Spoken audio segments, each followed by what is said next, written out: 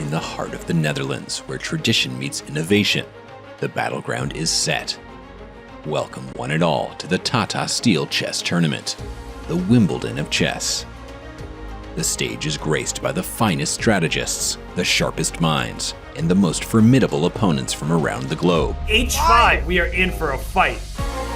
A mix of seasoned veterans and rising stars will make sure this edition of Tata Steel will be spectacular. And checkmate. Nodirbek played a brilliant game. He is a monster. World champion Ding Liren makes a return to the board, after being absent in chess for over half a year. How will he fare against the defending champion Anish and those who have already secured their spot in the FIDE Candidates Tournament? To beat Ding with the form that Ding has been displaying is absolutely impressive. Under the watchful eye of thousands of chess fans visiting the venue daily, 14 chess maestros will vie for supremacy and glory. Who will best withstand the pressure and take home the coveted Tata Steel Chess Championship title? Let the games begin.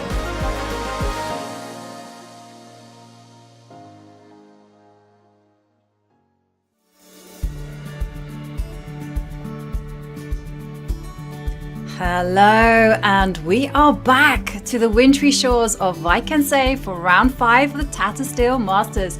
And as the players return to the board after yesterday's rest day, will they be refreshed, reinvigorated, and most of all, ready for the next phase? I'm International Master Jovanka Hauska, and with me to comment on all the action that you are seeing there in the playing hall, it is none other than the amazing Grandmaster Robert Hess. Robert, welcome back. And first up, we left it when the players were in a fighting spirit, and it still continued, would you believe? Well, Jovanka, it's what I love about Vikensee. The players, they give it their all each and every round. We started off with so many wins for players with the black pieces. That was corrected a little bit in the previous round. I'm thrilled to be back. I think the players, they're also happy to be back at the board after what was likely a fun rest day playing football and just enjoying a day off from the chess. Yeah, absolutely. And we left it on round 4 with yet another dramatic day. We saw Anish Giri take sole lead with his victory over Gukesh, a positional masterpiece. And sensationally, Pragg with his victory over Ding Liren is now Indian rated number 1, leapfrogging over the Indian legend that is Vishy Anand. And it was also a victory for Wenjun over the luckless Param Magsudlu. What a day of chess. And that takes us to the standings. And in the lead, it is Anish Giri, well, half a point behind him, Alireza Firouzja.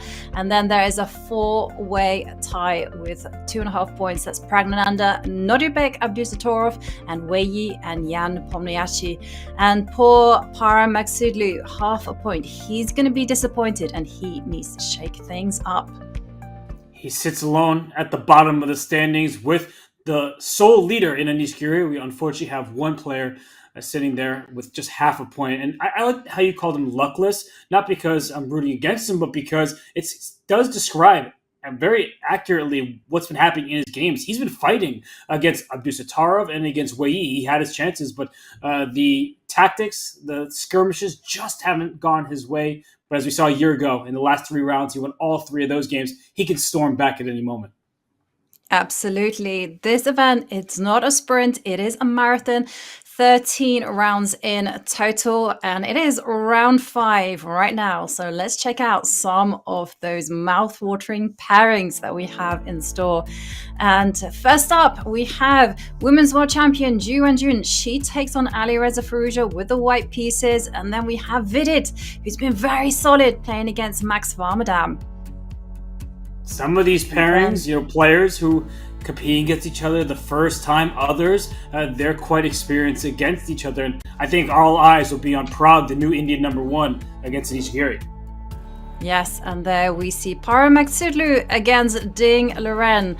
Both players lost in round 4, and Nodirbek Abdusattorov against Wenjun. That one is going to be quite special, and there you can see the recap of what we have in store for you.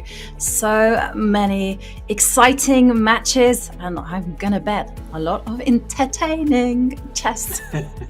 It's difficult to keep our eyes on just a single match. You look at these pairings. Wenjun, the women's world champion, she's playing Alireza Firouzja. The form that Alireza has shown has been really superb. And for Wenjun, this is an opportunity for her to keep getting good results against some of the top players in the world. But Ivanka, after a rest day, some people, they come into the next day still sort of resting. They don't bring their A game, and others, they do feel reinvigorated and ready to fight each and every turn.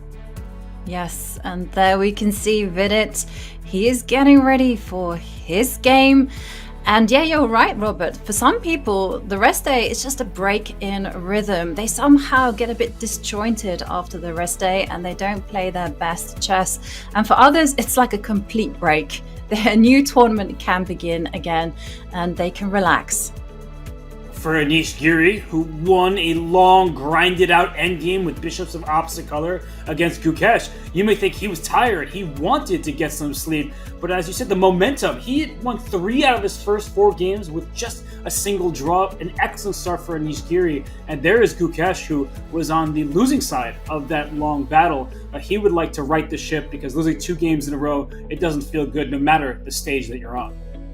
Yeah, but he does have the white pieces against none other than Nepomniachtchi, someone who he will be playing in later this year, the Candidates Tournament, and we can, expect some entertainment there. Gukesh, also a big fighter known for his aggressive style. I think he's going to take the game into a complicated phase, but Nepomniachtchi in round 4, he played against Donchenko, someone who perhaps he wanted to win against. But in the end, it was Nepomniachtchi who was groveling for the draw. I saw that game, and Donchenko uncorked that rook sacrifice on c2. It was brilliant stuff from the German player who earned his spot in this tournament by winning the Challengers a year ago. But Ivanka, for these candidate versus candidate matchups, they can be awkward because you don't know, should I play my absolute A-plus game or should I save that opening for the candidates, which to these players is a chance to play for the World Championship title. It's never very clear to me when players take their opportunities in those clashes. Yeah, absolutely. And also wondering, when does the training for the candidates begin? Is it going to be after this event? Is it going to be right now, whether, as you say, are they going to be hiding certain opening novelties and potentially deadly tricks? And there on the camera, we can see women's world champion Wenjun. She's gotten off to 1 out of 4, 2 draws, 2 losses, very close loss to Anish Giri in the first round, and perhaps a heartbreaking loss to Jordan van Foreest, where she tried to go hard for the win and failed. Well, for top-level chess players, the margins are very thin. And for Wenjun, they've probably been thinner than everyone else because in that game against Anish Giri, we saw that it should have been objectively a draw if she could have found the accurate defense down upon a rook endgame. Then against Jordan van Foreest, those tactical sequence where they were nearing move 40, some time trouble, just that the sort of exhaustion, the fatigue from defending these tough positions. But she's the one who went for the win, as you said. And Anish Giri, he is somebody who knows a thing or two about winning. 3 wins and a draw in his first 4 games. He couldn't have dreamed up a better start after last year's title victory. Yeah, totally. And he is playing man of the moment, Indian superstar, I have to say, Pragg. Giri with the black pieces. How do you think he's going to approach this game? More of the same. He seems to be onto a winning formula, playing his Title Tuesday preparation, as he confessed in an interview with Fiona, as there you can see her in the background. Well, Anish, he likes to joke, but he is being serious. He's taking his online play to the next level. He's going to be really trying. I'm friends with Anish.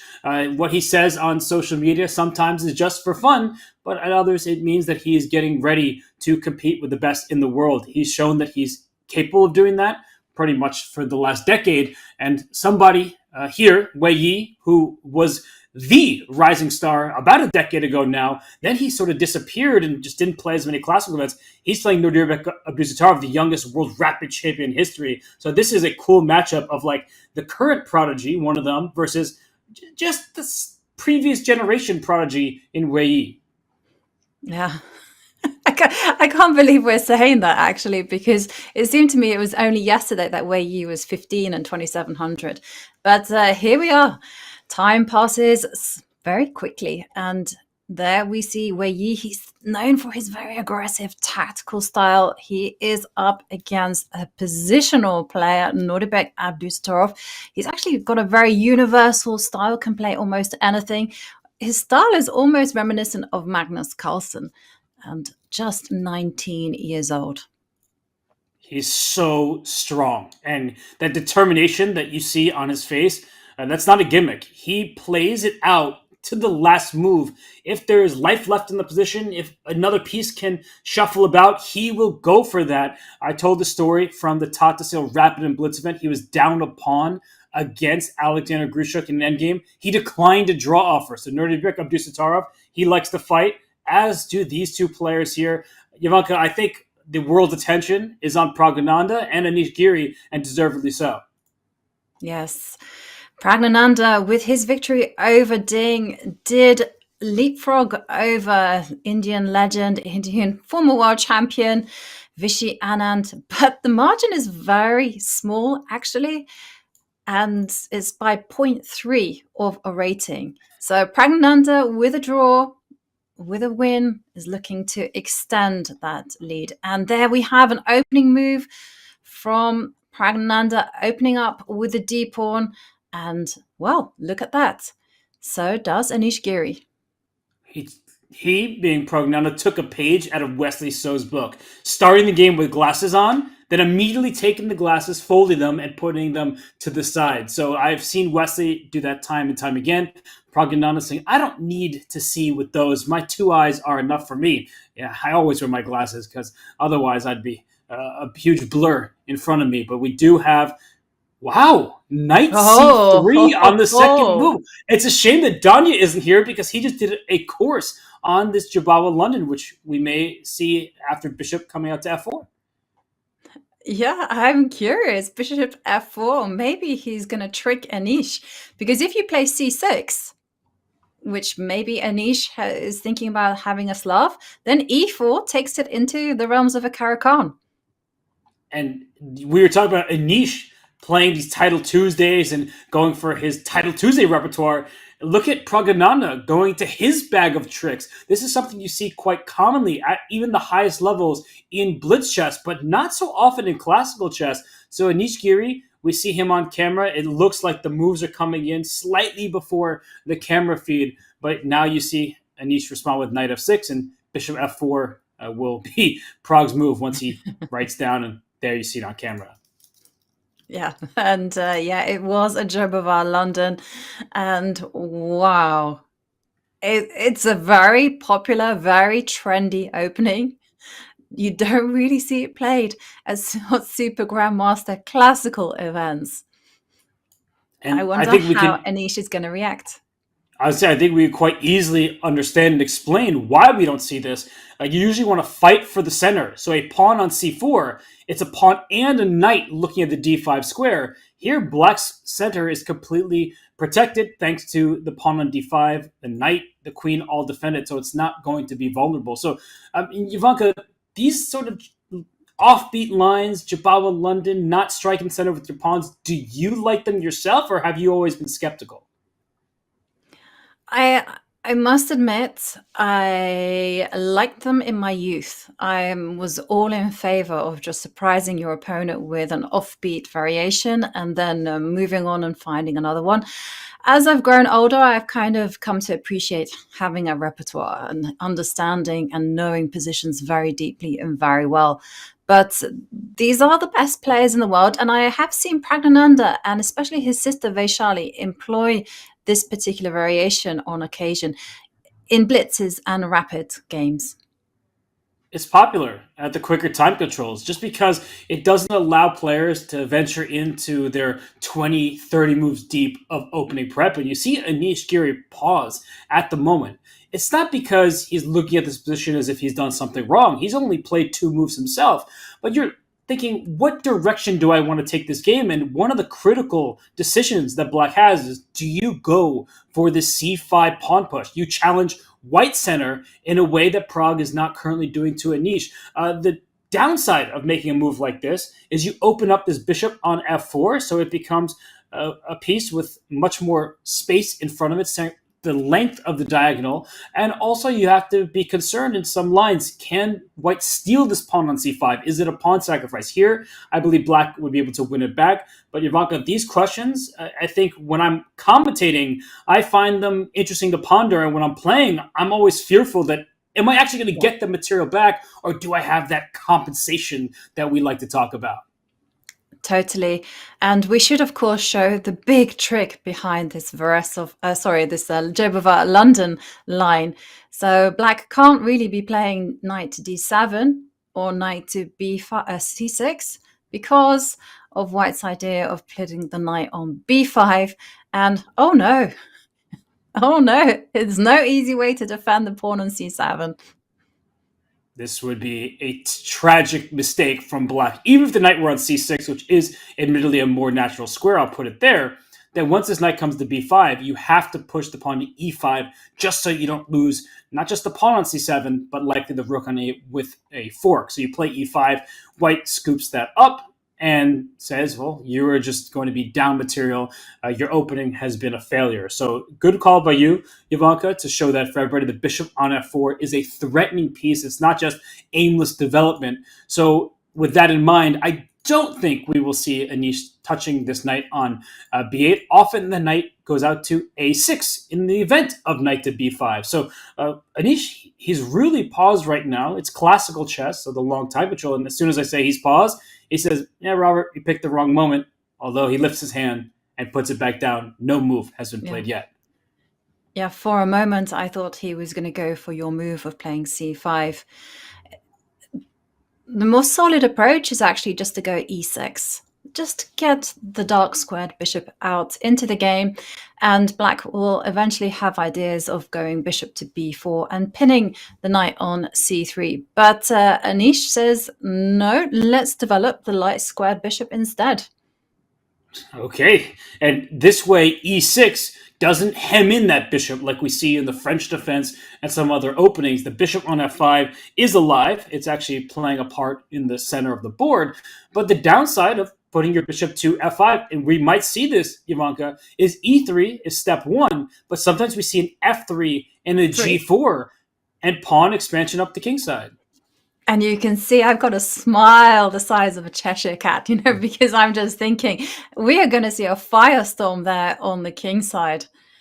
Absolutely can't wait for that. And I think white is more or less obliged to take those aggressive operations, because if you don't do that, then you've simply allowed black great development. The bishop on f5 is a wonderful piece. Usually it's stuck inside the pawn chain because white challenges the center. And there we do see bishop d3 being played. I am still expecting Pragg to take space on the queen side. King side, sorry. No apologies needed. Bishop d3 is one of these moves that it's not quite as ambitious as these f3 variations, but it's also safer because the f pawn is known as the golden pawn, and you don't often want to move it so early because you give your opponent some diagonals to work with. If this pawn were an f3, there's already a check if the queen can jump over the knight, aiming towards the white king. But this idea with f3 and g4, it's aggressive, it plays for a win, but at this top level, you can't just play for a result, you need to play the position. And bishop d3, to my eyes, Ivanka, it just suggests that Pragg, he wants maybe a quieter affair. He took Anish out of mainstream opening prep, but if the bishop takes on d3, are we going to see a symmetrical pawn structure still with the queen taking? Or some players I know they like to take towards the center, into the center with the pawn, cover key squares, and say, I know I have double pawns, but actually black's position is a bit cramped, so I would prefer to take my chances there. Yes, I suspect that Pragg is going to capture with the pawn. The reason I'm saying this is because if white does nothing, then black has equalized. And by doing nothing, I even mean just developing the pieces, like going bishop takes bishop. If you go queen takes bishop, knight coming to f3, castles. Yes, okay, this is all very well and good, but black hasn't done anything wrong. Black has the nice pawn structure. He has the ability to go c7, c5 at the right time, and it's going to be a completely level game. And that's really all you want as black. So this is why white has to create an imbalance of some form when the bishop comes out to f5. So either you want to hunt that bishop down with a knight to f3 to h4, but since Pragg has played bishop d3, I'm expecting the imbalance is going to come here.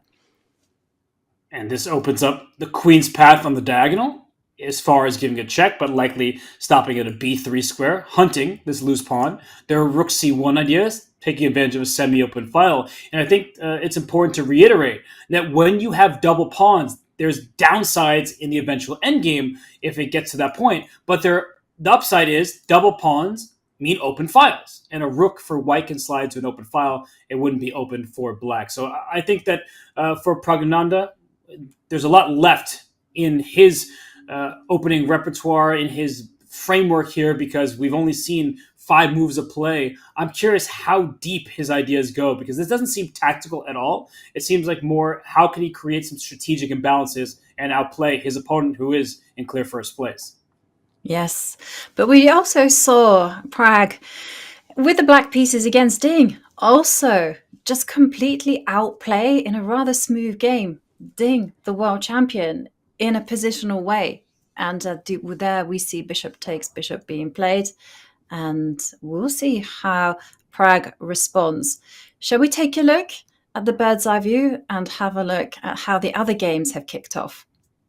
Let's do just that, because while Praggnanandhaa and Anish Giri, they'll be the center of attention as they are the matchup with the leader of the tournament.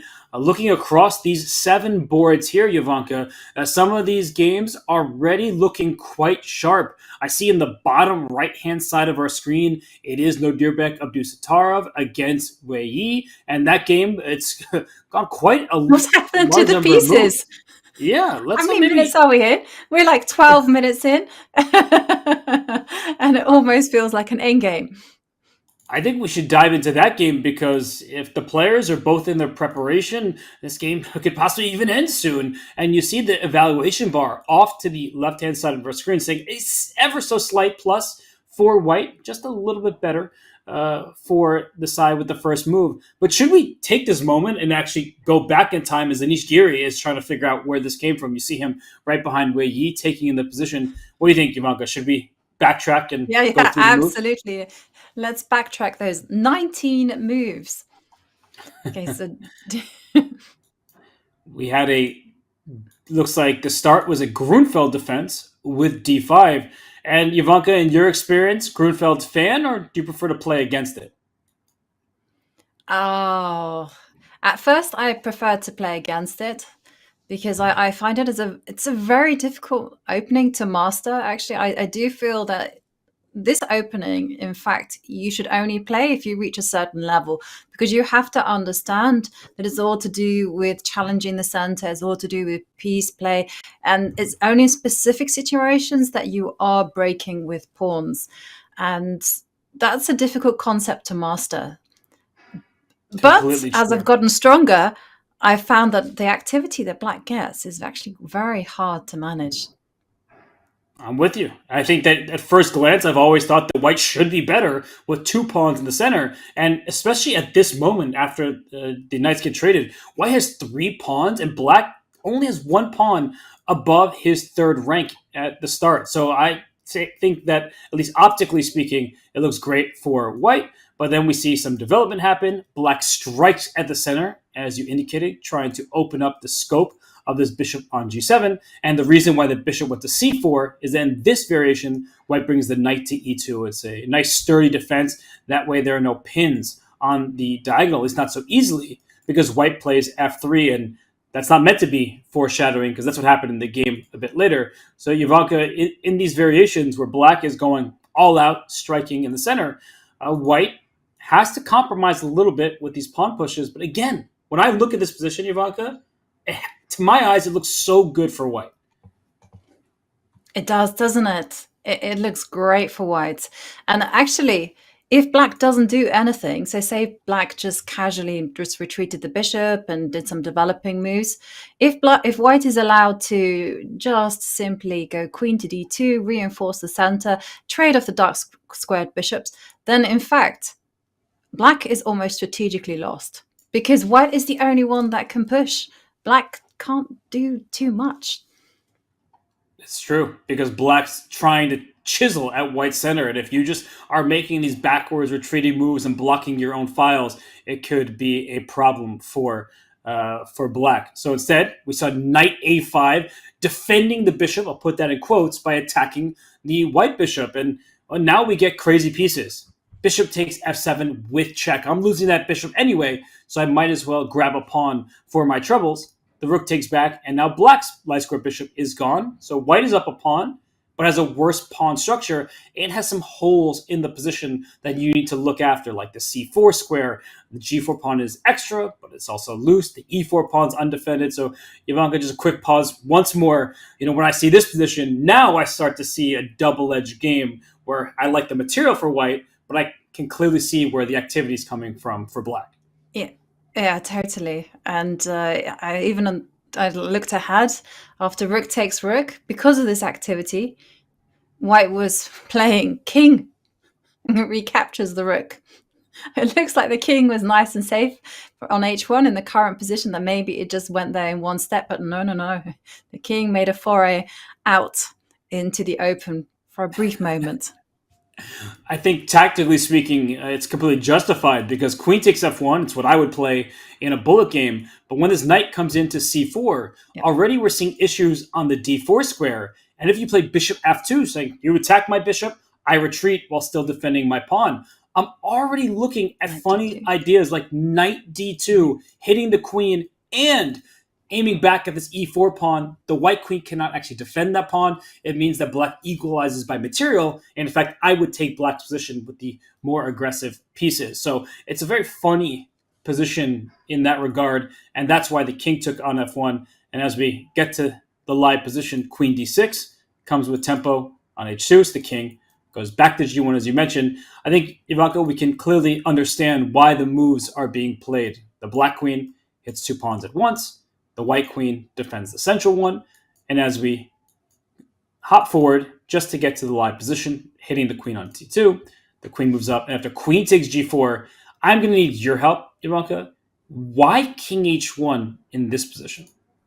I think it's to do with knight c4. Okay. So you're freeing up the g1 square for your bishop?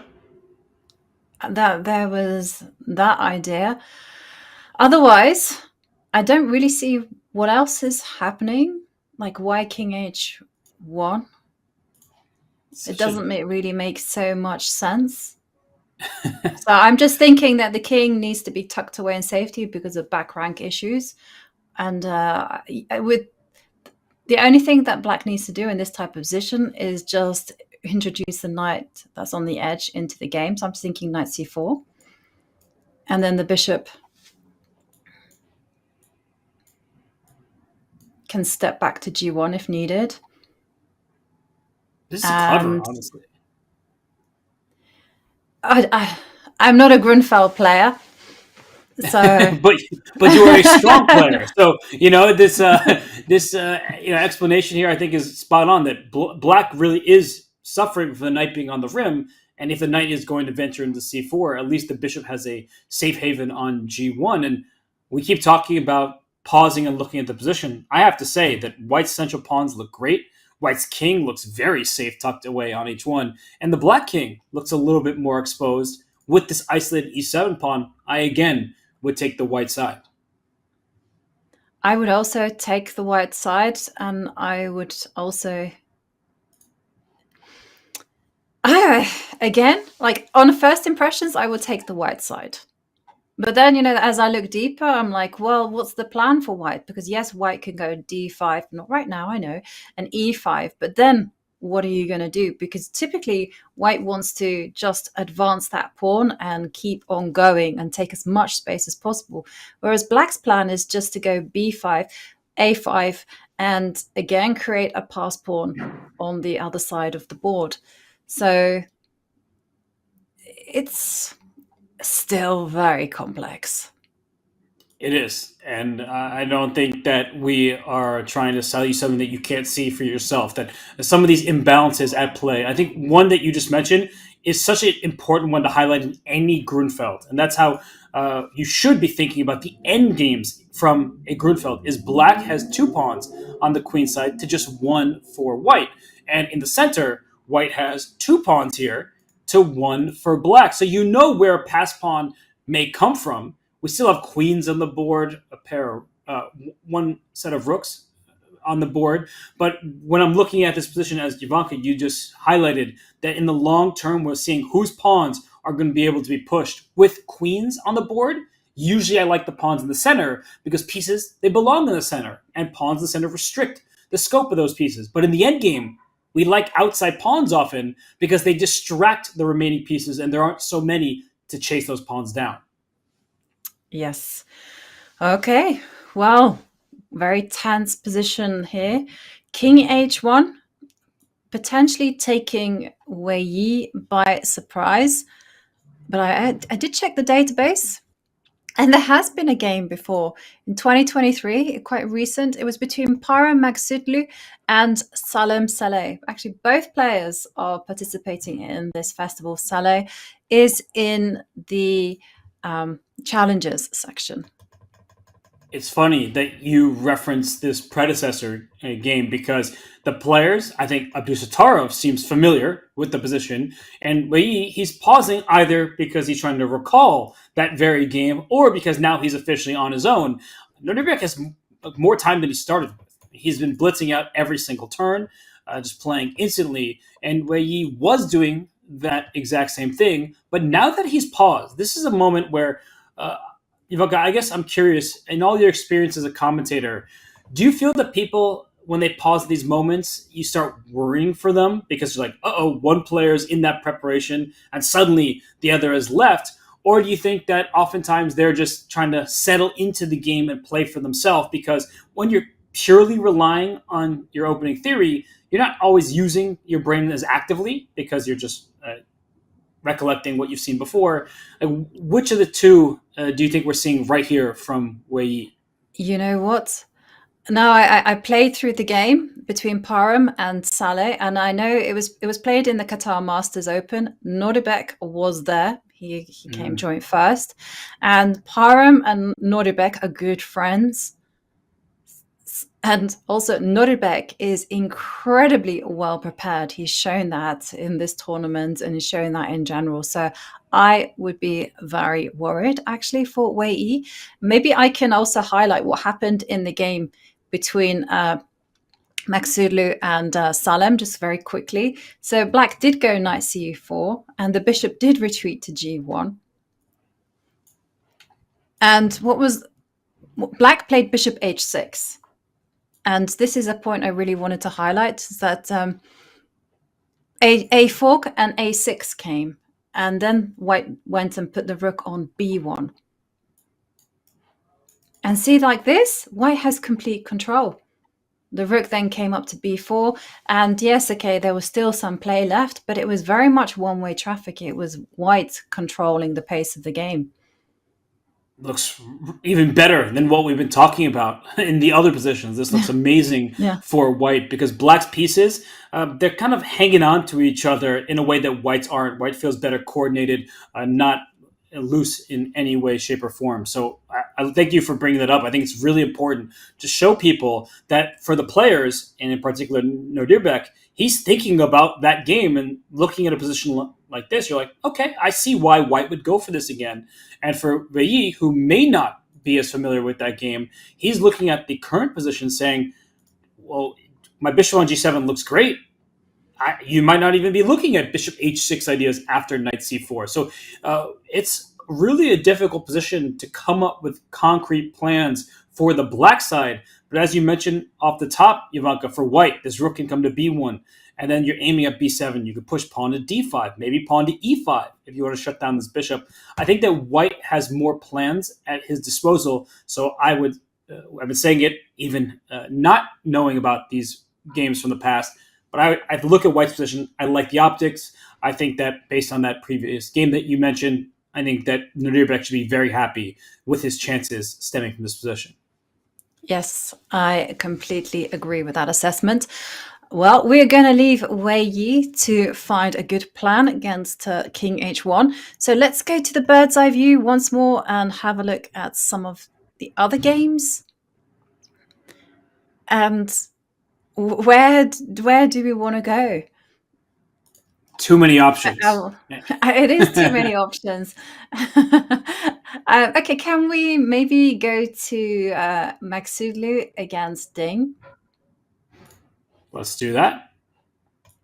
And So I was going to say quickly that Parham, he played that previous game that we were talking about from the Qatar Masters, and now he's against the world champion. He's been struggling, Ivanka, so he would love to get a win here. Yeah, he absolutely would love to get a win. And we see him utilizing this bishop g5 idea. And it's very similar to that game that we saw Wei Yi lose against with the white pieces. But of course, there's always differences and subtleties. And this is what makes this particular opening for white and black very, very difficult, because in that game, black had the pawn on a6, and also Gukesh played a very quick g5, and bishop came out to g4. Here, yes, the bishop g5 idea has been utilized, but black hasn't gone g5 yet. And also, well, you can see Parham is making his intentions clear with the rook to b1. He wants to storm the queen side with b2, b4. This is not a subtle move. Rook to b1. The black king remains in the center, and if you play g5, you don't especially want to castle kingside, though you can get away with it. There are many games that these top players have played showing that it's completely viable for black. You often want to castle away from where you're pushing pawns, but you've also pushed your a pawn. So that invites the move pawn to b4, as Ivanka was mentioning, the point of rook to b1. So I would not be castling on the queen side if I were Ding Liren, and he is deep in thought. He is down quite a bit of time.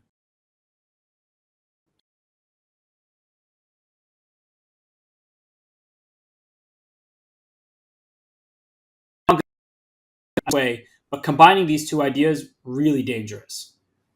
It is really dangerous. And again, it does have pedigree, because we saw Gukesh do it, and we also saw Ding do it against Gukesh, ironically enough. But the one thing I would say is that there are small differences, and in this particular opening, it all hinges on those small differences. So whereas Castle's kingside might have been appropriate in those two games, it might not necessarily be the same case here. And g5 played. Ding lashing out. He needed to do that at some point, so starting with it makes perfect sense. If the king were castled, we would entertain knight takes g5 sacrifices, blasting open that side of the board, giving up a piece for two pawns. But if I can just quickly show that it would not have been the right moment to take on g5, because after pawn takes g5, bishop takes g5, the black king has not committed itself to the king side and certainly will not go in that direction. Instead, you make the move rook g8, and you can actually challenge this bishop, which is so annoyingly pinning this knight. And if you give black this square for the rook rather than the king, it's black who can suddenly go on the attack, because there's a white king in line with a rook. I would already be thinking of a move like bishop to h3. I can bring the rook up to g6 at any moment to defend this knight, because that knight does need more defenders with the white queen trying to join the party. But there are not enough pieces from the white side aiming at that pinned knight. So knight takes g5, that would have been premature. It would have been incorrect. It's a good idea to use when you're putting castles, but not if they have kept their king in the center. Yeah, totally agree with that. And even when it's castled, it's still incredibly dangerous and double-edged. It all depends on what pieces are ready to assist the bishop in its quest on pinning the knight on f6. And there we do have an answer to the question. Ding just says, I did it once against Gukesh. I'm going to do it again. Castling kingside. I think for our newer members in the audience here, they'd be like, "What are you doing?" I learned that when you castle, you should keep the pawns right in front of the king to serve as a moat. But those pawns actually are helping in the king's defense because they're restricting the forward progress of white's pieces. In fact, if this pawn were on g7, you could see a knight hop out to h4. So the fact that these pawns are so advanced actually they limit the mobility of white's pieces. But as I do highlight the pawns 2 squares away from one another, you look at the square in between. White would love to take advantage of the f5 square, but it's a long journey to bring a knight to, say, e3 and then up to a square like f5. It takes quite a bit of time, and black will see it coming, will be able to handle that idea. That's true. It's very difficult to reinforce the control over that square, whereas black does have it covered with the bishop on d7. And also, just one strategical point I wanted to make is that if black were to get into an in-game trade of some minor pieces, this bishop on g3 is going to get shut out of the game. So that's something that white has to bear in mind, and white will be looking at pushing forward or making some improvements at least. And there you do see rook e1 played. Perhaps white is going to be moving the knight to f1 and then to e3 and jump forward. The rook on e1 also protects the e4 pawn, so you may entertain some ideas of pawn to d4 striking in the center and blasting it all open just to go towards black's side of things. So d4 is an idea to keep in the back of our minds. As you mentioned, the f1 square has been cleared. These are important strategical elements in this position. And from the white side, it's strategic. From the black side, you may have to start thinking a bit tactically because you have pushed your pawns forward. So strategically, you've weakened your setup if you're black, but maybe there are some opportunities for black to, at some point, go on the offensive. And this bishop on g3, you called it, Ivanka, it doesn't have many squares. There are opportunities, perhaps down the line, to go after that bishop with your pawn. Yeah, totally agree with you. Yeah, I love your plan of going d4, maximum tension in the center. Maybe you can even expand on the queen side with b4 as well and challenge the knight on c6. Sorry, I got distracted because I don't know if you heard that noise in the background. That means the ships have come sailing into Bergen. That's what I thought was happening. You know, I'm not Popeye. I'm not a sailor, but I thought it was like a tugboat. And I was, I appreciate that sound. It actually feels quite reassuring for some reason that I can't possibly explain. It's a long time since I've heard that one. It's the Hurtigruten, the cruise ship that travels all up the coast of Norway. That one always announces its entrance into the Bergen Harbour. Okay, let's go to the bird's eye view, our gateway to the rest of the boards and the games. Okay. Where should we go? I was trying to wrap my eyes around the positions to ask you that question. So, Ivanka, do you have any games that you've noticed? I have one preference because it looks a little bit weird, but if you look at the top right corner, I'm seeing Vidit against Varmadam. And what is the knight doing on a5? And what is the queen doing on b8? And my next question is this theory? Well, this is a funny position, so why don't we dive in? The Grand Swiss winner, Vidit Gujrathi, he earned his spot in the candidates, one of 3 Indian players who will participate in that event. And he's very close in rating to both Vishy Anand and Pragg. So with a string of victories, we may see Vidit end the tournament as the Indian number 1. That would be a huge milestone for a player who has been overlooked in some ways because of the rise of these teenagers from India. But Vidit himself is on the rise, and in this position, well, his knights are on the rise. They're on a5 and g5, and it looks like we're watching a game of essentially bullet chess where you're throwing your pieces forward, but it does have the outline of something that does look somewhat theoretical to me, Ivanka, because when I see this knight on a5, it looks like it came from an exchange Spanish, maybe a delayed exchange Spanish, and that's why you have these double pawns here for black. Yeah, and can we rewind a little bit? Because I would love to know how the knight got to a5. Let's do it. Let's start from the top, and we will show everybody this Spanish that happened. The Roy Lopez, bishop b5, a6. By the way, the bar you see to the left of the board, and you see numbers there, it's just showing the win percentages and draw percentage of games that feature this opening at the master level. So, many games are played in the Spanish. This is just the start. But here we see, after castles and bishop e7, now white takes this knight on c6, and white has a 34% win rate, black 23%, draw 43% of the time. That's natural. With chess at such a high level, draw is a very likely outcome. But Ivanka, I asked you earlier in that Grunfeld to talk us through the start of the opening. When you see an exchange Spanish, do you tend to prefer these positions from the white or the black side? From the white side, actually. And this is coming from someone who loves bishop pair, the bishops, basically. And it's mainly to do with that long-term prospect. It's to do with the fact that if you make the necessary trades, then in an endgame, white is going to be playing with a 4 versus 3 pawn majority on the king side. And those double pawns, they're not so good. But then on the other hand, these positions, I want to stress, they're not as simple as that. That is the big dream. But white will be playing with the knights just to restrict the bishop pair.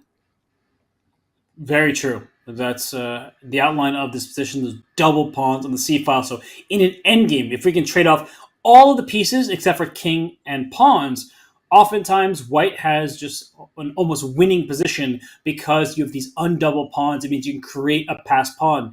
And the e5 and e4 pawns are also hanging in the current position. But if white were to take this pawn on e5, it's not just a free pawn in the center, because black can do the same. And unlike some other positions, rook e1, it doesn't carry the same punch. You simply retreat your knight back to, say, d6. Black is ready to castle next, and white is actually worse because the bishop pair, they want an open position. What helps the position become open? Trading pieces, in particular pawns. So this bishop on c8 can eventually go to a square like f5, which is not available in the game position because there was a pawn on e4. So just something to note for those of you when you have a bishop pair versus some knights. Knights like closed positions, bishop want open positions.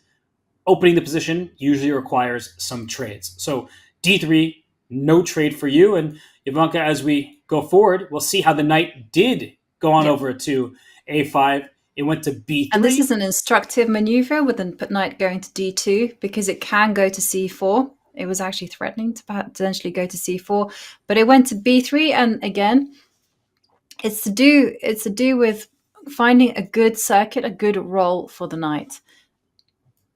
But I've never seen what happened next.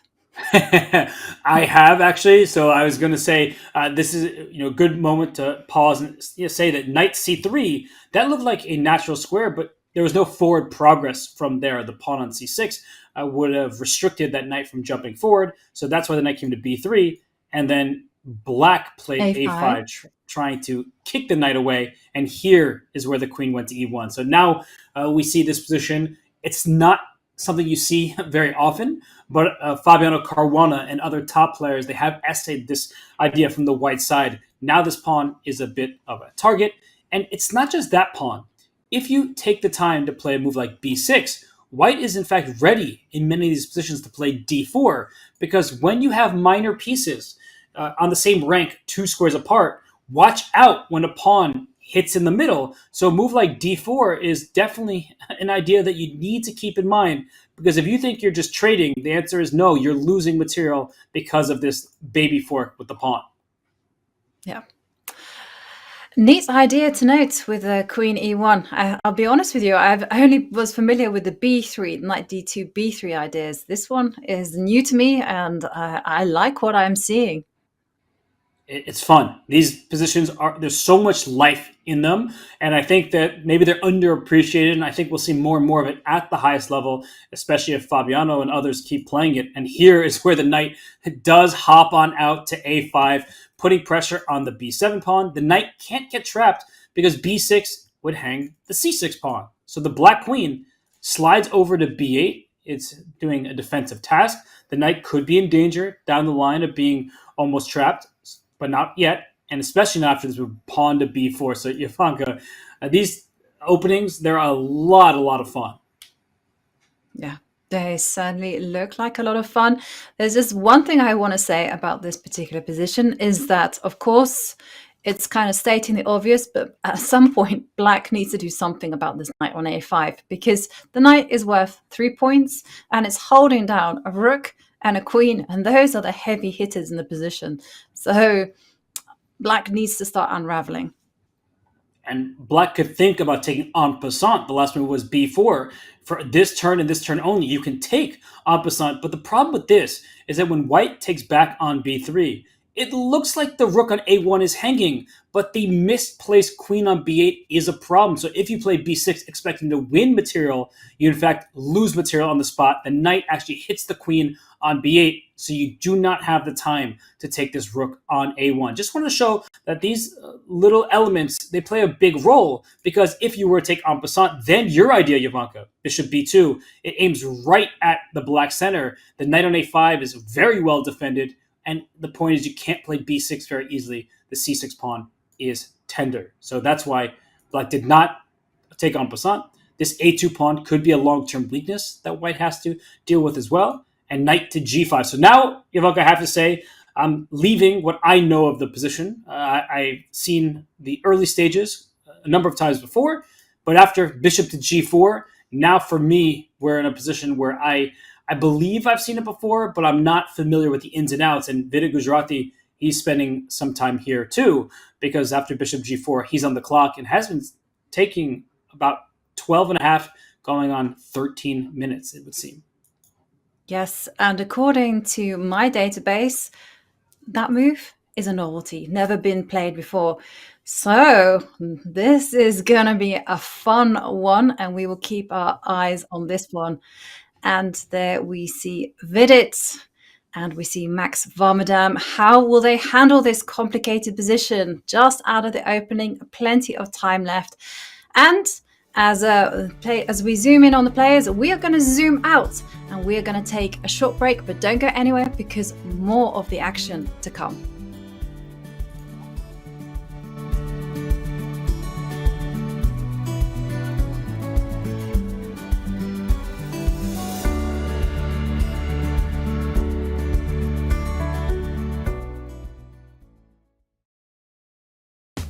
The Variance Community Series continues on January 4th with Crazy House, where you can add your opponent's captured pieces to your own arsenal.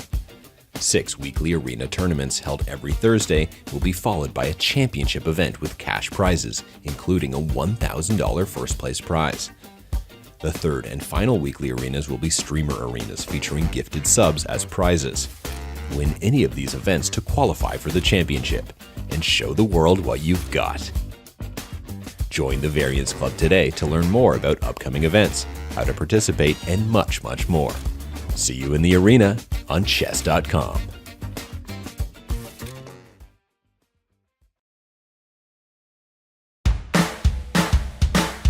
So d4, d5, c4. This is the Queen's Gambit and this is the starting position for this course. My name is Kamil Plichta, I am a FIDE master from Poland. This course is going to be suitable for people of all levels, especially since I'm going to teach you attacking play, aggression in chess, gambits, compensation, all kinds of dynamism, imbalances, and in general we have one target.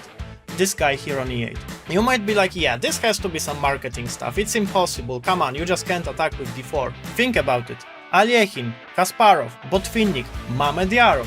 They played d4, this was their main opening, so I suggest queen e2. This is a better way of playing. We are hitting the knight goes to f6, and now we are not slowing down. We sacrifice the second guy with d5. d is a big threat, so takes, and rook d1.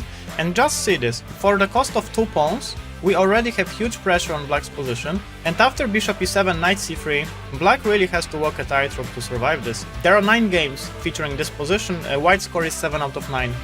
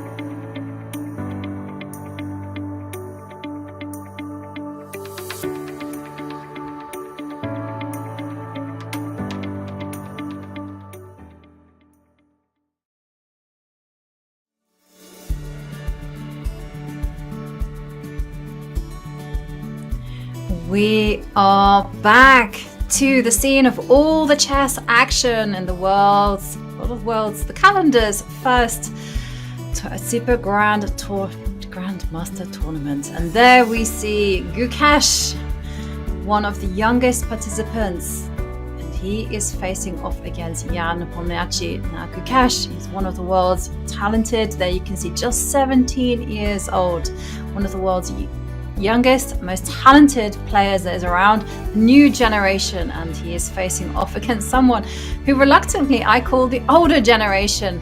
There, Nepomniachtchi, 33 years old, and the two have only played each other once. It was a draw. You have rare opportunities as a youngster, just one draw between them, but Gukesh, he became India's #1 before Pragg was just able to do that in this event. So I think that these two, they have many more games to come. Absolutely.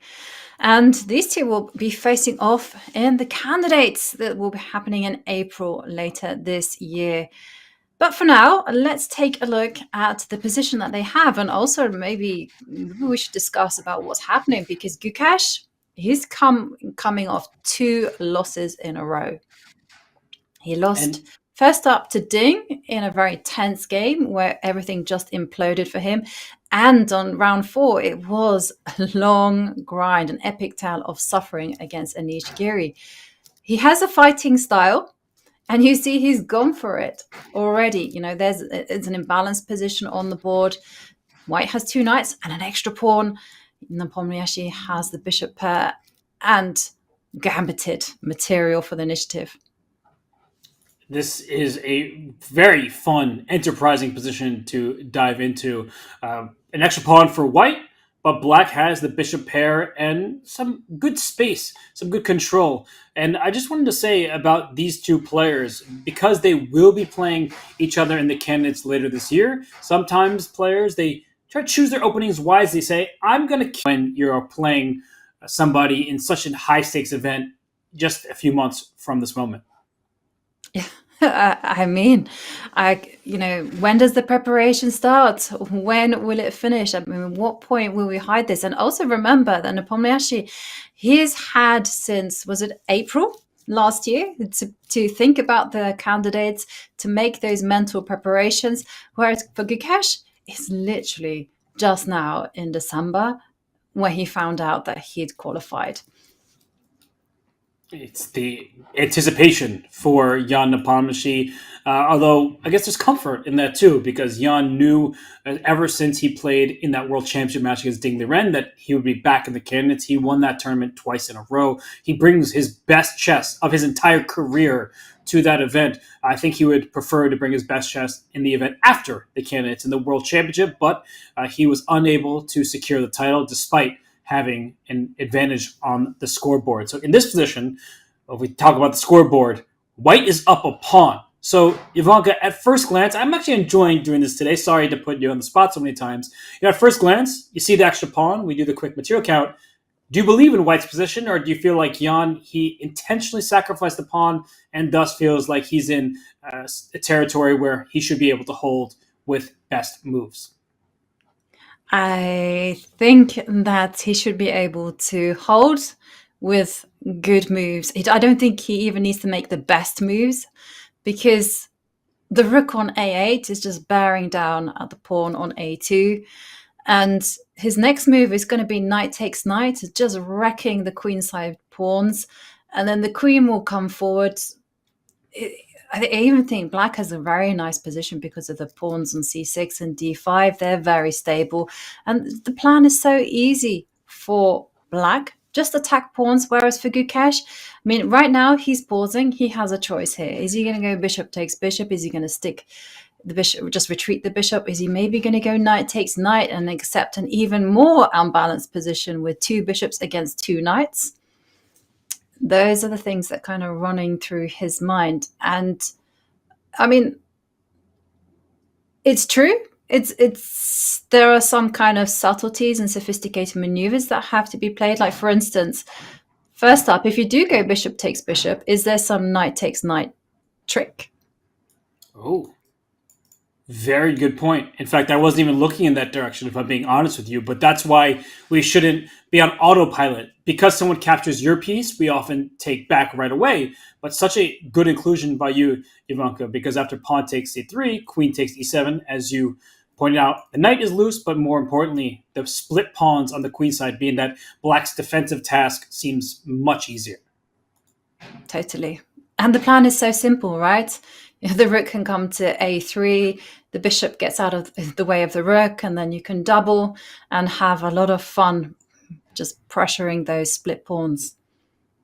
Nice find. And I think as we look at this position, because the bishops are staring at each other, for white, we think about taking on e7. But the other move that you mentioned, a knight takes e4, it's clear that black isn't recapturing the knight, again, not operating on autopilot, because the queen is at the end of the line versus a rook. But after bishop takes bishop, we get this material imbalance where white has a pair of knights, black has a pair of bishops, white's up a pawn, but the open files could be used as counterplay for black later. We can imagine a queen coming to b6, potentially joined by a rook. And we have what appears to me, not of course the same pawn structure, but the same style as like a Banco gambit, where black just operates, not the Banco, excuse me.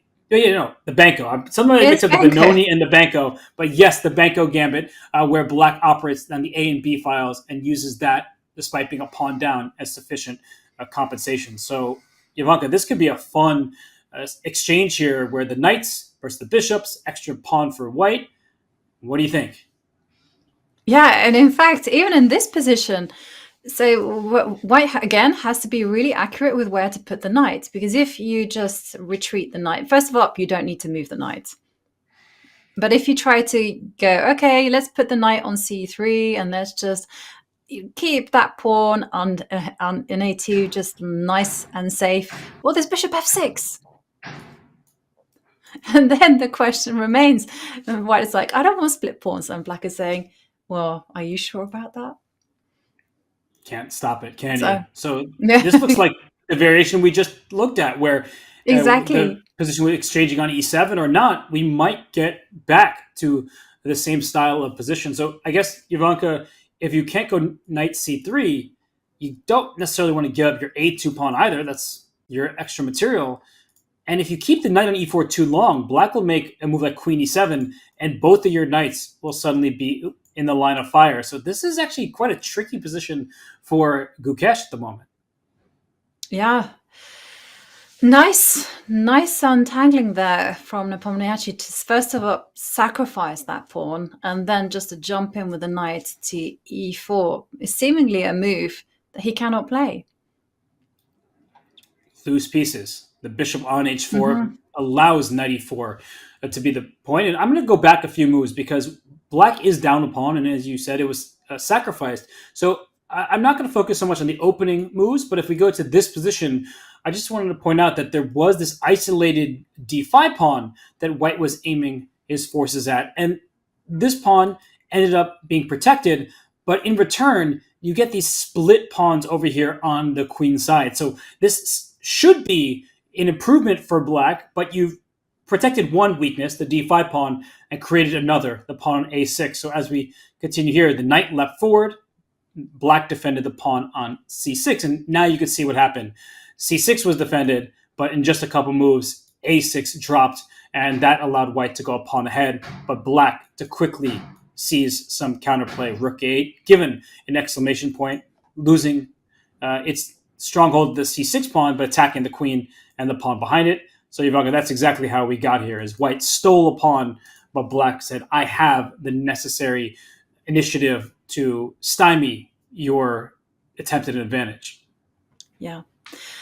Well, that one is going to be interesting to see whether Gukesh can hold on to his extra pawn without suffering any structural damage. So should we go back to the bird's eye view? Because I would love to see how Alireza Firouzja, who has the black pieces, is getting on against the 4-time women's world champion Wenjun. Let's do it. Why don't we zoom out and then zoom in, the bird's eye view. It's a sight to behold for really not just all the people watching the audience, for the players in the hall. They, when they're not on the move, they often are pacing about. As you said, Jan Nepomniachtchi had this interview where he said he gains inspiration by looking at the other games. Yes, and actually I'm getting inspiration of where we can go to afterwards. But let's check out on the top left there in the corner between Wenjun against Alireza Firouzja. Now, there's a significant rating difference between the two. So I would expect Alireza to somehow imbalance the game pretty early on and just provoke Ju to go forward. That's a good summary of what we've seen, because if this pawn were on c3, I would say, oh, this looks quite nice for white. You have a healthy pawn chain. You have some good control of the center. But with the pawn on c5, even though I like the fact that that pawn is controlling some key squares, restricting the bishop on e7, it leaves behind this d4 pawn. The pawn's best friend is another pawn. That d4 pawn, it could be targeted later in the game. So for now, I like the spatial advantage of the pawn on c5. But perhaps later, I don't like the pawn on d4 not having a buddy by its side. Yeah, it reminds me of an opening that you could potentially get out of Alekhine defense, where white is invited just to come forward on the queen side. And the reasoning is exactly the same, that white, by just pushing the b4 pawn and the a4 pawn and the b5 pawn, yes, does kick around the knight, but ultimately it is the pressure against the weakness of d4 that will maintain the balance. And we just saw a move being played. b4, b5 at some moment does seem like a logical plan, gaining even more space, but the knight can often reroute to squares on the king side, so you have to keep your eyes out for that. I think we should go back. There's only 11 moves in, but Ivanka, the reason I want to go back to the start is this looks like an exchange French. That was where I thought this was coming from. But then I saw white's first move. It was d4. Yes, but then I think Alireza was being crafty. He went e6.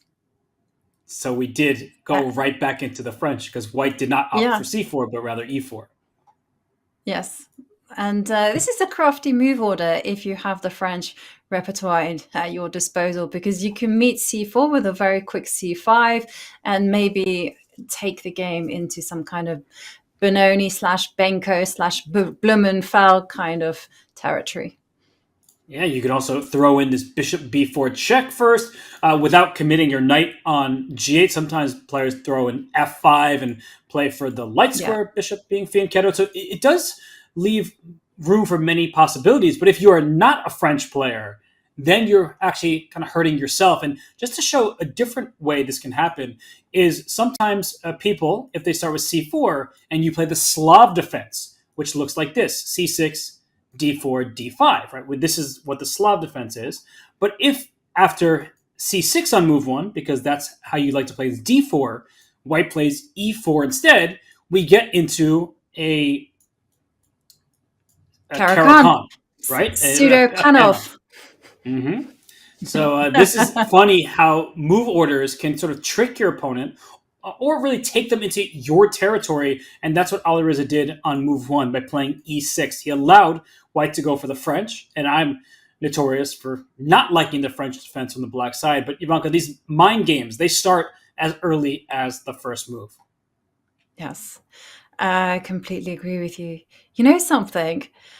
There are some openings which I dislike from both sides, and the French defense is one of them. You know, I remember when I was playing e4, I did not like playing the French defense, and I decided, you know what, since I don't like playing against it, and it's very similar in pawn structure to the Caro-Kann, why don't I try it? And I didn't like it then either. So this bishop, that's usually the problem. And I get the bishop, right?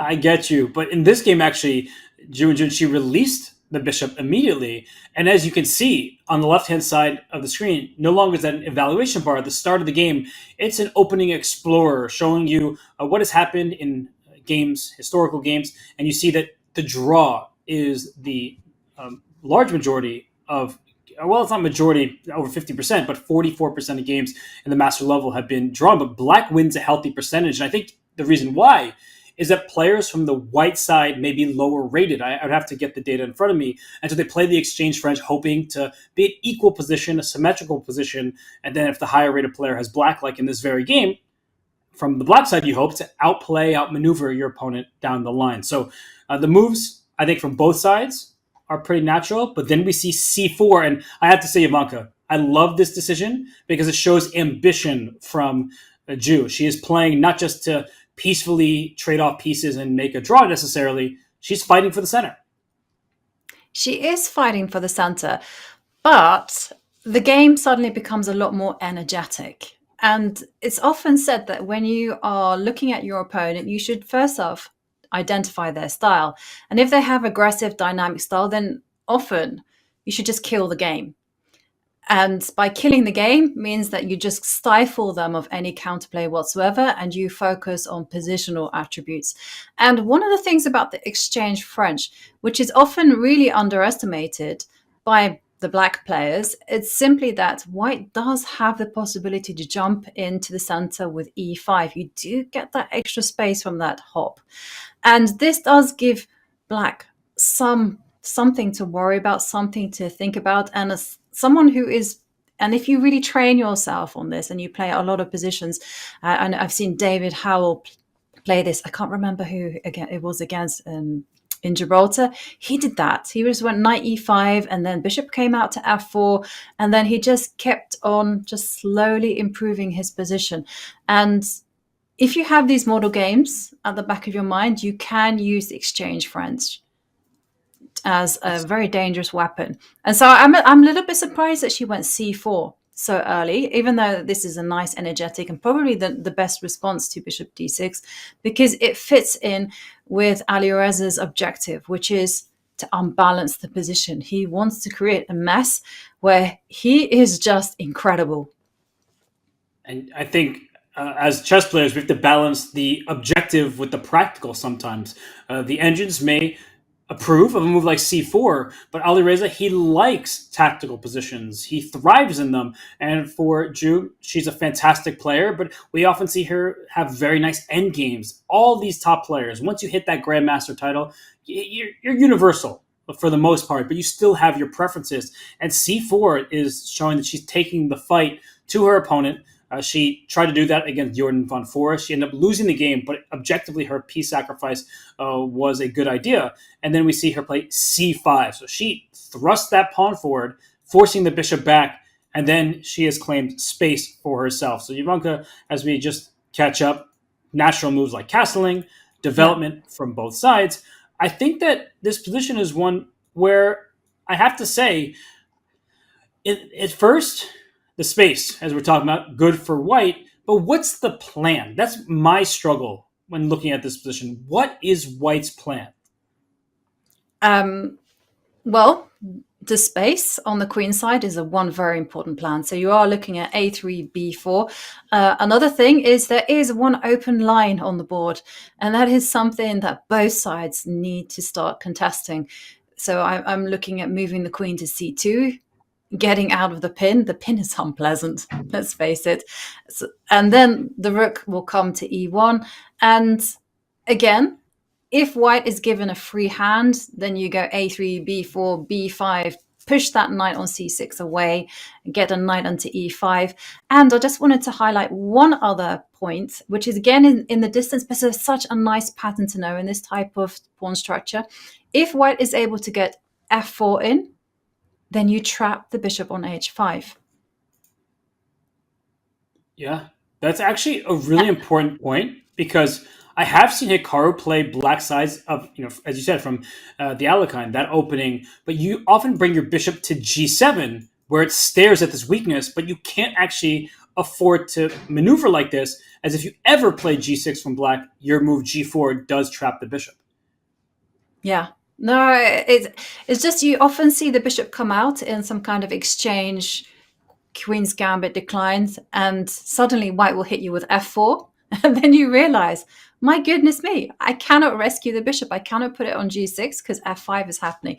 And so I just wanted to stress, be aware of that pattern, even though it's a long way from happening in this particular position.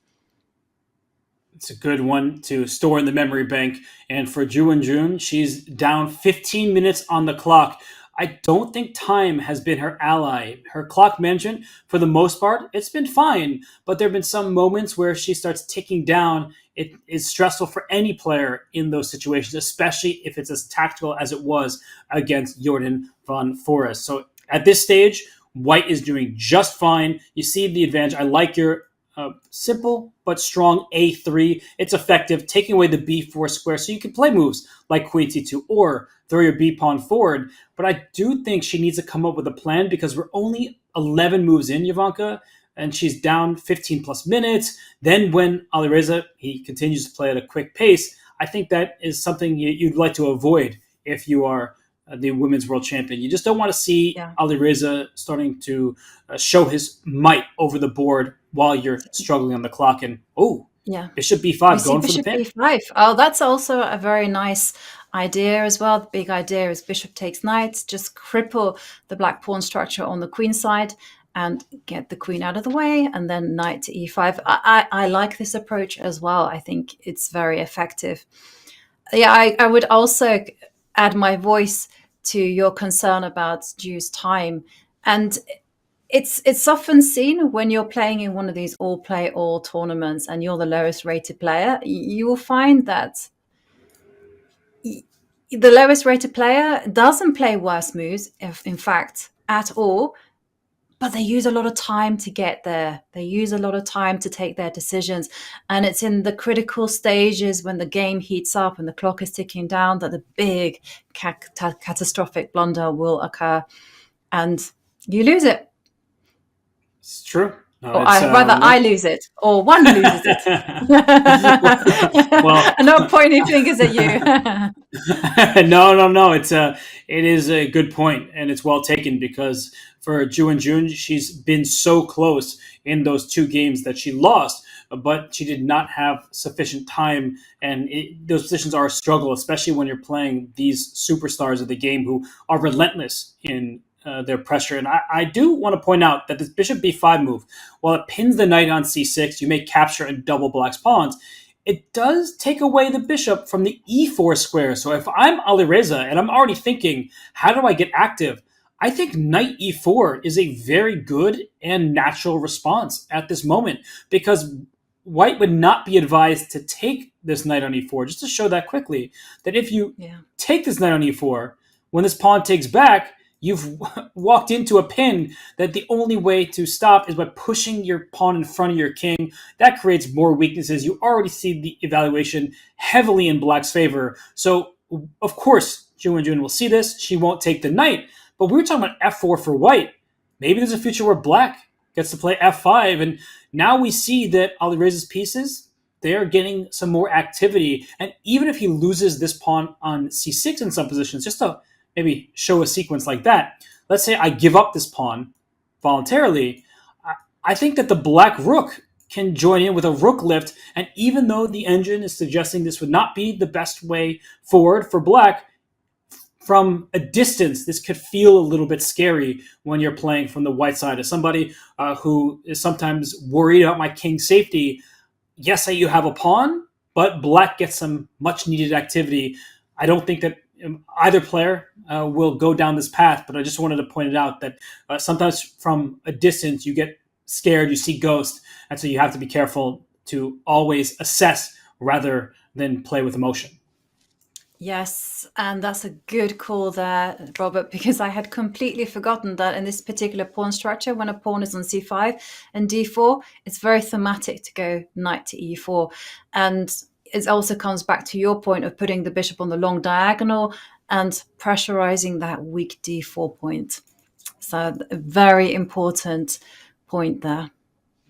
And I'm actually curious, after knight e4, what the intended follow-up is. I think queen a4, we saw the engine did not react negatively, but this d4 point is one that needs to have an eye kept on it. And if we trade knights on d2, for now, white does have this pressure on the c6 knight, but there's something a bit awkward about white's configuration too. Bishop g5 comes to mind as an aggressive play, but this pin is also quite frustrating to deal with, if I'm honest. So chances for both sides is the major point.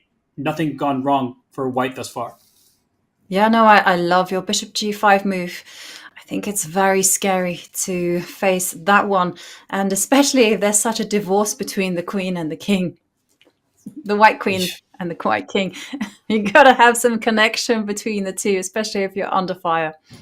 Look at that, bishop f6. Oh. I knew where you were heading, Ivanko. Now that we've commentated these first few rounds together, I knew you were saying the queen and king being separate. I have to illustrate your point, and this is what happens when you focus all of your pieces on one side and you're not having full board awareness. Yeah. Okay. Well, an interesting position there, and indeed, Alireza did react with knight to e4. He knows his stuff. But we'll go back to the bird's eye view and take a look at some of the other games that are happening. And my eye is drawn immediately to the bottom right between Meksutlu and Ding Liren, because I'm thinking, what's happened to Ding's king?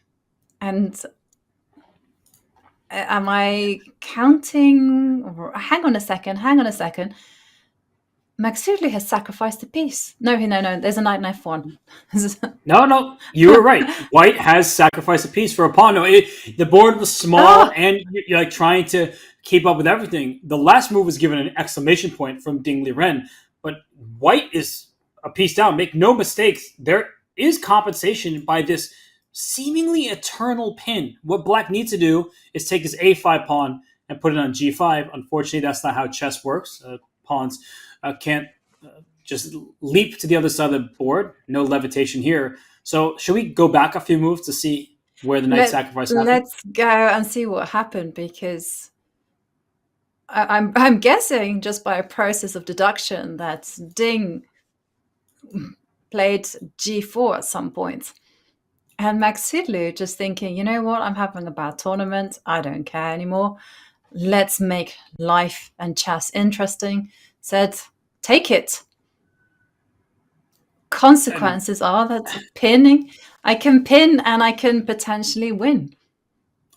Bishop h4 given 2 exclamation points. The brilliant glyph is on full display, and it's a great piece sacrifice because many of us would say, let me just play knight h4 to keep my knight safe and sound. There are threats because the f7 pawn is pinned. We earlier talked about the f5 square. Knight h4 is a good move, but bishop h4 is a brilliant move, and it deserved both of those exclamation points. Black now has to take, and the Black king steps up. So in positions like this, I just want to let everyone know that oftentimes the player with the white pieces can force a draw by bringing the queen back and forth, because once you give this check, the king has to step to the side. You're not going to block with a piece to walk into a pin. And once you move the king and the queen moves back, now your king has to defend this pin piece again. So white, at the very least, can force a draw at that moment, which is good. You store that in your back pocket. You say, let me now see if I can play 4 more. And we saw the knight go back to f1. The black rook slid over to h8. And now it's Parham on the clock. So Ivanka, I keep asking you, and I'm going to keep doing it. What do you think? Would you rather have the white side a piece down against that exposed black king? Or would you have the black side where you're forcing white to prove that they have enough compensation for that sacrifice material? And this is where I said, can I qualify my answer? Yes. If I'm playing Maxudlu, I do not want to be a piece down and exposed king. If I'm playing someone lower rated than me, okay, I'm taking material, please. I believe in my powers of defense. And can we highlight why rook h8? Because to many people, that must seem like incredibly mysterious. I mean, why is that awarded an exclamation point by the engine? It's a great question that I hope I can give a sufficient answer to. The point of rook h8 is you're clearing space along the back rank. The second rook in some positions may join in the defense, and the black king can run back to f8. There also will be some variations where black may consider the move pawn to h5 and rook to h6 to defend this pinned knight on h6. These are some deep ideas. They actually, even the move knight f1 from white, it's not a move that immediately had a threat, but you can see that this knight wants to hop forward either to h5 or to d5. And to show you that if the knight does hop to the g3 square, black's better, and the only reason is h5, and you can only get away with h5 because the rook defends this pawn. Otherwise, knight takes h5 would be a vicious and winning threat, exploiting the pinned knight on f6. But here, after knight h5, the rook can capture on h5, and you see the EVA bar all the way down, because if you take the rook, well, thank you very much for your queen, just to put that on the board. I think 3 minor pieces outclass a rook. If 2 can get the job done, 3 minor pieces are too many. Yep.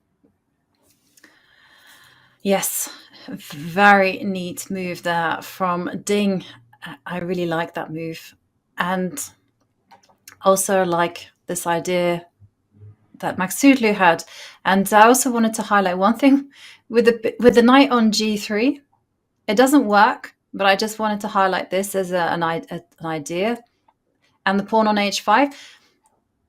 Black is threatening to go bishop g4, trapping the white queen. Mm-hmm.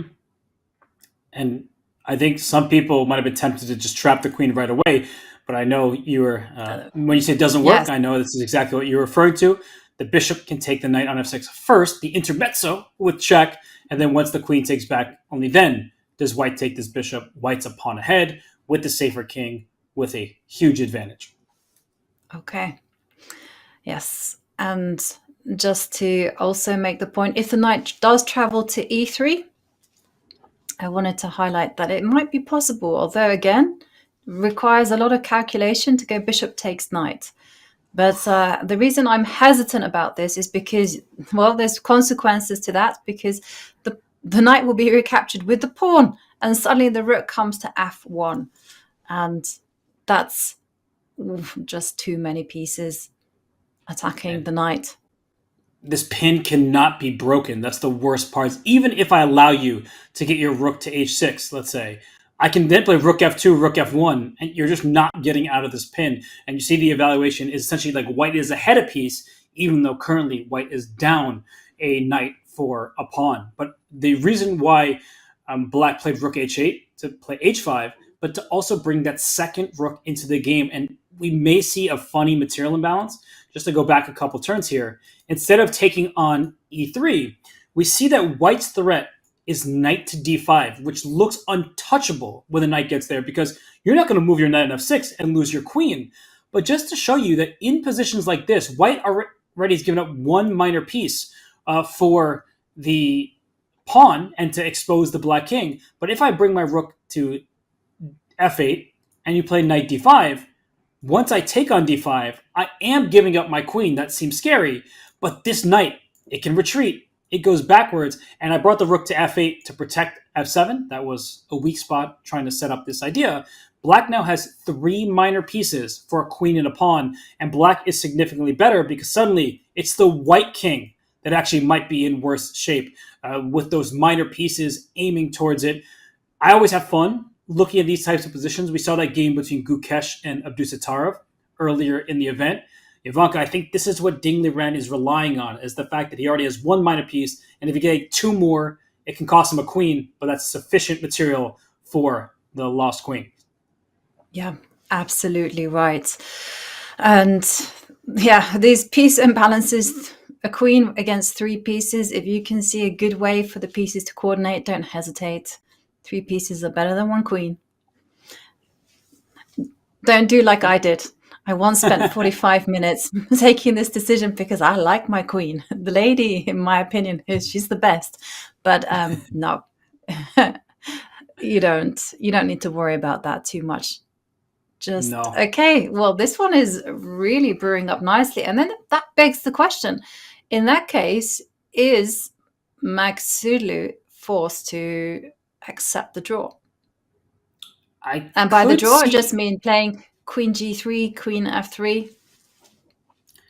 I think you should repeat it once, because if you believe in your attack, you want to be able to hit move 40, and that's the second time control everyone. So we are on move 16, rook h8. It would appear that both sides have so much time left, over an hour, but given how complicated this position is and how one misstep can cost you the game, you're going to burn a lot of clock. So I could see it being a reasonable choice to repeat at least once to get back to this position, and then from there trying to play for more. And you see Parham got his hand on his head. He is really trying to make this attack work. And for Ding Liren, stubborn defense is the name of the game. He wants to cover all his bases. And you can also see in the playing hall that all eyes are on this incredibly sharp game. We saw Alireza Firouzja pass by, Hans Niemann and Anish Giri, but both players are on tenterhooks as they have to process all those wild complications. And it's the perfect time for us to take a short break. But Twitch subscribers, stay with us during the break. We're taking you back in time to the 2021 Tata Steel Masters, when Jordan van Foreest and Anish Giri battled to bring the title home for the first time in 36 years.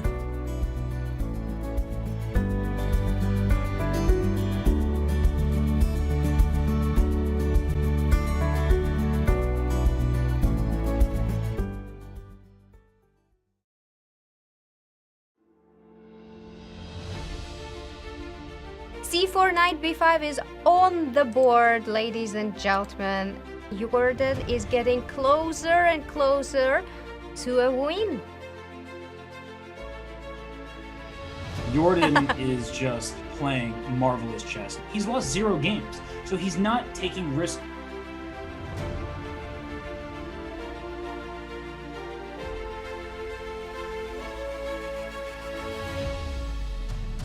Jordan van Foreest with impressive, amazing performance, amazing games, wins the last round. We are in for tie breaks, people. We have tie break between 2 Dutchmen, Anish Giri and Jordan van Foreest.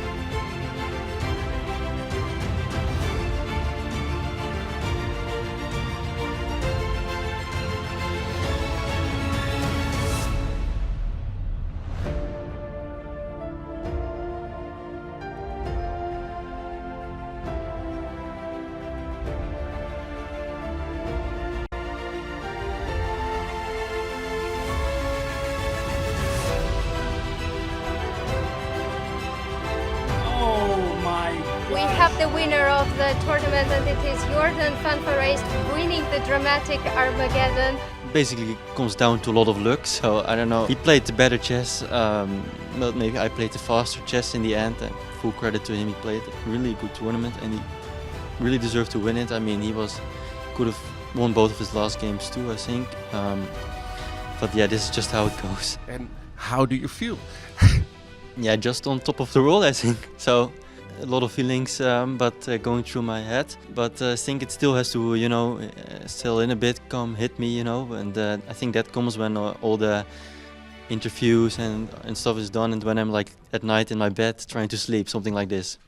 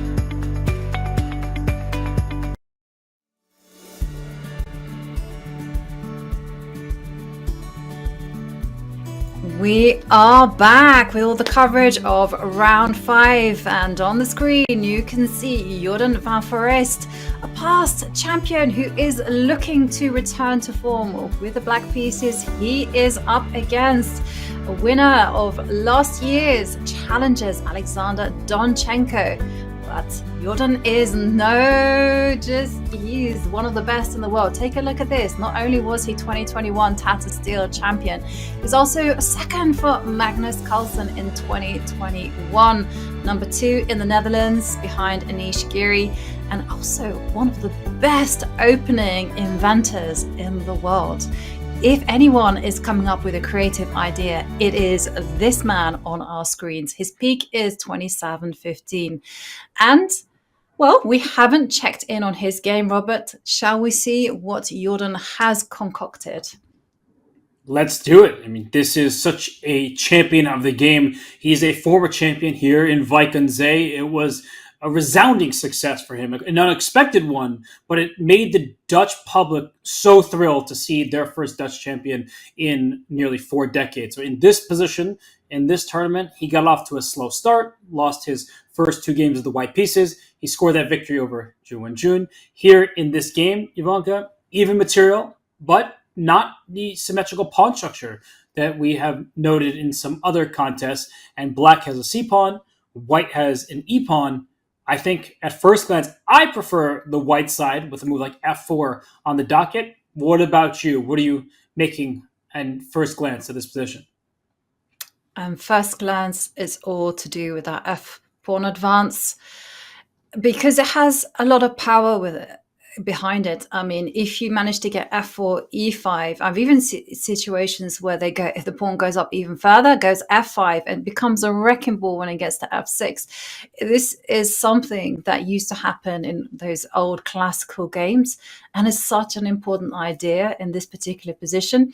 Obviously, is be something that Donchenko will be preparing, because you can't just go f2, f4 off the bat, because of the weakness against the white king. But this is something that Donchenko will be preparing. He'll be going h3, but maybe even stepping the king over to h1. It will do it gradually, little by little, but it's there. It's always in the air. Whereas if you take a look at Jordan's pawn structure, there's no venom at all. You know, c6, b6, a7, yes. It gets out the light square bishop, but that's about it. I think the word you use is an apt one, venom. That black does not have these kind of pawn pushes, creating a pawn storm and a potential attack. But there is one particularly good pawn I want to highlight from the black side, and it's this pawn on c6. It stops this knight on c3 from jumping forward. It covers both b5 and the extremely critical d5 square. And this bishop on g2, it is staring at its own pawn, and that's why we keep indicating that f4 and e5 might become a reality. And if that is happening over the board, black needs to be very careful, because in the meantime, black will probably, as you indicated, develop the light square bishop, maybe rook to d8. So it's not like white has a free hand, but I think the long-term plan of f4 and pushing the center, it's something that black needs to be wary of, even though the engine says that black is doing just fine right now. The engine always says that black is doing fine, and then when you look at it, you're like, really? And it just feels uncomfortable. No, but you're absolutely right. Black needs to be playing with purpose here. I don't feel that you could make some like you can go rook e8 just to make that move. No, you have to go either bishop a6, rook d8, put a bishop on d3, or you're making moves such as bishop e4 in order to target, or queen c5 in order to target the f2 point. It's the point that you're making, that black doesn't have all day. You can't just make careless looking moves, simple pawn pushes, things like that. It's not going to combat white's plan in the center. And I think that's the nature of this position, is black cannot easily combat f4. g5 is out of the question in most lines, because you're just weakening your own king. And so if that's the case, you need to stop f4, not directly, but by creating some threats and ideas of your own. So I do like bishop a6 right now. I think that would be a smart choice. I don't like a move like bishop b7, for example, because you're staring into your own pawn. Maybe in the future you can play c5.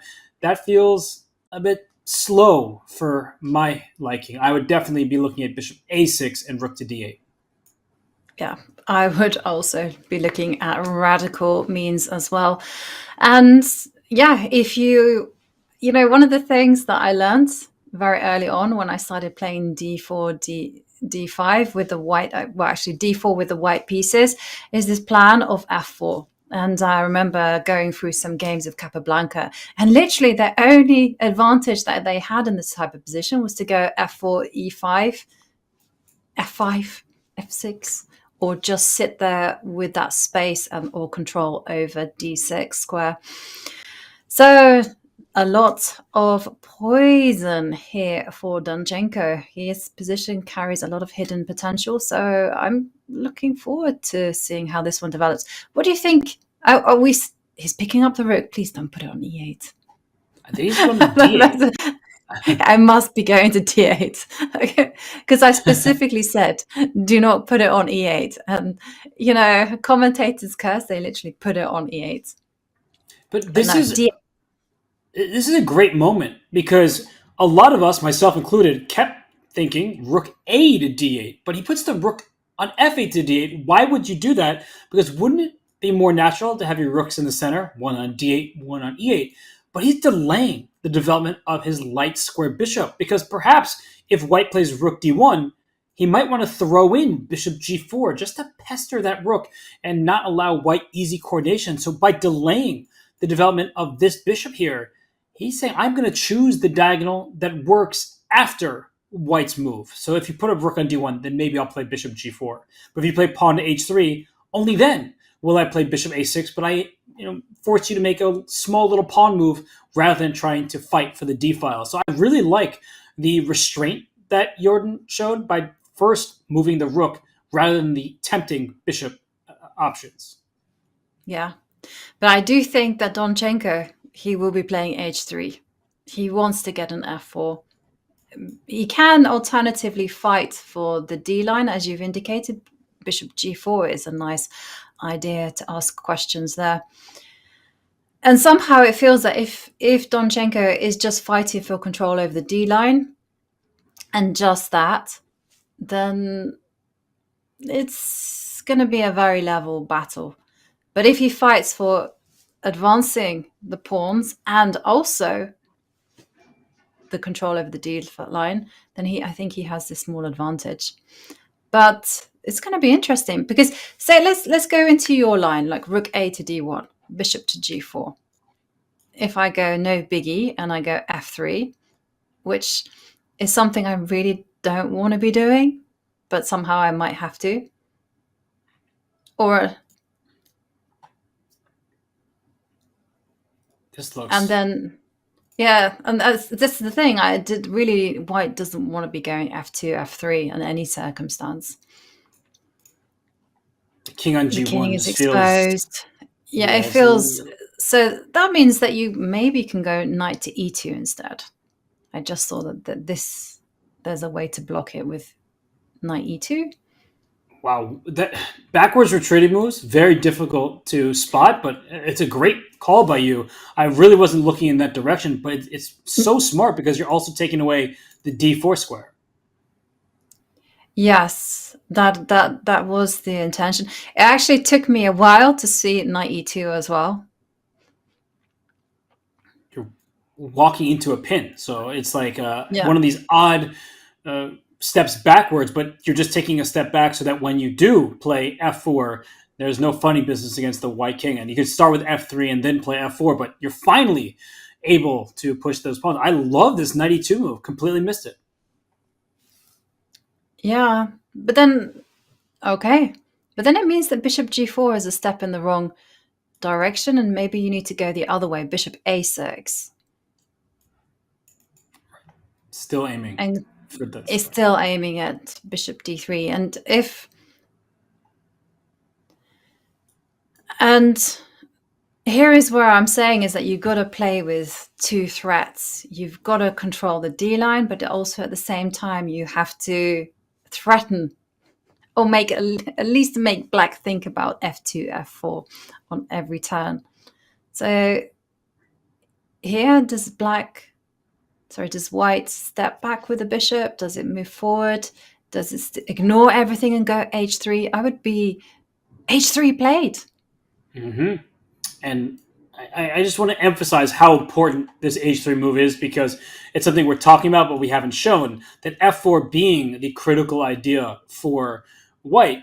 It walks into bishop d4 check, and if you think your king is just going to safely sit in the corner, the advantage is already in black's favor because the knight comes to g4. And it doesn't fork and win material necessarily, but in a situation like this knight can even wrap around to d3. The bishop can go to a6. It's not actually necessary because the d3 square is covered tactically. Just want to point that out, that there's bishop g1 check when pieces are in a line. Think what happens when the piece in between them moves out the way. Here, you deliver a cheeky little check and win the queen on d3. So I just wanted to highlight that you don't really want to push your f-pawn without starting with h3, because then in the game, after h8, let's say black plays some careless move like king h8, f4, bishop d4 check, the white king just steps to the side, it safely gets out of the check, and now there is no more knight g4 as the pawn has the square covered, and white is ready to expand, as Ivanka has nicely explained, e5 and f5 and go for an attack. Yeah. And, well, Jordan has to play very accurately now. Either he's going to go bishop a6, or he's going to rely on tactics. Can I just show this one line, which may or may not work, but it is very creative. I just really wanted to go, I wanted to allow... okay. I wanted to play queen c5, and it just dawned on me that f2, f4 is no longer allowed. I wanted to orchestrate with a knight to g4 check, and then the queen swing over to h5. But yeah, queen c5 does kind of nip the idea in the bud. I'll make it happen. I see what you wanted. You wanted some kind of knight g4 check that if you could play this move successfully and get your queen to h5, that this is something that you have to keep in your memory banks. Ray Robson just won the Puzzle Rush Championship for the 5th time in a row. He sees these things in his sleep, but it's what Ivanka is saying. As growing chess players, we all need to keep our eyes out for these kind of tactics. Mating patterns are important to recognize when the opportunity presents itself. Yeah. Well, it's unlikely to happen because queen c5, it is an interesting move. It does prevent f2, f4, but definitely just keep in mind those mating, attacking patterns. And, well, do we have a move from Jordan? He's just gone bishop a6. Okay, this was very logical. The bishop is threatening to come to d3. And there's zero chance. No, you can't. Donchenko has to take some precautions here. He can't just go f2, f4, because the bishop on d2 is undefended, and I suspect problems. Yeah, and you play f4 and you're hoping that you just solve all your issues, but if the king goes to h2, maybe this bishop comes into f2, and the a6 bishop means that the rook can't get to these critical light squares, and we can see that black is having a lot of fun here. This knight could come to h5, and the white king is definitely not feeling safe. Yeah. Okay. Well, f2, f4, not possible. So what other move can Donchenko play to prepare the advance? Bishop e3, rook a d1. I think he has to show restraint. I think he has to play these types of moves, and rook a d1 is just played by Donchenko. So both players are accurately holding this position steady. F4 is the idea, but you don't want to play it too soon. Haste makes waste. And so you see that Donchenko, he's setting up his pieces, coordinating them before striking with f4, and Jordan, he's completed his development. So this is a close game. I think both players have their chances here with the pawn structure the way it is, not symmetrical and covering different squares, allowing for different opportunities. Yeah. Okay. Well, let's take a pause on this one and let's head back to the bird's eye view. Now, you said close game, and my eyes are drawn to a very close game right there in the middle between Pragnananda and Giri. Maybe we can see how that one is developing. For sure. And, that game between Pragnananda, the new Indian number one in live ratings, he just passed Vishwanathan Anand, the legendary former world champion, and he's taking on Anish Giri, who won Tata Steel in Vaikonze a year ago, and he sprinted to a 3.5 out of 4 start, so he's in the lead. And you said closed position, and I think we should just go back, even really just a couple turns here, because the last move, if we dial it back, look at this. Because the position is so closed, Anish made the move knight g8 here. That's not even a move I would have considered. But Anish says, I am going to retreat my knight because I would prefer my knight to be on e7 where it defends this pawn on c6, I guess. What do you make of this knight retreat to back to its starting square? I love it. I actually love to do it with the other knight. Often you'll see me when I have a knight on d7, I often like to retreat it to b8 in order to get to c6. So the fact that Anish has done it with the other knights, I give him a round of applause, because actually it's very difficult to spot those kind of moves, especially because probably one is thinking about making automatic moves such as castling. And it's not very easy to undevelop like that. But I have to say, he gets away with it because the position is blocked and there is no tension in the center for the time being. If the position is open or white is threatening to open up the position, you cannot take those, you cannot do those kind of moves where you undeveloped and you literally stop your king from castling and getting to safety. There is exactly zero tension in this position. So you do have time to maneuver rather than castle. White says, well, I'm going to create some tension by throwing my pawns forward. And if they're knight e7, a5, black says, okay, I cannot afford the a file to open up. I need to keep this position closed. Knight d7 would be a pretty natural move, but unfortunately, after pawn takes b6, we see the problem. The black king is in the center. The rooks are not connected. This is why we encourage you to castle your kings. You may think that's no problem, knight takes b6, but the queen can capture on b6. And it's not just a knight you're capturing for your queen. It's a rook. And it's not just one rook. It's the second rook as well falling on h8. So this would be too much material. It would be a pair of rooks and a knight for a queen that's a completely winning material advantage for white. So that is why we saw b5 played in Ivanka, knight a2, and now knight a6, trying to prevent that white knight from getting to b4. Now, what do you make of this position? Because I think this has a lot of life left in it. Would you believe in Pragg's chances here to play for the advantage with the open c file? Yes, I absolutely do believe in his advantage, because black's pawns have no potential to improve. And an idea that immediately I'm seeing is that white has the possibility of doubling on the c line. But not just that, I'm also thinking that a clever move could be, once black has castle kingside, to play queen a3. And people might be asking, what are you on, Yovi?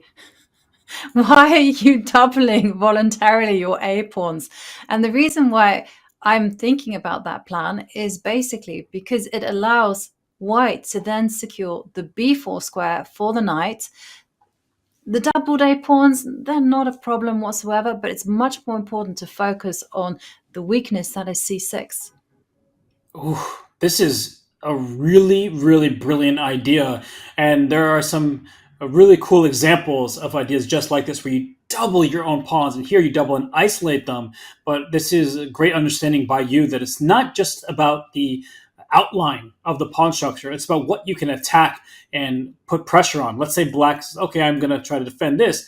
Even if you went knight to b4 here, now the pawn structure is fixed and there is no c5 available. That's a permanent weakness and backwards pawn.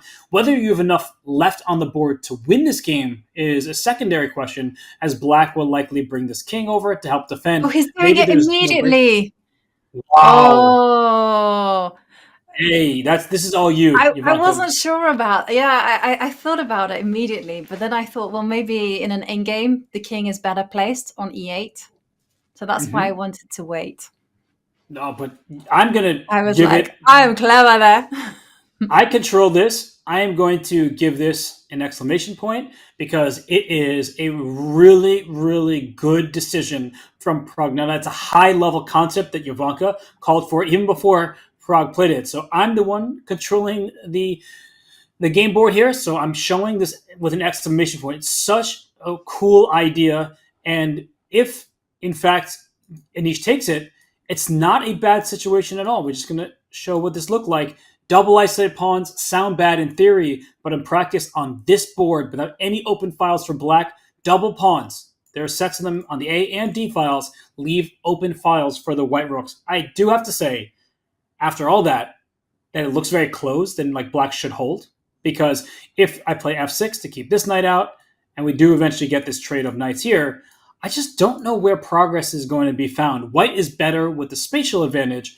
You probably will reroute your knight to c5 at some moment and maybe strike with e4, but I do think that this position looks like one where Anish, he has good chances to hold the game, but it's two-result position. White either wins the game, or if black plays accurate defense, the game will be a draw. It's not fun to hold these for black, but it's so close that maybe there's a good opportunity. Yeah, but it is the type of position that Magnus Carlsen wins in his sleep, you know? And you know, he puts a knight on c5, he keeps a rook on the c line, and he says, yes, black is tied up defending everything on the queen side, but there is still another flank where white can start adding some pressure, and that's the king side. So it is a two-result game, and it's a highly unpleasant endgame for Giri to have to defend. So queen a3 played. Anish, wow. And he found the endgame so unpleasant that without even taking that much time, he says, no chance, young kid. I guess, when do they stop becoming kids? When are they just it's considered to be amongst the rest? That's a question for, I guess, the top players and not for me. But Anish castles his king. And what he has done is he's kept the queens on the board, also vacated the b5 square. He might use that for his rook. And this a5 pawn, that's a potential target. So Anish has some weaknesses that he's created in his own position. The b4 pawn is a long-term weakness, but he's giving himself something to play for. Activity is what these top players really desire and feel they need. And knight c1 immediately played there by Pragg. And in answer to your question is when they stop becoming kids, actually, I find that a very difficult question to answer, because once you've known someone when they were a kid, they stay at that age. Mentally, you're like, okay, you're a kid, you're young. And I feel like with Gukesh, Pragg, Nanda, we've heard about them. We've watched them grow up since they were 11, 12, chasing that GM title. And yeah, Pragg, 18 years old. Let's face it, kid. But his age belies his understanding, his responsibility over the board. Like, these are responsible decisions that he's making with this deep understanding of the end game and pawn structures and certain imbalances. So yeah, he's still a kid. I called him it, and I think that a lot of top players would call him, a kid, but he's a star. He got second place in the World Cup. He is a legend in India. Like, when I was in Kolkata for the Tata Steel Rapid and Blitz, people were stopping him, like hordes of people were stopping him to ask him for autographs. He'd be eating amongst the other players, and just people who were staying at the same hotel would say, "Oh, Pragg, please, can I take a selfie with you?" He really has that star power. And against Anish Giri, the tournament leader in this game, he would like to add a second victory to his name after defeating the world champion Ding Liren. He wants to separate himself from Vishwanathan Anand and Vidit Gujrati and the people who are close to him in rating. And I think as I go from the conversation back to the chess, there's one really important motif here that I want to suggest, and it's the move b3. I keep saying how much top players want space and want activity of their own, so much so that I could see Anish playing the move b3, because when you lose pawns, you gain open files. And when you gain open files, you often gain plans. So this move b3 is one that I certainly would not count out if I'm Anish Giri. It may cost you this pawn. I mean, white can take it with two different pieces on the spot, but you'll put a rook on b8, get the b4 square for your pieces, and I think that does give black much needed breathing room in the position. I would argue that's essential, actually, to make that pawn sacrifice. I think if Anish doesn't do it, then he is going to be worse, because white will just go knight b3. There is a clamp already on black's pawn break, and white has the very natural plan of, as you're highlighting, put the rooks on the c line. You can double, and then you can pile on the pressure on the c6 point, jump in with the knight to c5. And it's just an exercise in misery, right? It's a good way to put it. Yeah, it's no fun.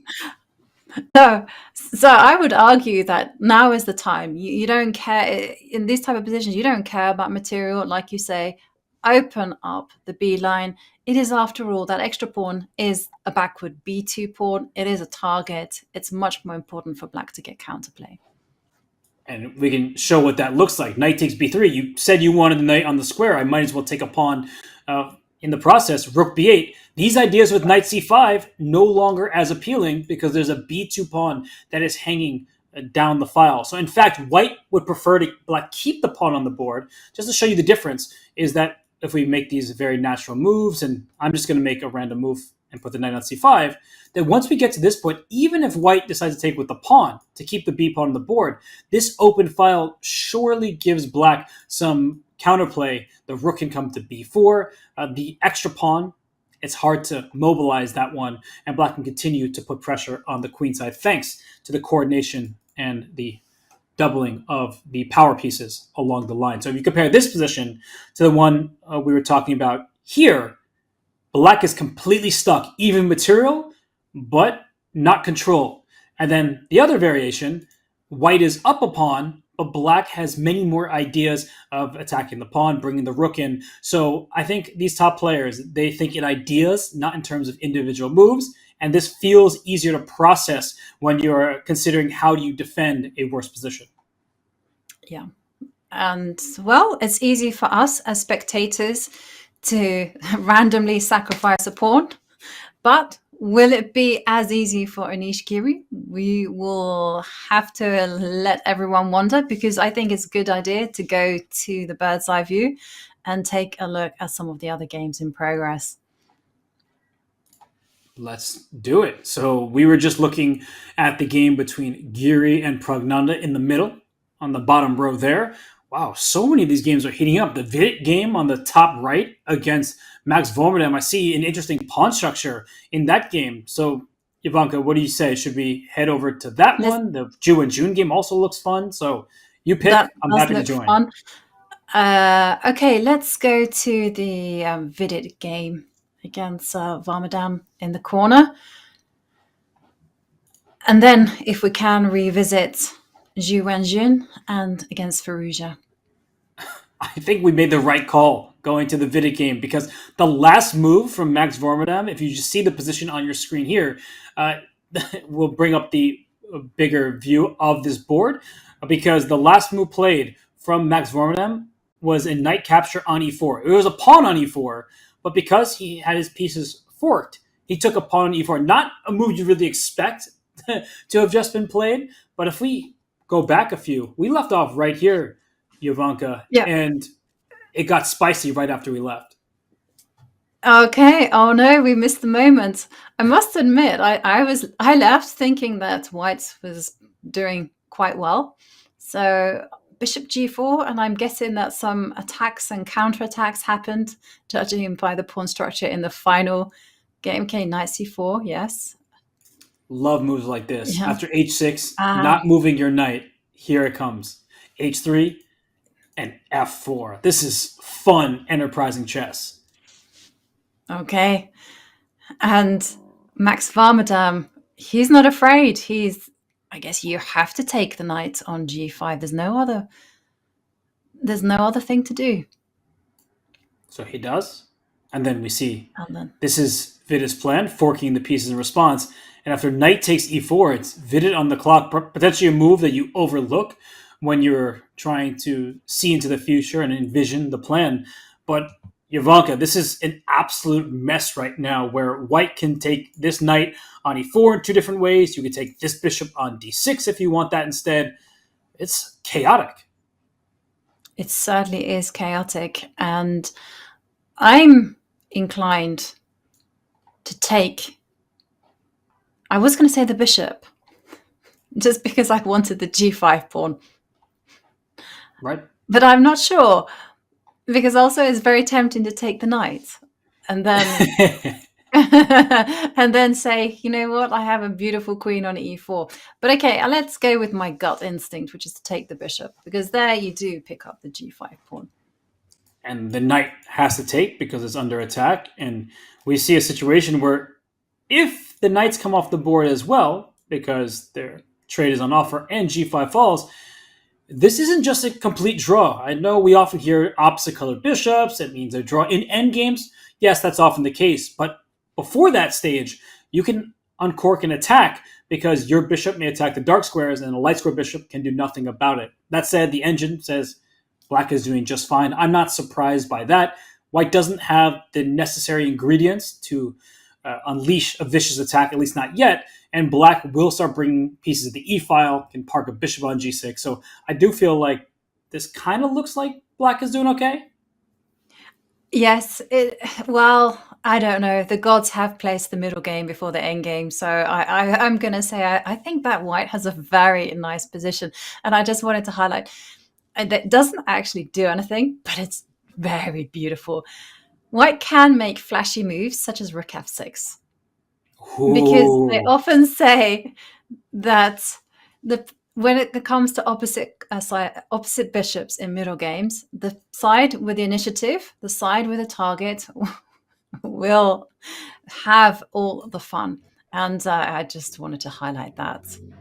Rook f6, and if you take it, that was a poisoned rook, and it's going to be checkmate for black. Yeah, really lovely idea to mention, because it would appear that black is kind of stopping the checkmate by bringing pieces in. But when we get a situation like this, you have to be accurate in where you put your queen, but you can just bring your queen up the slow way with g5. But I prefer these types of positions where you're not even delivering the checkmate right away. You're just going to wiggle your way in. And black can go queen to e6. I just bring my rook to f1. Queen h6 next, and I believe the best that black can do is give up the queen for the bishop, and it's still going to be a huge attack with the extra material for white as the queen has infiltrated. I just wanted to show that nice resource there for white, although you have to bear in mind that black, unfortunately, is not obliged to capture. So when you are making these flashy moves, do consider whether it's actually a good move. And I'm not sure it is a good move if black says, you know what, I'm not budging. I'm not taking that rook. I like it. I think the engine didn't change his evaluation. Queen g3 becomes an idea to put pressure on a loose pawn. So I know it's not this crushing attack by force. It's still a fun idea and worthy of exploring. So you are right that the opposite colored bishops do have some opportunities for white to go for the attack as your pieces are more coordinated. But the way Vidit is thinking here, I feel like he wants to win this game. Max Vormadam is the second lowest rated player in the field, and Vidit had the white pieces. He's drawn a bunch of games to this point. So queen takes e4, that's sending the game in a completely different direction, because you are giving up this b4 pawn to take g5. And you mentioned sacrifice on f6. A bishop could land on f6 and similar concepts with a checkmating attack. Yeah. Wow. Well, you mentioned checkmate. We immediately have to dive in and look at this in a bit more detail, because what happens if first up, there's bishop takes pawn, but you should also calculate moves such as bishop to e7. And you have to stop with your calculation, but make assessments. And you have to say, does black have enough defensive resources? And bear in mind, like I mentioned earlier, there is divorce happening between the queen and the king. So this is often a sign for one side to attack. Yes. So let's work out. Bishop takes b4. I'm going to grab. All right, and I will take on g5. The problem I'm having here is like finding the move by move for black, because I feel like if I make a careless choice, just like a quick move, I may pay the price. So I'm going to go rook e8 and see what happens. Okay. Okay. Didn't change. Rook e8. Didn't change. Oh, okay. I was going to advocate that we should be going for reconciliation between the queen and the king. And so I wanted to get her a little bit closer to the action. But rook e8, okay. What to do with white? I feel like this is Queen a very... h4. It makes a lot of sense. Wow, the engine is screaming at me every single turn. Look at that. Bishop g6. If it's not bishop g6, what does this engine want from me? I mean, this is the... Okay, now it says it's the right choice, because I couldn't see the bishop going anywhere else. And I'm already thinking about this move. Yeah, I was also thinking about rook f6. But, okay, the engine says... It doesn't go that much in black's favor, let's put it that way. But if bishop f6... Well, I think either way, you just don't take it. I think black is going to play bishop f8 to reinforce this square. Yeah. So rook f6, I can still play bishop f8 and get ready to take this bishop on, this rook, on f6. So I take right away. What we were talking about earlier is a problem. Checkmate against this exposed king. Yeah. Yeah. Yes. He took on d6. He didn't want our fun lines. But I don't know. This one is also pretty unpleasant for black. Even though the computer says objectively it is equal, there are resources to defend. I mean, just comparing the potential of the two bishops, the bishop on h5, it doesn't have a target. Black's bishop does have a target along this long diagonal. And I'm just going to count material, because I forgot to do the most basic thing, which is count material. So black is currently a pawn up, not anymore. And I feel that unless black successfully manages to get a few trades in, I think it will be suffering central. I'm with you. The more we kind of look at some of these variations, and just as I take in the position, the pawn structure here is annoying for black, because you can protect your king with bishop g6, but your bishop isn't an active piece. Whereas on the flip side, bishop e7 or bishop f4 can put pressure on what is a loose pawn on d6. So the more time we spend on this position, the more I agree with you that the engine says zeros, and that can lead to some sort of bias from the commentators. I can think, oh, it's fine for black. But from a practical point of view, there's so many ideas for white. Queen h4, and if the bishop moves back, rook f3 to g3. All these attacking ideas. Rook f6 we should keep in our mind as well. That was a clever try by you. So I'm going to agree with you. I think that white has the fun here. Yeah, white definitely has the capability for opening up lines against the black king. Okay, well, tricky position for Max Varmadam to handle there with the black pieces. Let's go back to the bird's eye view and let's have a look at this beautiful sight of all 7 games in play, because we are going to go on a short break, and after we are going to catch up with all the excitement that is happening on the board. So don't go anywhere.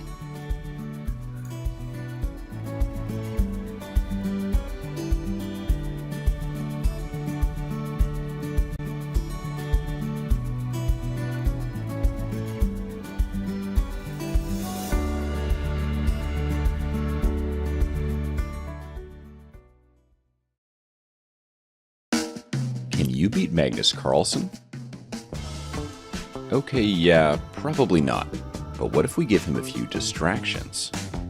Can you beat Magnus while he's cooking? What if he's playing football? How about Magnus skiing? Surely you can beat him sleeping. Now there's a Magnus for everyone. This month on chess.com.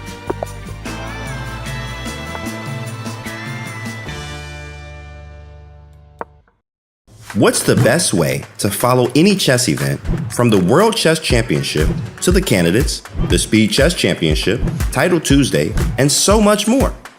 Chess.com/events has all of the top chess tournaments played both over the board and online.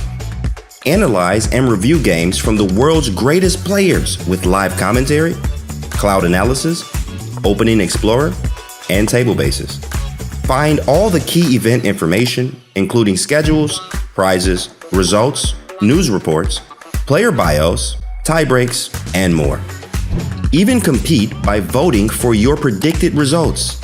Explore chess.com/events today on web or with our iOS and Android apps and experience chess like never before.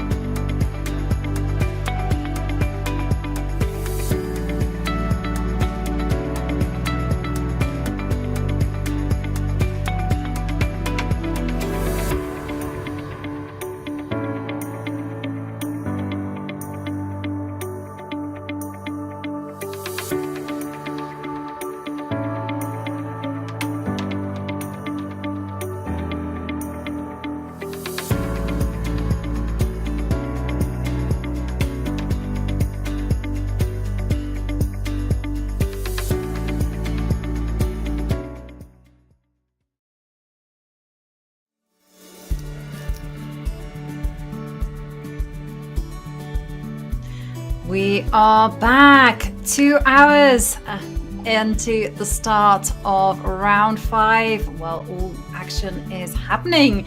Seems like yet again we are going to be treated to another fiery round. But there you can see the bird's eye view, and let's take a recap of some of the games in progress. Robert, there we can see that there's been a lot of fun. I've got my eyes in the corners, in the middle of the board, and it seems like everything is interesting.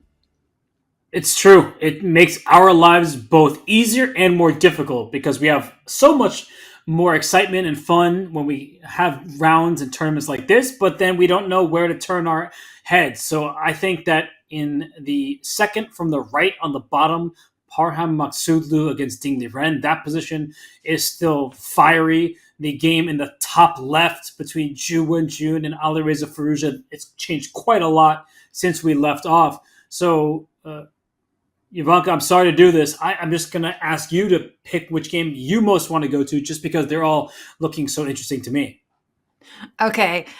Well, you kind of called it first.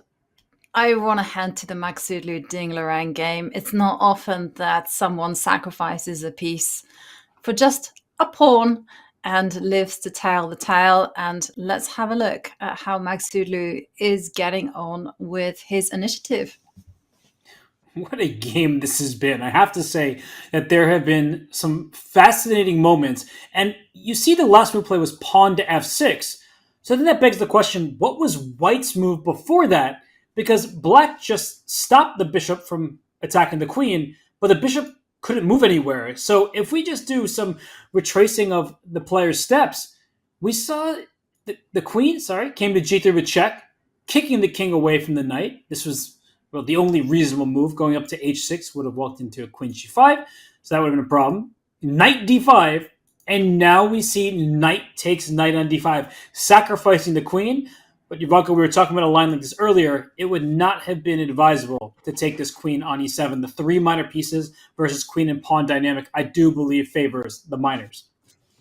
Yes, we quickly concluded, and I gave a word of caution that, when you're presented with such a choice and you can see how your 3 pieces coordinate, then do not hesitate. Give up the lady. And I agree. Definitely not one for Parham to have chosen. So instead, he decided just to continue playing with that piece and instead play pawn takes, which is good. He's going to recover material, right? Yes. And he has done just that. f6, pawn takes, bishop takes, and now the action continues from a position with even material. But Ivanka, out of the corner of my eye, I spy a possible piece sacrifice, in this case an exchange sacrifice from Black. And as soon as he plays d4, I was thinking of rook g8, but that's why he played d4. I mean, the players are moving instantly at this stage because they are finding, in particular, Ding Liren, all of these exclamation point worthy moves. But rook g8 here would not have worked out the way you wanted to, because after the swap, there's queen d3 with check, a really, really important inclusion, and that's why the pawn went to d4, because otherwise Black would hit at the white king. Yeah, and I love Ding's move there, offering a trade of queens and also just indicating that the pawn on d4 is a target. You know, if White were just simply to go queen takes queen, once the king recaptures, there's going to be a lot of pressure in the center. And I just want to also highlight the power of Ding's bishops. Just look how strong they are. D takes e5. Just say you play that move. You know, I know it opens even more lines. F takes e5. I mean, just look, you have a bishop bearing down on g2, another one on f2, and White's bishop is just so bad on h4. And there are some funny lines here because f3 seems to shut down the bishop pair, but rook f4 taking advantage of the loose bishop. So there are all sorts of tactics at play here, Ivanka. And one other thing I wanted to note, in addition to what you're saying about the bishops, that I first wanted to take a step back because d4 was given a question mark. So I think it's important to show what better move was available because it seemed like a pretty natural move, shutting the bishop down, striking in the center against a pin pawn. And the advantage is in white's favor, according to the engines. And I'm going to look because I don't want to mislead anybody. It says that queen h3 or pawn f3 kept the advantage for white. Queen h3 makes a lot of sense to me, going for some vulnerable squares. But it's a position where many different choices seem to make sense, and assessing the correct one, not so easy. But that's, I mean, I was also instinctively drawn to f3, but I rejected it on account of the fact that the queen doesn't have too many squares, and I was worried about like some rook coming to g8, just actively sacrificing the rook. And after, I get it. I always miss these things, the counterattack. So I was thinking after queen h3, bishop d7, how is that queen coming out of the problem? You were correct. No, you didn't miss it. That's the funny part, is it does seem like black is winning, because if you go bishop takes f6, trying to distract this queen, bishop takes h3, bishop takes queen, bishop d2 is mate. Yes. This bishop on a7 helps deliver a checkmate. So it's curious that the engine, after queen h3, instead of queen h3, it says that white is doing well here, but this queen is looking trapped to oh my gosh, queen f4. Are you kidding me? Oh, it's so easy to miss. That was one of those poison squares. I had filtered that one out. But yeah, of course, queen f4. Wow. But that's so easy to miss in analysis as well, because, yeah, you just think that the queen, or you assume that the queen on g3 is going to get shut out if she goes to h3 or you play moves like f3. Wow. Oh, come on. So d4, if we go back to the game, d4 makes perfect sense. I can justify it saying that this frees up the third rank for the white queen to escape, but it doesn't keep the pressure up. And if the queens come off the board, black's king, which has been the problem for Ding throughout this game, is no longer in danger. And I do prefer black's position thanks to the location of the bishops. The loose pawn on a4 is one that white will have to keep an eye out on. And if you try to avoid the queen trade with queen to d3, are we already talking about black going on the offensive in some of these positions with a move like f5? It's getting very double-edged. Yeah. And as you've indicated, checkmate threatened on g2. Oh, goodness me. So what can Parham do to survive this? Because the computer at the minute says it's better for Ding, but it's not winning. But right. It does feel like make one mistake and Parham's position is going to fall apart, which once again, if this happens, it's just unfortunate for Parham. You know, he comes to the board, he wants to play fighting chess. He's had the opportunity for taking a repetition. He's declined it, and we've all like applauding because we're like, yay, great. And yet somehow the complications just haven't worked out in his favor. Well, I think there's a reason for this in this particular game. So Parham, he uncorked a move that was given a brilliancy, right? The brilliant symbol, 2 exclamation points, right here on move 14, bishop to h4. So we applauded it. It was a really good decision. It allowed him to go forward for an attack. But the scorecard says that 4 exclamation points, 4 great moves from Ding in return. He has not had a piece sacrifice. He hasn't had the same brilliant move, but he has made all of the necessary defensive moves. Rook to h8. That was a great move from him. Then we saw white move the knight in, and black was able to stabilize because white made a few question marks. You see, Parham's made 2 of them to this point. So Parham may have made like the best move of all with bishop h4 piece sacrifice, but he wasn't able to follow it up accurately. And moves like h5, the king sliding over, and then sacrificing the queen. All of these moves done with purpose from Ding Liren, finding accurate move after accurate move. Sure, you can argue some of those moves don't really deserve an exclamation point, sliding your king to the side, blocking an attack on your queen. But for me, it's all of them in conjunction with one another. I just love the purpose of Ding's moves. And if queen d3 check, I realize that he can just slide his queen up and trade those queens off. At long last, the black king will feel safe. Yeah. And what a position. So what is the best move for white? I'm kind of struggling to find a good answer. I mean, is it moves to do with bishop d3 check? d5 will simply invite bishop takes pawn. And that opens up the other bishop as well. These are difficult choices, Exactly. Ivanka. I would prefer black. I don't see an argument to change my mind about that. Perhaps, is there an opportunity to maybe trade on g7? And then in this endgame here, which looks like black is having some fun, maybe white can play f4 and it's getting complicated once again? Yeah, that would be okay. But then that means white has to start igniting the position once more. I like this move, f4. It holds on to the balance, because if you make that silly move like pawn takes pawn, it just simplifies the position in black's favor. And here, okay, rook will come to e7, and suddenly it will be the black king suffering a death by bishop.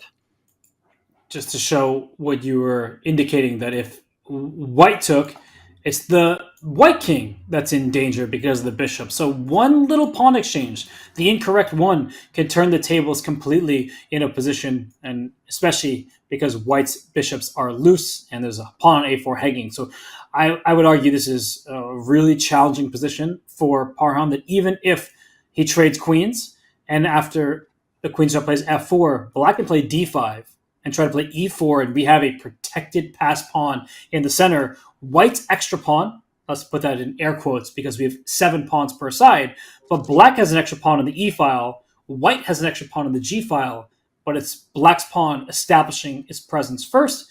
I would take the black side. I would also take the black side as well. Oh, Parham, he needs to find some accurate moves in this particular position. Well, we will see whether he manages to do so, because I think it's time to head to the bird's eye view and take a look at one of the other games. And my eye is drawn to the one on the top left between Wenjun and Alireza Firouzja, because I see that there's a black pawn on e2 all by itself. That cannot be long for the world. And also, we've come at a time. Have we come at a time where there you see it? A double question mark has been awarded, and I'm also looking at the evaluation bar, and it's all the way in white's favor. We came at the perfect moment, because if we just go back a couple moves, the blunder has just happened. It's been, I often say mistakes come in pairs. Blunder, 2 moves in a row from Firouzja. He's playing for a win. We know that given the rating difference between these two. But let's just go back. The move played was pawn to e2, which gave white the upper hand. And in fact, here, white probably should have played pawn to g4, just kicking the bishop, no longer protecting his pawn on e2. I'm guessing that Alireza wanted Wenjun to play g4 just to make her king feel a little less safe, but white is clearly having the upper hand in all of these positions. This is a favorable endgame with a healthier pawn structure. So e2 was a move played because there was a pin along the e-file and maybe trying to create some imbalances in the position. It was the wrong choice, but even worse, Ivanka, after white made an inaccuracy, it's a miss here with knight to f3. G4 was better, but we see the point. Trying to just trade pieces and get e2. Queen f7. Ivanka, what do you see that white can capitalize on? Yeah, I'm looking at it. I'm thinking it Could it be something to do with knight to e5 and then g4? That looks really good. Looks really strong for white. I think you have a choice. Knight g5. Also, I think forces queen g6, right? Yes, unless there's some bishop counterattacking bishop g6. But then I can even just take on e2, and this is a dream. Yeah, that is a dream. Okay, that was a big X by me. So yeah. Okay, so you have to go queen takes. What? But queen g6, can't we just trade queens? And you can't take the pawn because g4 traps your bishop. I'm just going to quickly show that. This is why pieces on the rim are considered dim. And if you take with the bishop, we once again can just take this pawn, and the pawn structure is simply better for white. These are double pawns. The knight can hop into e6 and go after some of these weaknesses. It also can hop back. Ivanka, I think we are seeing the makings of a position where Wenjun can play with zero risk for a win. Yeah, absolutely. I don't see the risk at all. I mean, is this the only line that guarantees her an advantage? Let's see, because knight e5, I think, also makes knight perfect e5 sense. is also looks Ooh, the evaluation bar goes down. Okay, maybe this one carries a lot more risk. I guess because the pawn on e2 survives. Yeah, if you bring this queen, I'm not sure where, but even a square like f4, g4 feels a lot less tempting with the black queen rook in front of the f8. king. Oh, and suddenly the tables turn. No, but then yes. Okay. So that's an important point to mention, that rook f8 is threatened, and yeah. Okay, but knight g5, it's on the board. Yes, Wenjun does not miss her opportunity here. And from Alireza Firouzja, I wonder if he saw knight e5, but maybe forgot about knight g5. But the look on his face is of a player who is really upset with the position that he has. And Wenjun, I mean, this is a position where you just play for a win, and I think her moves are actually not so difficult. It's not already won. So I want to stress that the black can potentially survive playing all the best moves, but playing all the best moves in this position from the black side, at least engine approved moves, that's going to be immensely challenging. Yeah, and it's also very difficult for Alireza because he has to just accept that his dream of pushing for an advantage is over. He needs to grovel for that draw because you have to trade off queens in order to prevent queen takes h7. This looks terrible. Yeah. I'm trying to find any idea besides queen g6 or bishop g6 may lead to the same place. But just to reiterate our point here is that white is having 100% of the fun. This rook is about to slam down on e7, which picks up at least one pawn with the knight jumping into e6. If you kick the knight with pawn to h6, the knight can hop back to f3 and up to e5, where it hits the bishop and this vulnerable pawn here, and the white king will dart to e3. So the one weakness we talked about so long ago at this stage, Ivanka, is protected by the king, which frees up the rook to go in either direction. Wow, what an advantage for white. Yeah. No, totally. And yeah, I mean, the only counterplay that I can see for black, and is just, I'm thinking in purely defensive terms, is obviously to put the rook on b8 and then try to advance the a pawn. Or maybe first go a5, a4, then rook b8, and just keep the rook on e2 honest. But it is not a plan of activity. It's just a plan of trying to hold the position. And as we know, Wenjun, she is a fabulous endgame player. And this isn't any old endgame. It's not like she's pushing pawns slowly. It's just her moves are going to be much simpler than Alireza Firouzja. So he's probably staring at this position and wondering, what did I do? I was getting a little bit too active. And for Wenjun, a smart play from her. She sensed her opponent was playing for results rather than always playing the board. And when you're playing for result, It's when you make mistakes. That's not chess. Chess is objective. You always have to remain objective. And I think that Wenjun's trying to find her best choices. And for Alireza, I have to imagine in the back of his head, he's looking, okay, how do I win? How do I keep pace with Anish Giri? She's lower rated. Let me strive for that victory. And she's a grandmaster. She's the 4-time women's world champion. She's not just going to allow you to win a game just because you want to. Yeah, she's no pushover. Absolutely. If I were in Alireza's shoes, I'm just thinking, bishop g6, queen g6, which is the best way to even survive? Because if you go bishop g6, then your move queen takes e2 just looked devastating. And is there any checkmate? So, for instance, if the queen comes to f4, there's no back rank checkmate, thankfully. Because the bishop covers that square.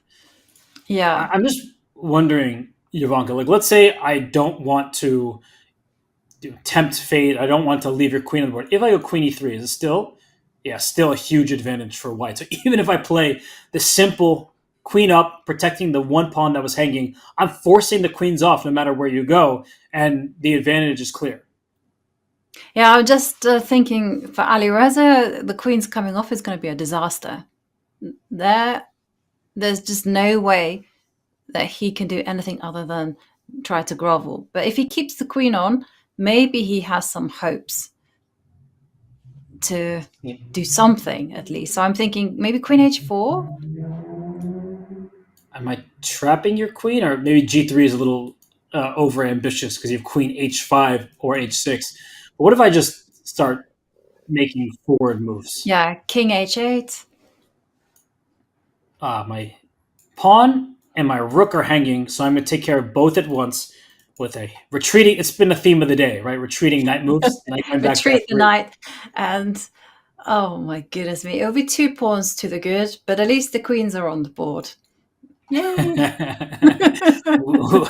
count our very, very, very small blessings when we have them, but everything is falling apart here for Firouzja. So, this could be a huge upset from Wenjun. I always like to stress that in an individual game, of course, a grandmaster can take down one of the highest rated grandmasters in the world. But for Wenjun, she's bringing the challenge. She started with c4 early on, saying, I don't want just a peaceful affair. I'm not playing for a draw, so to speak. And now she will be very upset with the draw, given the advantage she has.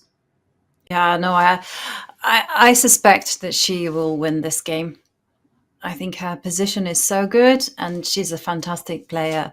Her rating right now doesn't reflect her true quality or her skill.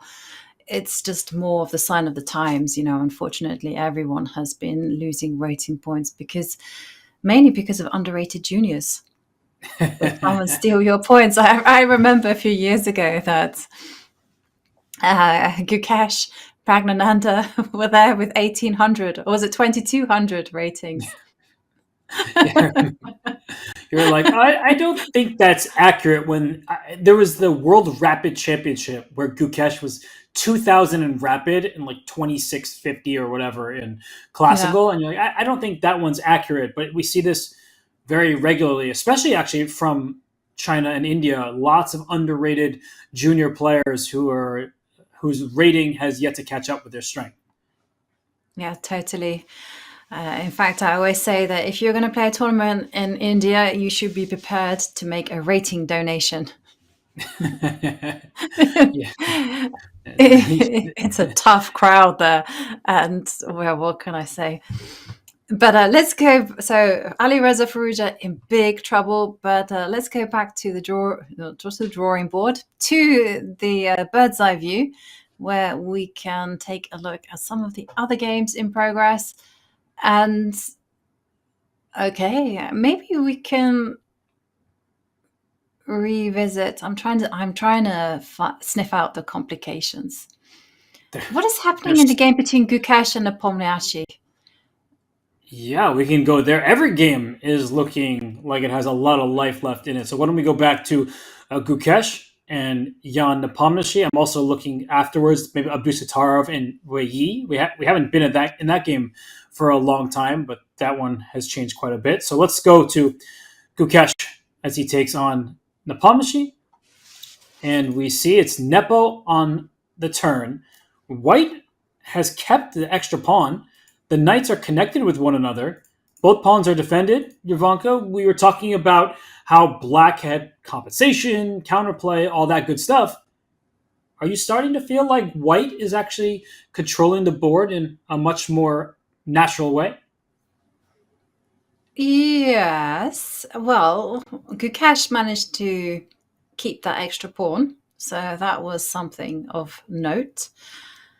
But his pieces are very cramped. They're very solid, but cramped. And if black says, I don't need to do anything, so say, for instance, makes a pass move. I was going to say king h8. And then what is white's plan? To go knight to d4? Yes. Yeah, must be to go knight to d4. But then you know what's going to happen after bishop takes knight. You're going to take with the pawn. And yeah, that's going to be much better for white, because after all, white is still a pawn to the good. So let's take that one back and not make a passive move such as king h8, and instead, but I cannot stop it. No, I cannot stop knight to d4 unless you're doing those weird and wonderful rook b4 moves that's sometimes seen, but I feel that that's too much. Knight d4 still. I think that you can almost pre-move knight to d4, because any swap on d4 is favorable for white, as black is relying on the bishop pair. But when you only have one bishop, look at these dark squares. I can see a future where a knight gets to c5, and you can't easily increase the pressure because you can double rooks on the b file going after this pawn. But white has the very simple b3, knight a4. Now that the square is protected, c6 is loose. White controls the square in front of it. This is miserable for black. Yeah, totally miserable. No, you don't. No. Okay, what happens if black doesn't panic when the knight reaches d4, but instead has the answer bishop to d7? Okay, so let's say we. But that means I still have to. Yeah, I'm not a big fan of rook b4. I feel like it's a step in the wrong direction. Actually, I know what I've been thinking. This is one of those things. This is one of those positions where you need time to process, like what one should be doing. And I'm thinking that maybe the queen is misplaced on a5. It needs to be maybe even on squares such as. Oh, we have. Did you put that down? Bishop g6. I didn't touch the board at all. It was Jan Nepomniachtchi okay. back to g6. Well, I was going to suggest moving the queen, relocating it to, I was thinking even d8 in order to drop the bishop back to d7. But, okay, a prophylaxis move there from Nepomniachtchi. He's saying, okay, knight d4 can come, but then the knight will be chased. I hate this position for black. But knight d4 is coming. Yeah, and I think he's going to have to play. Defending? Sorry, I think that he's defending. I think he has to just bring a rook to defend the pawn. But my big concern, if I think of the ideas in this position, if white can successfully play b3 and knight a4, we're already talking about a position that strategically is on the verge of collapsing for black. And I'm just going to put a couple moves on the board just so we can see what that looks like. Let's say I preemptively defend, the knight comes to a4. I control the c5 square. I'm putting pressure down on c6. And if you make some kind of careless move, like, I don't even know, rook e8, something like this, you already see the advantage going sky high because the knight gets into d4. You're not pushing your pawn. I have that square under my control. And as we keep talking about, anytime black takes on d4, white is thrilled to just take back. You are not worried about your queenside pawns anymore. In fact, it's an extra pawn that you can start thinking about actually mobilizing. So, Ivanka, there might be a way for black to keep holding on. Just doesn't look easy. It's certainly not easy, and I love your move of b3. I'm really struggling to even come up with an idea. The knight d4 played, and once again, black has to defend the c6 pawn. He cannot advance the pawn, because if you step forward with the pawn to c5, yes, it attacks the knight, but the knight can then move to, say, for instance, b3, and then the d5 pawn is dropping. Everything or maybe falls. knight c6 is falling as well. So, hello. Why win one pawn when you can win a rook? I think the overall point, though, is that these pawns need to be connected, because as soon as you push the pawns, they become hanging pawns, which is the name of the pawn structure when you have pawns on c5 and d5. But here, they will be hanging, because even knight to b3, hitting both of them at the same time, the pawns will just simply fall. So I think that Jan has to make some kind of rook move, but then you're using a 5-point piece to defend a 1-point piece. You're kind of not in the ideal setup. And I think that for Gukesh, the big question is, can you play b3 and knight a4? Because if you can play that, you go for it. You have a strategically awesome position. I am a little worried about rushing b3, because c5 at some moment could hit both knights in a row, though that looks very loose. And even if the knight retreats back to e2, we have everything protected, and d5 still is a problem. I like white. Yeah, knight a4 is still coming black's way. No, I also like white. I think it's a great position for Gukesh. It's a dream come true. You know, he's lost 2 games in a row. What better thing to have than a very stable advantage? And just the 2 knights are working so well against black's 2 bishops. Dark square domination. The light square bishop is staring into thin air, and perhaps that's why the bishop should have rerouted to d7, just to protect the c6 pawn. But white's plan looks very easy. There's no risk whatsoever. Your king is safe. It's an extra pawn, and it's starting to really feel like an extra pawn, and the compensation does not feel like it is enough. Yeah, rook a6 indeed played by Jan. Okay. Gukesh looking like he's in full control there with some excellent moves. Whilst this game is, the players are pausing, maybe we can go back to the bird's eye view and have a look at what is happening elsewhere. Let's do it, because so many of these battles are heating up. I see the Wei Yi game still interesting to my eyes in the bottom right. The advantage is actually in Abdusattorov's favor with the white pieces. So do you think we should head to that one, or any other game? Yeah. I was thinking that we should also pop in our marquee matchup between Pragg and man of the moment, and Anish Giri, tournament leader. But actually, Ivanka, can we quickly go to Dingley Ren versus Parham Magsudlu? Because I'm not sure if I'm seeing this correctly.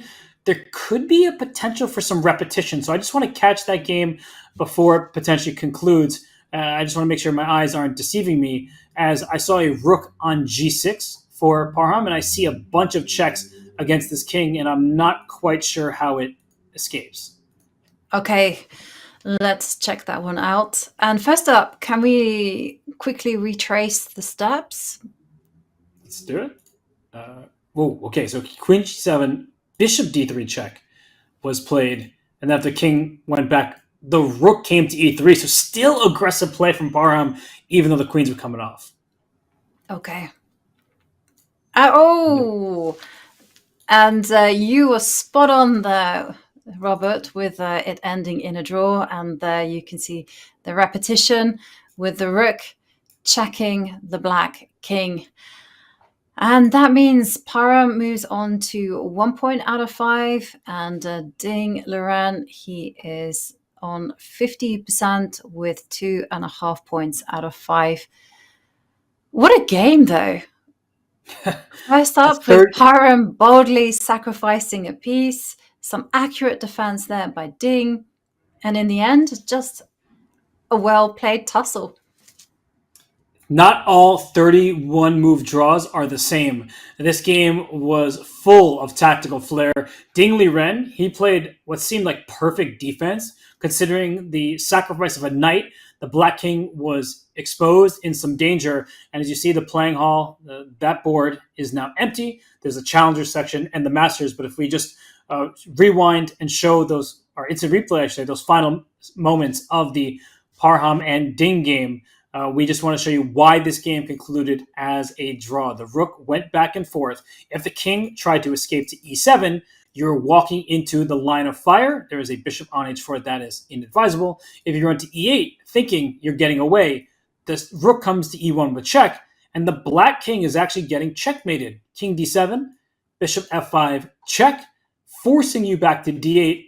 And now I can take your rook on f8 with double check, and that's actually checkmate. The Black King has nowhere to go. So Ding could not run away in either direction, as if he instead tried to run to the h file, let's say king to h8 here, you see that white is winning by another checkmate, check, and checkmate, thanks to this bishop on h4 covering f6, this bishop on d3 protecting the rook, and all of these squares are under white's control. So the king could not escape. Yeah, wow. What an end there. I really like those checkmating ideas, especially the one that we have on the board. That was a beautiful, beautiful checkmate.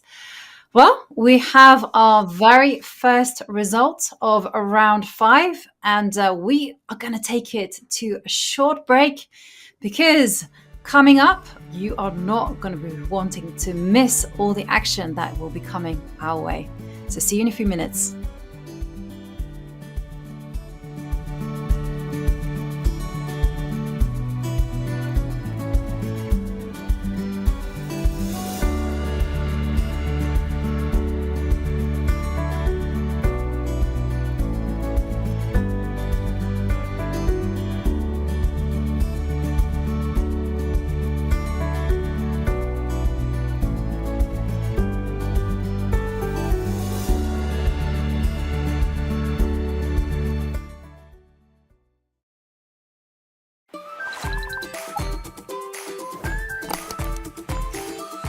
Chess Kid is going live and in person at the Chess Kid National Festival. Bring the whole family. Meet your favorite chess masters.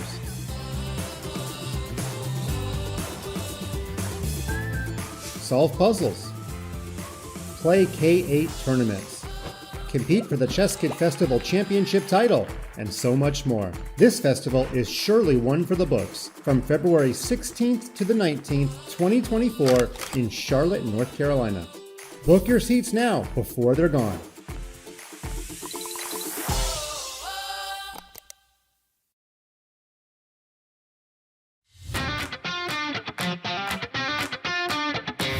I'm International Master Alex Banza, and I'll be presenting you Silman's complete endgame course from beginner to master.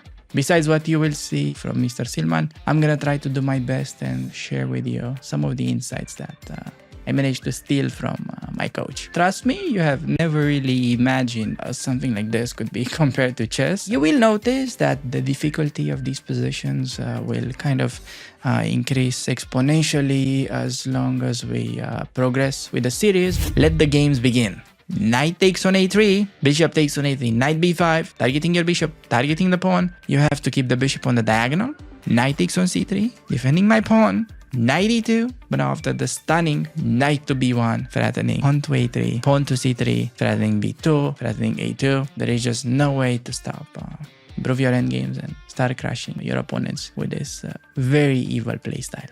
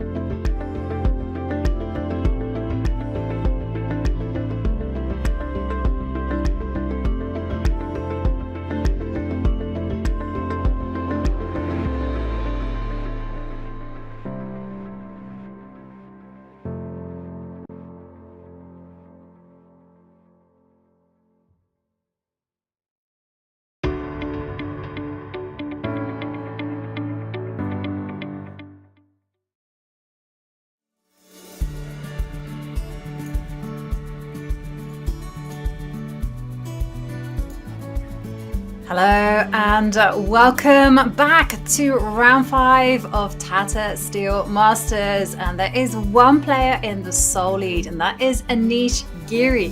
But let's have a look at his event win probability. Now, he started the event with a 9.3% chance of winning, but it wasn't always that way, because suddenly round 2 is gone up after his draw to Vidit, and by the end, look at that, just before this round, 34% chance of winning the event. Robert, what do we make of that?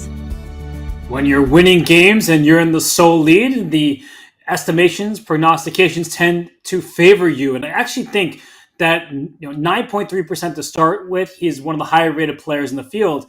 But Anish Giri, he rises to the occasion in Vaikanze. Last year was the first time he won the event, but he's been oh so close on numerous occasions. Earlier, we showed the tiebreak match against Jordan van Forest. He also tied for first, I believe, with Magnus Carlsen one year. He got 9 out of 13. Like, he's been a star. He's been on a torrid pace in Vaikanze. It's probably his best event overall. And in this year, in this tournament, he's in the lead. But Pragg, the player we see on the screen here, just overtook Vishyanan for the number 1 rated player in India. He would like to catch up to Anish Giri on the leaderboard in Vaikanze. He certainly would. Pragnanda, one of 4 players on 2.5 points. And also, look at Pragnanda there. He just 18 years old, and he certainly looks like he is in full focus mode. So there we can see the position on the right. Maybe we can dive in and have a look at, first of all, what happened, and secondly, how is Pragg doing? Okay, let's first of all take stock of what's currently happening. Even material. So it's queen, knight, rook, and 6 pawns per side. And I like the glyphs and the story arc we have here. You see that Pragg, he's not given any exclamation points, no question marks, but Anish has been given 2 moves that earned an exclamation point, and that's because his position's been more difficult to play. So he's had to find some challenging moves along the way just to ensure that he wouldn't be in a much worse spot. I personally gave one of Pragnanda's moves an exclamation point. So in the Robert Hess game review feedback, Pragg has earned an exclamation point. But in Chess.com's system here, none of the moves stood out in that way. But for Anish, he found some only moves to keep the balance. Yes, I think on the human scale, Pragnanda has earned quite a few exclamation points. But yeah, the machine, well, that is a little bit more objective. And we see, a very classy move, Rook C2, with the intention, and it's a double fold intention, Queen C1, perhaps taking control of the C line, or even maybe Rook to D2 and applying pressure on the D5 square. This is really interesting position because material, I counted, it's even. The pawns aren't on the same files. There's some weaknesses for both sides. The D5 pawn, the C file control is good for white, but the A5 pawn, that's a bad pawn. So at some moment, you have to be very careful, as Anish may walk his rook up the board and grab that pawn. But before we dive into the X's and O's here, maybe we should take a step back, rewind, and see how we got to this stage. Because, Ivanka, we were talking about how cramped Black's position was. This position looks anything but cramped. It actually looks like Black has a lot of space. So if we go back to move B4, the queen went up. We saw the knight reroute to C1. And here, instead of that B3 push, Rook C8 was played. And after knight B3, C5. What did you make of this decision from Anish? Yeah, well, it was forced to play C5 because otherwise Pragg was establishing just a grip onto the C5 square with Rook to C1. So it was now or never for Anish. So Anish just decided, okay, roll the dice, come what may, let's advance. And he didn't have to sacrifice a pawn because, tactically speaking, the b4 pawn is defended. Pawn c5, knight takes, queen takes b4. It looks like a free pawn, but it's actually a blunder because there's rook to b8 hitting the queen and the knight behind it, as the knight on c5 is defended, unlike the knight on b3. So I just wanted to show that Anish had everything under control. And we saw some trades, Ivanka. And okay, now we got to this position. It still looks very pleasant for white. Yes, it does look very pleasant for white, but at least black has the control over the c line. So now the b pawn needs to be looked after. So how did Anish, did he retreat his queen to d6? He did just that. The white knight hopped in. The knight gets kicked. And the knight goes to d3, staring at that pawn that you mentioned and the c5 square. I like the way both players handle it thus far. It seems like white is better, and Anish plays e5. So I have to say I also really like that move, that he is being attacked on the flank. His weak pawn over there, he is striking in the center. So is the b4 pawn capturable? That's the essential question. I think rook c4 tactics, that was the saving idea for Anish. Yes, and also this e5 pawn is very clever, because if Pragg did capture the pawn with the queen, then the queens could get traded, and then the knight would be hassled by rook on b8. And as you're indicating, an e4 type of move. So black is really holding on for dear life, but in a great way. And we saw a swap on e5, and b4 once again is hanging, but just like we talked about, rook b8 at the end probably scared him off. And so rook c1, trade, e4 I thought was going to be played, but instead of rook to b8, and there we see one of the exclamation points.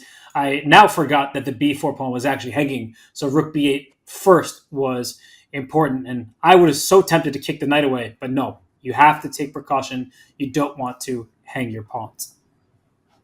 Yeah, and this is where we see Pragg come up with a very subtle move of dropping the queen back at some stage.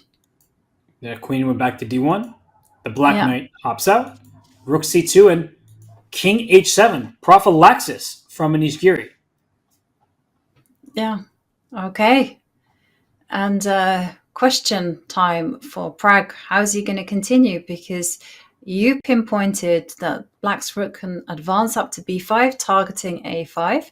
And the rook is not only very active there, but it also defends the d5 pawn. Ooh, so it's defensive and aggressive at the same time. Sorry, go ahead, Ivanka.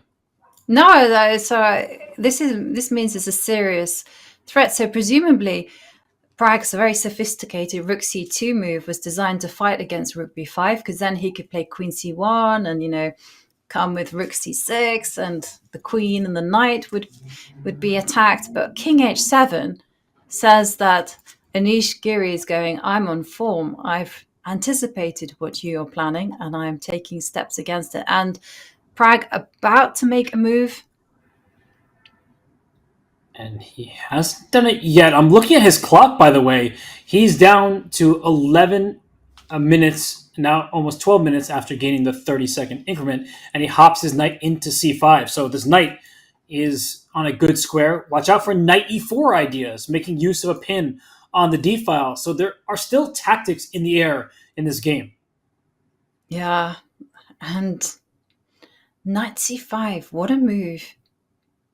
The knight's not entirely stable there. I'm just thinking, well, what is going to be the response if we take it on a move-by-move basis and go first up, rook to b5, and just to kind of hone in on your point, moves like rook c8 is really bad because of knight to e4, and suddenly the queen and the rook are on freeze. And once you trade those rooks off the board, that d5 pawn is no longer on the board. White is a pawn ahead with the safer king and a beautiful knight on e4 defending f2, and also can leap into the position from pretty much any point, an octopus knight. So this is a great position for Pragg, and it's confusing for black after knight c5. It's just the start of its journey. Not easy to make a move in response for Anish. Yeah, I'm just thinking rook b5. If you can manage rook b5, stick to the same plan. So Is there's is one bit Pragg of good said here news. maybe? Yeah. I was going to say the a5 pawn isn't hanging because there's knight to b7 in these positions. So a move like queen c1 becomes possible. That is true. But I'm also reminded that the knight on c5 is not entirely stable. So I was just thinking about moves such as b3 or even d4. That's a good point. That's well taken. And by the way, knight h4 is not out of the question. And you keep mentioning with a very real purpose that when the queen and king are offside like this, a counterattack can be devastating. Yes, totally. I mean, that's actually a really good point. It's quite funny actually how sometimes one lives by these rules and has all these expressions so that you can remember these rules, but then you forget about them. But nicely pointed out there, knight h4 is a possibility, just generating an attack against the white king. Now the queen is so far away. Rook b5 played. Anish, taking your advice. By the way, do you think he's using the clock as a weapon here? Because Pragg has to essentially play a move every minute. Sorry, I got distracted by the camera view. Did you see the way that Anish tilted his head? Yeah. And now he's coming back. No, I mean, Anish is a fast player.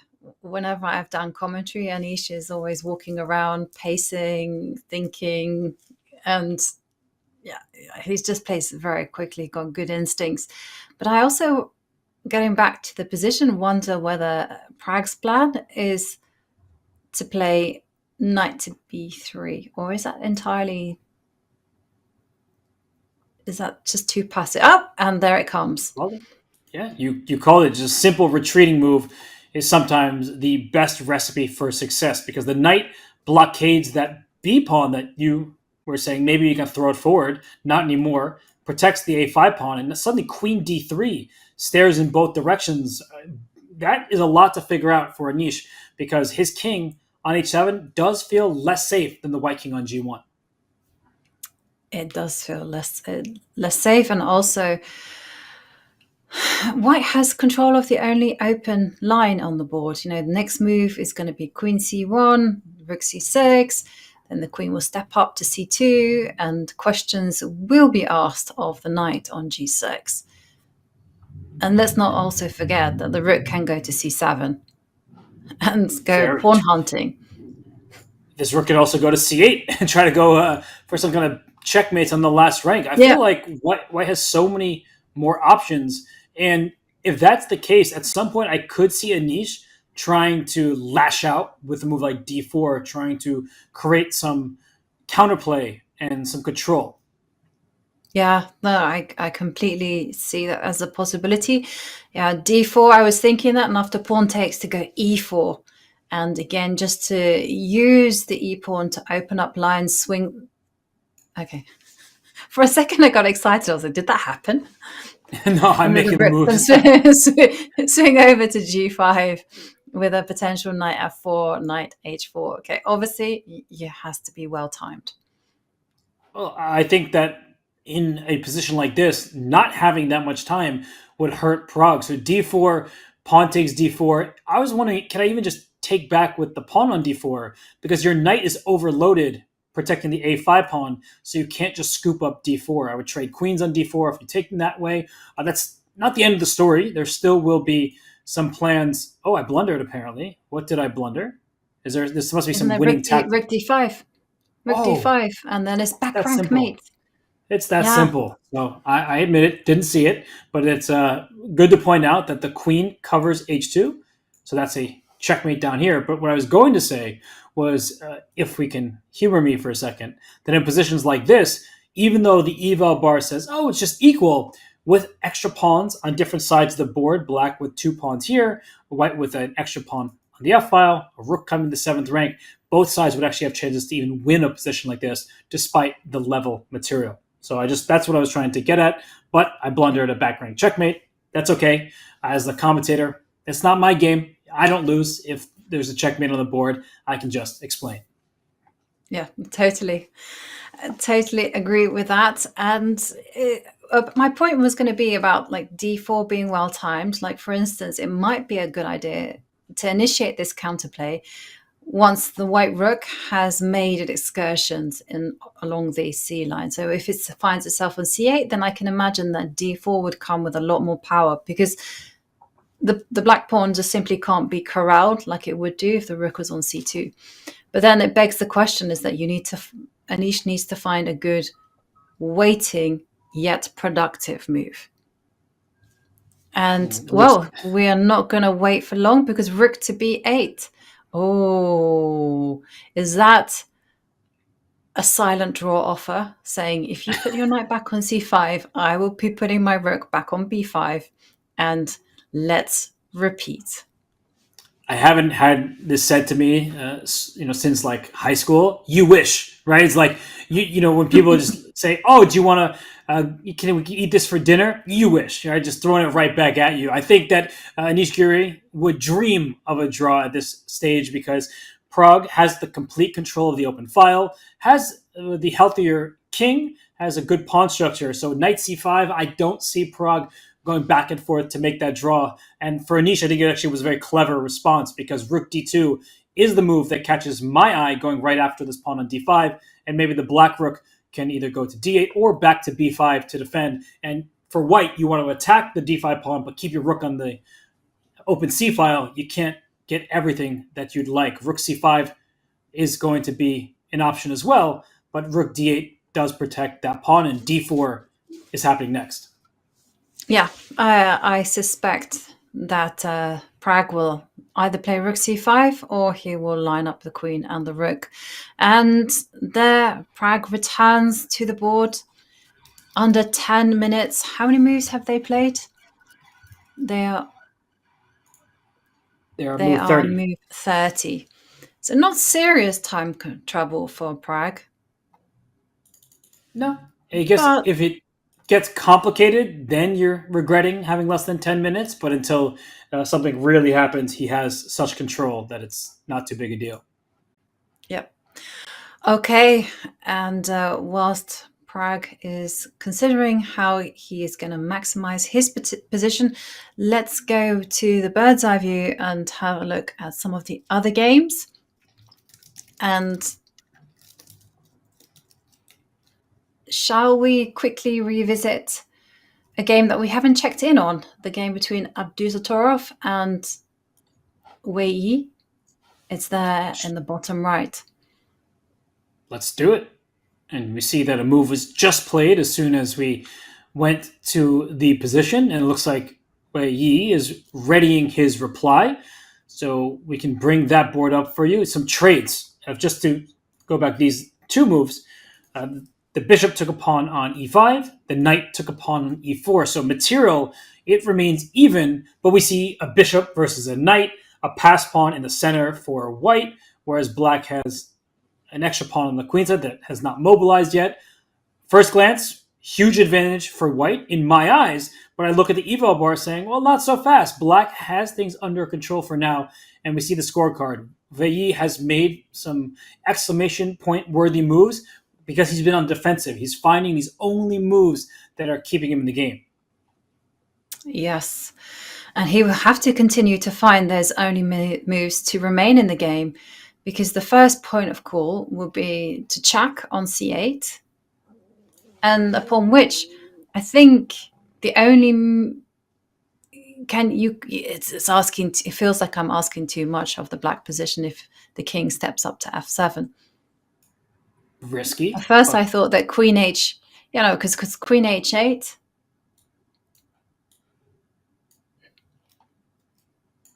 But I see the evaluation bar staunchly in the middle, and I'm thinking, really, black can survive this?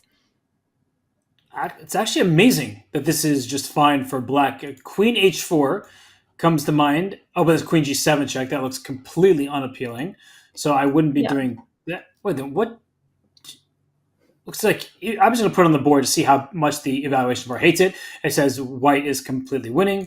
you can deliver this check, maybe even push this pawn to d6 because there is no perpetual check as the bishop on e5 covers this exposed diagonal, which means that any check on e1 is safely met by king h2. Okay, yeah, so that didn't look good. But then why is the evaluation bar saying that after queen h8, black is, it's okay? I wish I had all the answers. Let's see. Knight g5 does not look right. Even h4 there kicks the knight away, and h7 falls with check. That won't work. I mean, could it be something as elementary like knight f6 and then the queen ending is not a draw because the queen is well placed on f6? Well, that is a huge... I mean, you really have to get over every psychological block in order to make a move like knight f6. Yeah, because you're giving up a pawn with check, and yet because there's this check here and back to f4, the dark square control is so important to white that you don't even want to give up your bishop, even if it includes winning a pawn. So that's an amazing sequence, but the white king does not have true shelter. Queen a1 can pick up this a4 pawn in some lines. Queen f1 to f4 looks like an immediate draw. So, wow, that is quite a save. So that's why Nodirbek hasn't moved just yet. But queen c8 to h8, it looks very scary. Perhaps Vei can use a process of elimination to figure out this knight f6 move holds. Yeah, but it's not forced to step up with the king to f7. To my eye, I would not go that direction. I was thinking that the queen could block with f8. Right. But then I was just then again, it looks terrible, right? You just queen c7, complete control. But queen f8 feels like a very human response. You block a check with your queen, get your queen onto the open line. But yeah, the queen on c7 with the bishop on e5, the king on g8 exposed, the white king safe and sound. So this is a very critical moment for Nodirbek Abdusattorov, who's well ahead on the clock. Vei has experienced some time trouble difficulties throughout this event. We're only into the fifth round, but I remember some games where he just didn't have enough time to calculate, including that game against Gukesh where things got out of hand. So move 34 is coming up for white. I feel like you want to use the clock as a weapon here for white. Yeah, and Nodirbek, he's just taking his time. He's working out all the accurate possibilities because it's not the only move to give a check. You can also step forward with the queen to d4, attack the knight, and try to bully the d pawn through to d6. But queen c8, very, very tempting. In bullet, you play queen c8 immediately, and as soon as it's happened.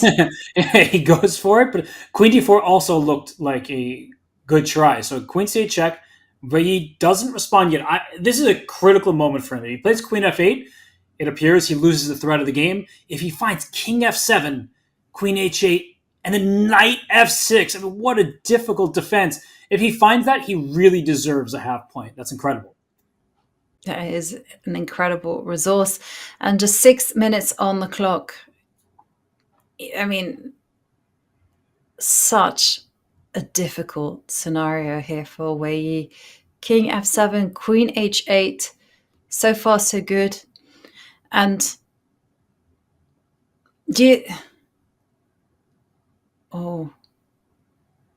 what do you think, Robert? Do you think he will play it? I'm just looking at the clock, looking at the board. I think he will play king f7. Allowing the queen on the 7th rank looks very scary. Not that allowing a queen on h8 isn't worrisome either, but you can tell the way he's staring at this position. He's locked in. He realizes he may have a tightrope to walk, and king f7, the only way here for the Chinese super grandmaster. If he plays queen to f8, which is the only other move that doesn't lose the game on the spot, the white queen just simply slides back, attacks pawns on the queen side. The d pawn is running. The black king's still in trouble. Mm-hmm. Yeah. King f7, the only way to save the game. But he has to see the follow-through. And know what's difficult about this, Ivanka, is that even if he finds the first two moves, so the queen gets back and the knight comes to f6, bishop takes knight isn't forced. Then the bishop can move elsewhere and the game continues. So you have to also be looking at moves like bishop to b8 and things of that nature. So it remains a tricky position. That's my major point. So for Wei, this is the move of the game. If he plays king f7, he is still holding on for dear life. If he plays queen f8, the game might just already be out of hand. Yeah. Oh, and now 4 minutes on the clock, and it is the most critical junction here. King f7, only move. What do you think, Ivanka? You asked me. I'm going to ask you back. Do you think he's going to move his king forward? I think he'll find king f7 because once you calm down and you realize that queen f8 does not do anything and that queen c7 is going to be happening. But you have one eye on your king safety and the other eye on the clock. That's the tough part about playing under the duress of time trouble. But the thing is, I think that Wei feels that he's in big trouble. And when you, or maybe even losing, and so you kind of resign yourself to making a move, and he's played king f7, and we are expecting Nodirbek to play queen h8. It is the most natural move, defending the bishop, attacking the h7 pawn, threatening also queen to g7 check. And it's interesting How could you not make that move? I'm wondering that, and it's interesting he hasn't moved yet, which could mean that he recognizes that queen h8, knight f6 is a holding move. So if Nodirbek is objective and recognizes that knight f6 retreat saves the endgame for Wei, he may make a different move. Like, can he just retreat his bishop to f4 and keep all of the pluses in the position, the passed d-pawn, the exposed black king, and then you leave your opponent with difficult choices to make? There is an argument to be made for some kind of bishop move. I'm not entirely sure where. I'm just being honest with everybody. But some kind of bishop move that doesn't allow a series of only moves from black. You leave the options open. That is true. But once you play bishop f4, you lose the coordination between the queen, or any bishop move actually. You lose coordination between the queen and the bishop. And so black can then just tuck the king on g7 and then focus on just keeping an eye on the d6 point. Right. I really need some kind of bishop f4, queen c6 pawn. I need a bunch of things to go right at the same time, but I'm asking for a lot.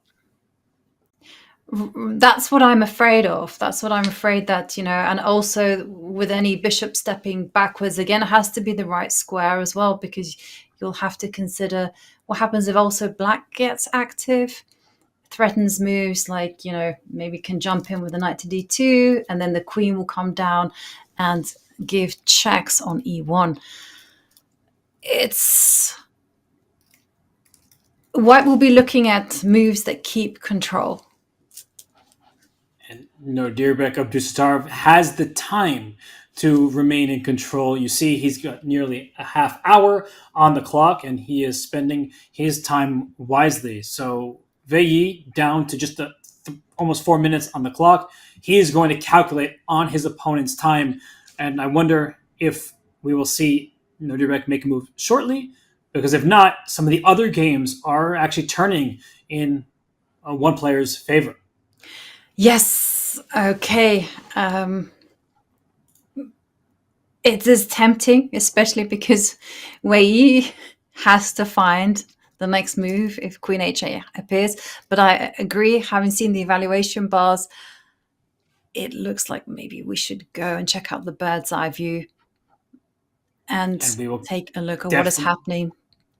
Definitely keep everyone updated on this game. I will keep my eye on it for sure. But I see the game between Gukesh and Nepomniachtchi. That was the one that caught my eye, Ivanka. And of course, Wenjun against Alireza Firouzja. That evaluation also sky high for her. Yeah, shall we quickly check in on the Women's World Champion, Wenjun? Because I think that position is very stable. We can just do an assessment and then check out the Gukesh Nepomniachtchi game.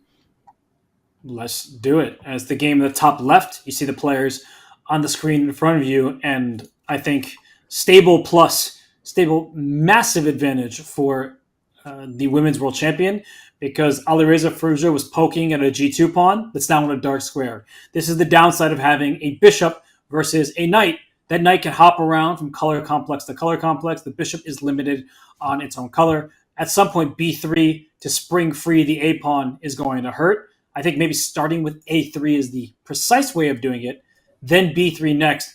And Ivanka, I actually think that white's play is quite obvious, and black is grasping at straws on the king side. Yeah, it's a nice move there. Fixing the pawn on a4, a3, then followed by b3.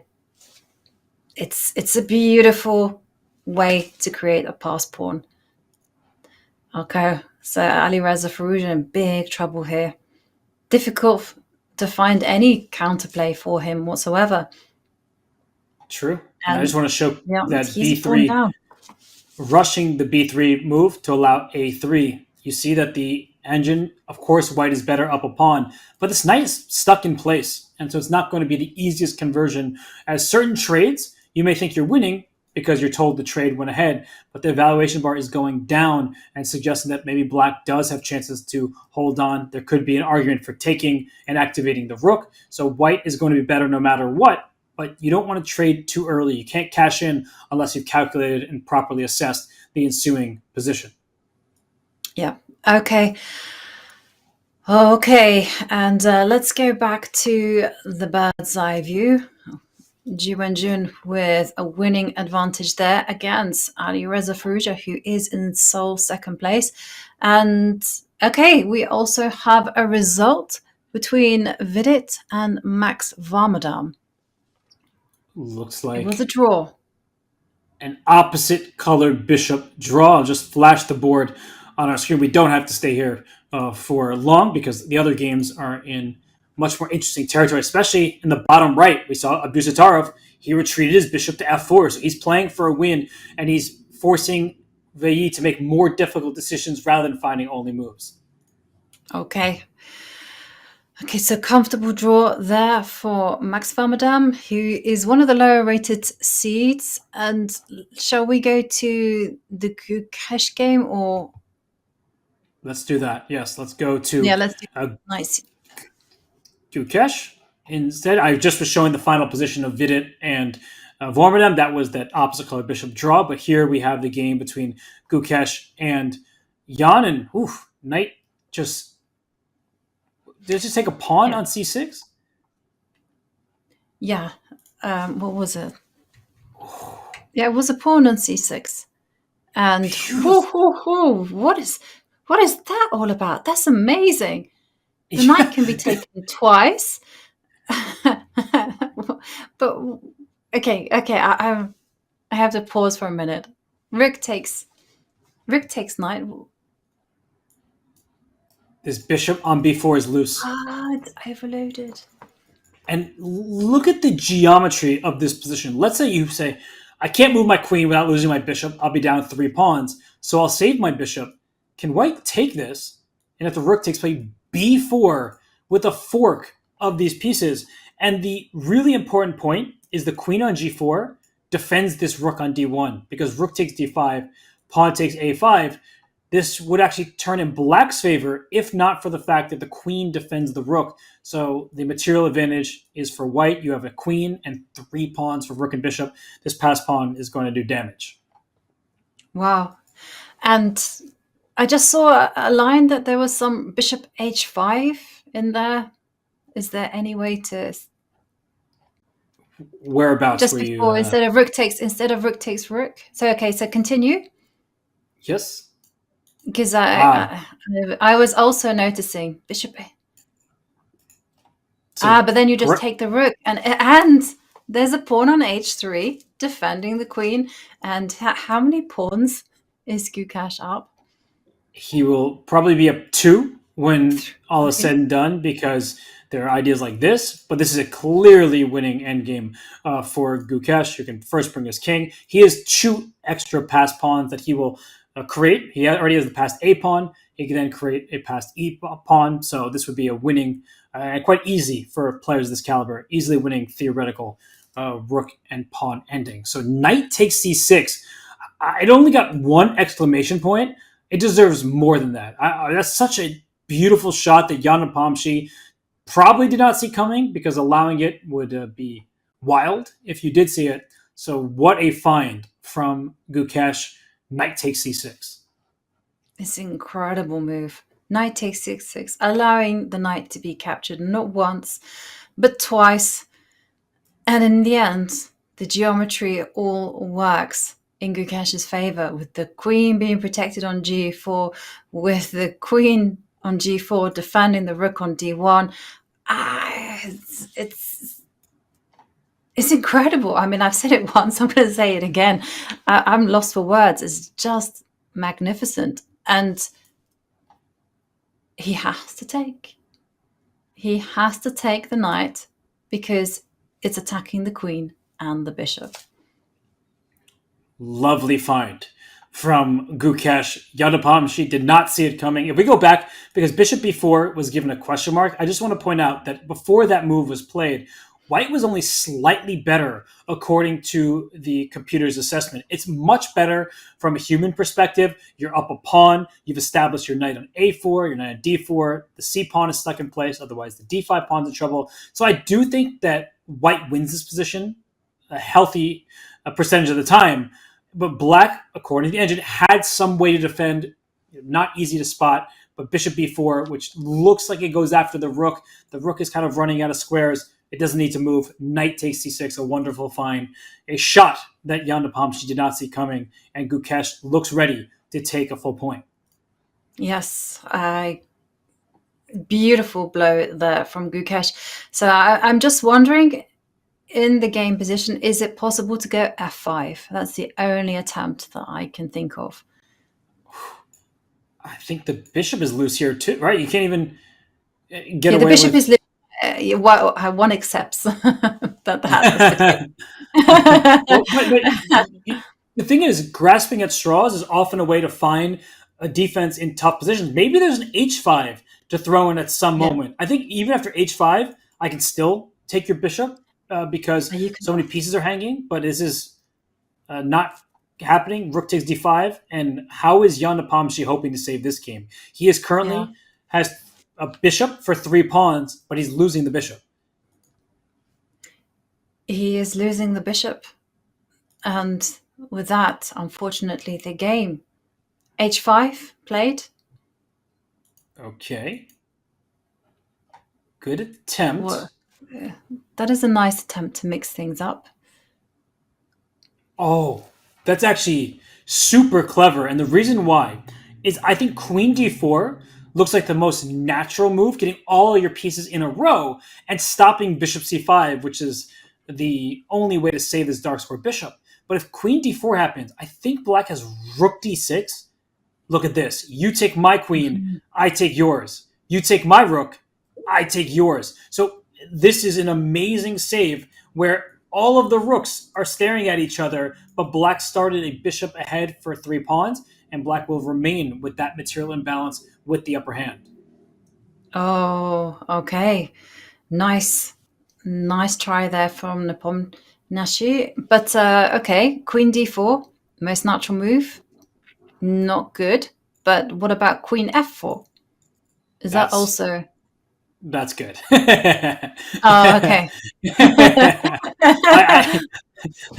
Well, we see the evaluation, and your queen has 3 squares that are safe along the 4th rank. Queen h4 just looks wrong. I mean, putting your queen on that side. Also, rook d6 still is an option, by the way, with the queen on h4, because you take the queen here, you lose this rook with check. I'm going to show that quickly. That rook d6, if you take the queen, down goes first rook with check, and then the second rook is captured right after, and black has too many pieces for the queen after bishop takes a5. It's 2 rooks and a bishop for a queen and 3 pawns, but the white king is in huge danger with the pieces staring at it. Big moment for Gukesh, and the fact that he's pausing and not playing quickly also indicates to me that he senses the danger and is just making sure that he is precise until the very end. Queen f4, it covers the d6 square, still maintains contact with the bishop on b4, and still it's the same trick if you step back with the bishop on c5. Exactly. You can play for these b4 tactics in most of these positions, although Jan's trying to rely on bishop c5, because if we think it's the same exact position, knight takes, rook takes, and b4, there's this rook takes d5, and that's why h5 was thrown in to remove the queen from the defense of this rook on d1. So it's good try here from Jan Nepomniachtchi, and it goes to show that you always need to be careful. Throw in a check on the last rank, and then put your pawn on b4 with the fork as long as your rook isn't hanging. So you have to be ever so careful. I think Gukesh, he can handle this, even though he is down to just 3.5 minutes. He plays queen f4, 3 moves to make it till time control. Jovanka, I believe in his chances. I also believe in his chances. And 2 players that had equal chances, they were Van Forest and Donchenko. Their encounter did finish in a draw. So once again, we've started with 3 draws, and still the fireworks have yet to be resolved, because on the other games, I'm just seeing that the evaluation bar is all the way up in White's favor. So can we take a look at the bird's eye view? Queen f4, great move from Gukesh.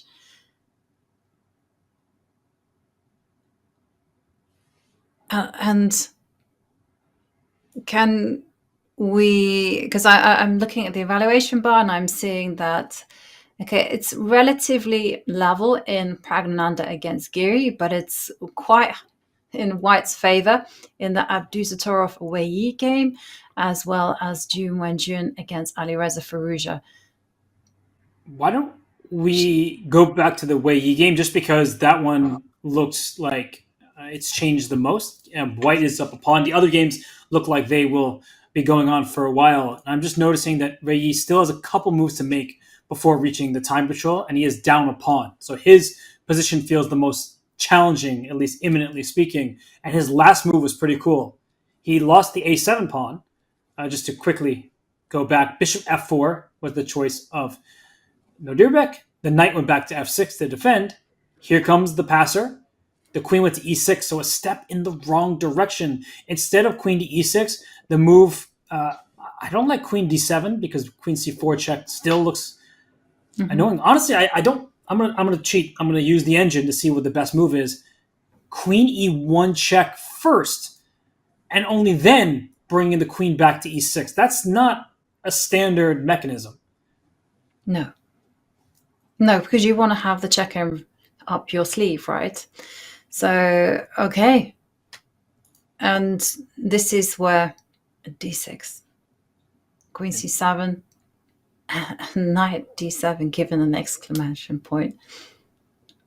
Wow. Just a blockading move. And here we see that g5 played, bishop g3 and h5. And that move, I would say these 2 moves, g5 and h5, the idea deserves an exclamation point, because you are saying that the white king has been safe and sound. But if I play h4, I force the bishop into a bad decision. Either I lose contact with the d6 pawn, or if I remain in contact, there are all sorts of checks on the first rank. So I think that Wenjun's defending accurately, giving up material for the active defense.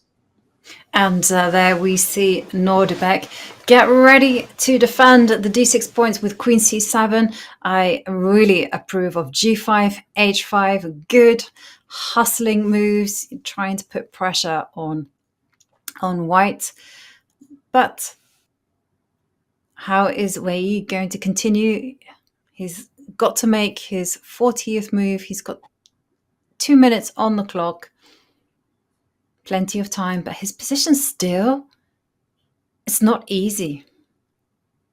Not at all. Because, you have some obvious looking moves, but you're never sure, do I push that second pawn? What trades can I afford? Should I actually allow this bishop to hit the pawn on b6, which is what h4 encourages. Ivanka, with 1 minute, 40 seconds of counting down, I think that they very legitimately could go wrong on this turn as the options are not abundantly clear. Yeah, and he doesn't have that much time on the clock. The big question is whether to allow bishop f2 or not. And if he says no, that shouldn't be happening, then he has to threaten queen to f5. And now I understand the whole point of why the white king should be on h2. Because if the king were on h2, you could just simply, you'd force the bishop off that diagonal. It doesn't have any squares. That is so deep that queen e1 check was a play for this exact idea, and having forced the king on h2, that's really, really smart because there would be checks. Now, there's no tempo gaining checks. Bishop f2 looks reasonable to my eyes. The engine saying white's only slightly better. We'll see if Wei Yi is up to the task to hold on. But as the other players are in time trouble, maybe we should venture back to bird's eye view and see what's happening in other boards. Definitely, let's head there, and we can see Gukesh. That game has settled. Let's see whether they've made the time. They've also passed the time control, and Gukesh is material up, 2 pawns up, and Alireza Firouzja and against Wenjun there on the top left. And they are on move 36. So that one actually has changed quite a bit, whereas Pragg versus Giri, it looks like the balance has been maintained. If we check in on the women's world champion, her advantage, not all of it is gone, but quite a portion of it. I think that the players, they don't recognize how big or little the advantage has been, but the last couple moves seem to be favoring Alireza in terms of his drawing chances. Mm-hmm. And is that because by advancing the pawn to h4, it means it's easier for black to trade off pawns? So I'm just trying to dream up a scenario where the black rook has moved from g6. There's a king somewhere on f6, and I'm seeing somewhere where black can play g5 and just create some counterplay against a weak g3 point. You can start trying to trade, and the weak g3 point is exactly why white can't easily scoop up this pawn. And there could be a future if white just allows black to move without responding. If this king can get up to g4 itself, suddenly the g3 point is really vulnerable. So Alireza down to 5 minutes. I could see him going wrong on this very turn as well, because it doesn't look clear to me how black should make progress. King e8 played. The engine liking white's position once more, but this knight on b4, Ivanka, that's just a bad piece here. It can't move. That is true. It can't move. But what about your plan of putting the rook on e3, a3? Oh, there you go. Big threat of knight takes d5 on the board. Uh-oh. So you probably should move the king, and then a3 and b3. So even though she missed it the first time, she has it the second time, but she has allowed the black king to get much more active. That is true. And is there any sense to maybe maneuvering the white king to d2 and then dropping the knight back to d3? Could be, but I'm wondering if black can. Or maybe you can just do it. Maybe you just go knight to d3 immediately. I think the black is going to capture, and what I'm worried about is that in a position like this, the black king will come out to b5, the rook will sit on g4, and you have too many weaknesses on both sides of the board. That is very, very true. Okay. So, Wenjun, she has to be accurate. Yeah, this trade, you're told the trade went ahead, but not in this position. She needs to break this pawn free. A3 and then b3. If you start with b3, we were looking at lines like that earlier, then black can play a3 and the knight cannot get out of here without trading off for this bishop. But we just talked about how black will get the king to b5 and the rook to g4 and be able to hold. So that is not the situation you want. a3 first, b3 second. White can play with a free hand for victory, but black is being stubborn. Mm-hmm. Yeah. And, well, we're waiting for Ju and June to come up with a move. And there in the background, we can see that the game between Anish Giri and Pragnanda, they have passed, well, Pragnanda has passed move 40. And it is a knight and pawn endgame. Anish, with 12 minutes on the clock and ticking down, has plenty of time to make his 40th move. And once move 40 is reached, the players, they gain time on their clocks. So that's why Anish, he is looking quite relaxed, at least in terms of his clock. And this is the game between the leader, Anish Giri, and someone chasing him. We've Nodirbek Abdusattorov still playing its way on screen here. Nodirbek, he looks locked in. And there you see Wenjun and Firouzja. So only 4 games remain in this round. Yeah. And incidentally, this game that we're seeing in front of our screens is the only one that hasn't reached move 40. Ooh. Okay, well, if that's the case, then we should probably stay with this one for now. And Wenjun, she needs to be careful here because she's let quite a bit of her advantage slip. She doesn't want to have that engine say complete zeros. It's incredible, actually, how just by pushing that pawn up to h4, she's caused her life to be a lot more difficult on account of the black rook now potentially moving up to g4. She can no longer make that trade for a knight and a bishop. And the only way for her to actually secure a winning advantage is to go a3 and then b3. And even then, it's not entirely clear whether it's that easy because the black king has managed to centralize itself on d7. The king is active. That's exactly what she wanted to avoid. And you would think that once you spring free the a-pawn, that you just throw it up the board. That is the goal. And it does look like the pawn has a clear path to a6 at the very least. So I do think that white has tremendous winning chances as the rook on the third rank will be protecting the g3 pawn all the way from b3. And I think your idea, at some point, black needs to try to play a move like g5 and start trading pawns on the king side. But first, we see the pawn push on the queen side. Yeah, a3. And we can see Anish did make his 40th move. And now we'll be getting an extra 50 minutes on the clock to ponder over his knight and pawn endgame that he has against Pragnananda. a3. Alireza in thought, just around 5 minutes and 15 seconds. And they are on move 38. But Alireza has been playing some great defensive moves and showing us all why it's so difficult to beat a super grandmaster. He got himself into trouble, but he's trying to get himself out of it. And you see Alireza, he's focused. The problem, I think, trying to defend this position from the black side, first, you've been defending for a while. You're probably tired, not happy looking at the position. But also, white's plan looks so clear that you trade pawns and then push the a-pawn. So white's idea is very natural. How black defends is a little less obvious to me. I do like your idea, Jovanka, though. At some point, rook g4 and pawn in g5. I think that's the only way for black to gain some kind of play of his own and not just sit and wait. Yeah, I mean, what's stopping black from doing that right now? Rook g4?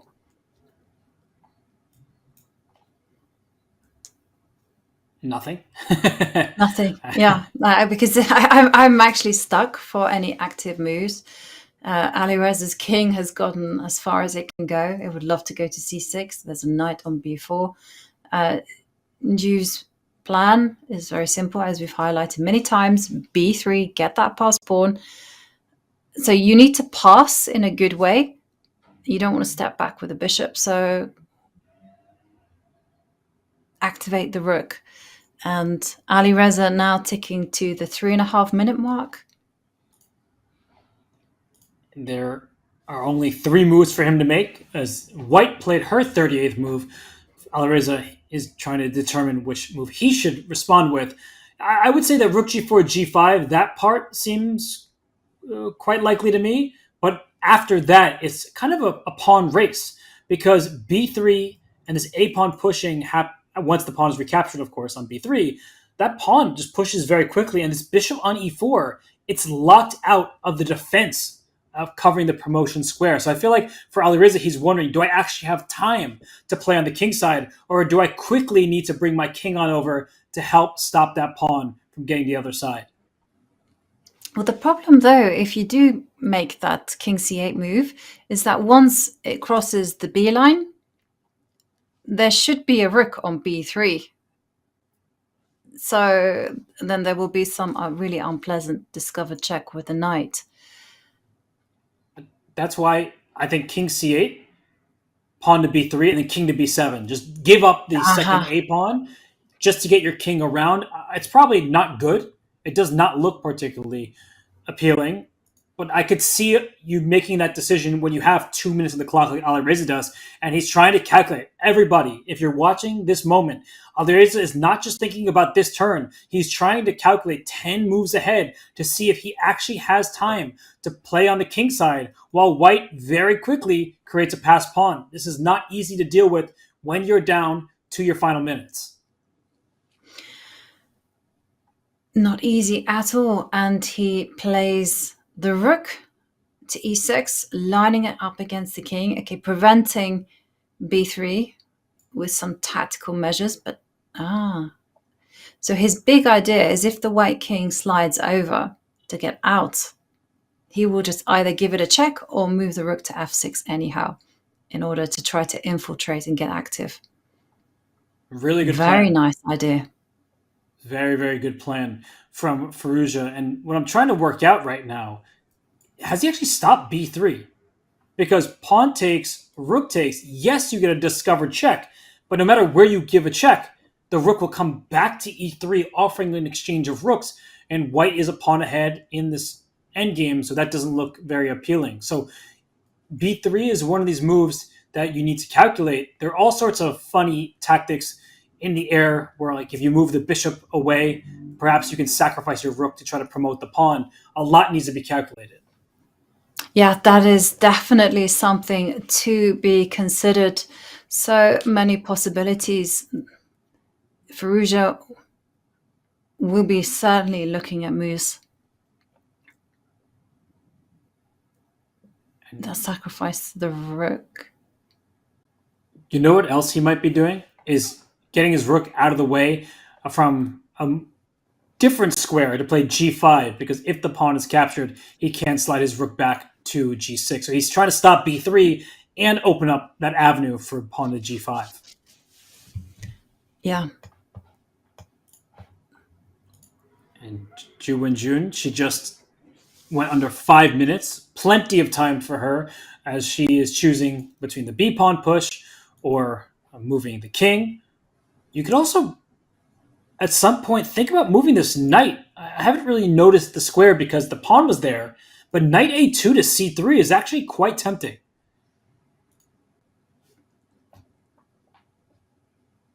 And she slides the king to d2. Okay. She received a question mark for it. Yeah, but objectively, it's not a bad move. I think your response, Ivanka, rook f6 seems to be the most natural continuation, and Alireza plays it. But then we can, unless there's some sophisticated point, you can simply slide over to e2 and repeat the position and just make those critical decisions about whether to advance the b pawn or not. And leave that until after move 40 when you have more than 50 minutes to ponder. And there we do see a result between Praggnanandhaa and Anish Giri. It was a knight and pawn ending, and it did finish in a draw. Seemed to be the fair result. Anish Giri held on, and he keeps his lead in the tournament because Alireza Firouzja does not look like he's winning this game. And we saw the king go back to e2 from Wenjun. I think a big difference here is that black can now strike with g5. She has given Firouzja a few tempy moves, bringing the king from g8 over d7. And now by wavering between d2 and e2, black can think about playing g5. But maybe she's trying to induce g5 as it may not actually be the right plan. Well, Alireza under 2 minutes, just one move to make. Does he change the scenario by playing g5, or does he just simply repeat moves? Rook e6. I think g5 is likely, but I also think that after taking on g5, Wenjun will bring her knight to c3, and that is going to be a huge thorn in Firouzja's side, because as I just drag the knight to c3, it attacks the a4 pawn, the bishop on e4, and the bishop moves, the d5 pawn is also targeted. So I like this rerouting that was initiated by the a3 push. We see rook f8.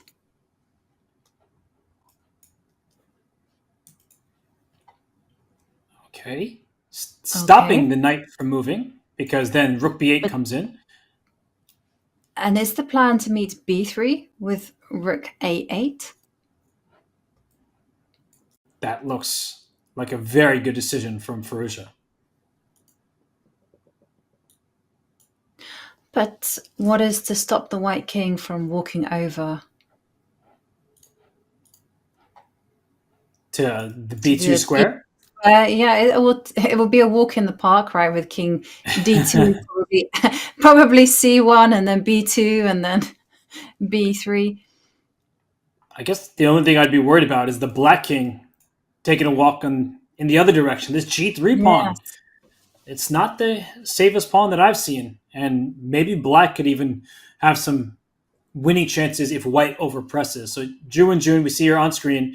The players have reached move 40. She's going to try to steal a victory from this current position where she remains slightly better, but Alireza has been defending accurately. So a long game left ahead of these two. Yeah. And, well, we have seen 4 games finish, 4 draws, but everyone else has made the 40 move mark. And suddenly I'm seeing a readjustment. If we take a look at the bird's eye view and just have a look at the evaluation bar, I'm seeing that games that we thought that were winning, and I'm looking at Gukesh against Nepomniachtchi, the evaluation bar is saying not so won. Interesting. Maybe the players are looking at certain strategies in their game that they assume is winning, but may not actually be as accurate as they would hope. But yeah, that game between Gukesh and Nepomniachtchi, it's still fight left in it, but Gukesh has the upper hand. We'll see if he can convert his advantage into the full point. Yes. Okay. And now that everyone has passed the move 40 mark, they will have added time to ponder over the position. It is perfect time for us to take a quick break, but don't go anywhere because more of the fun to come.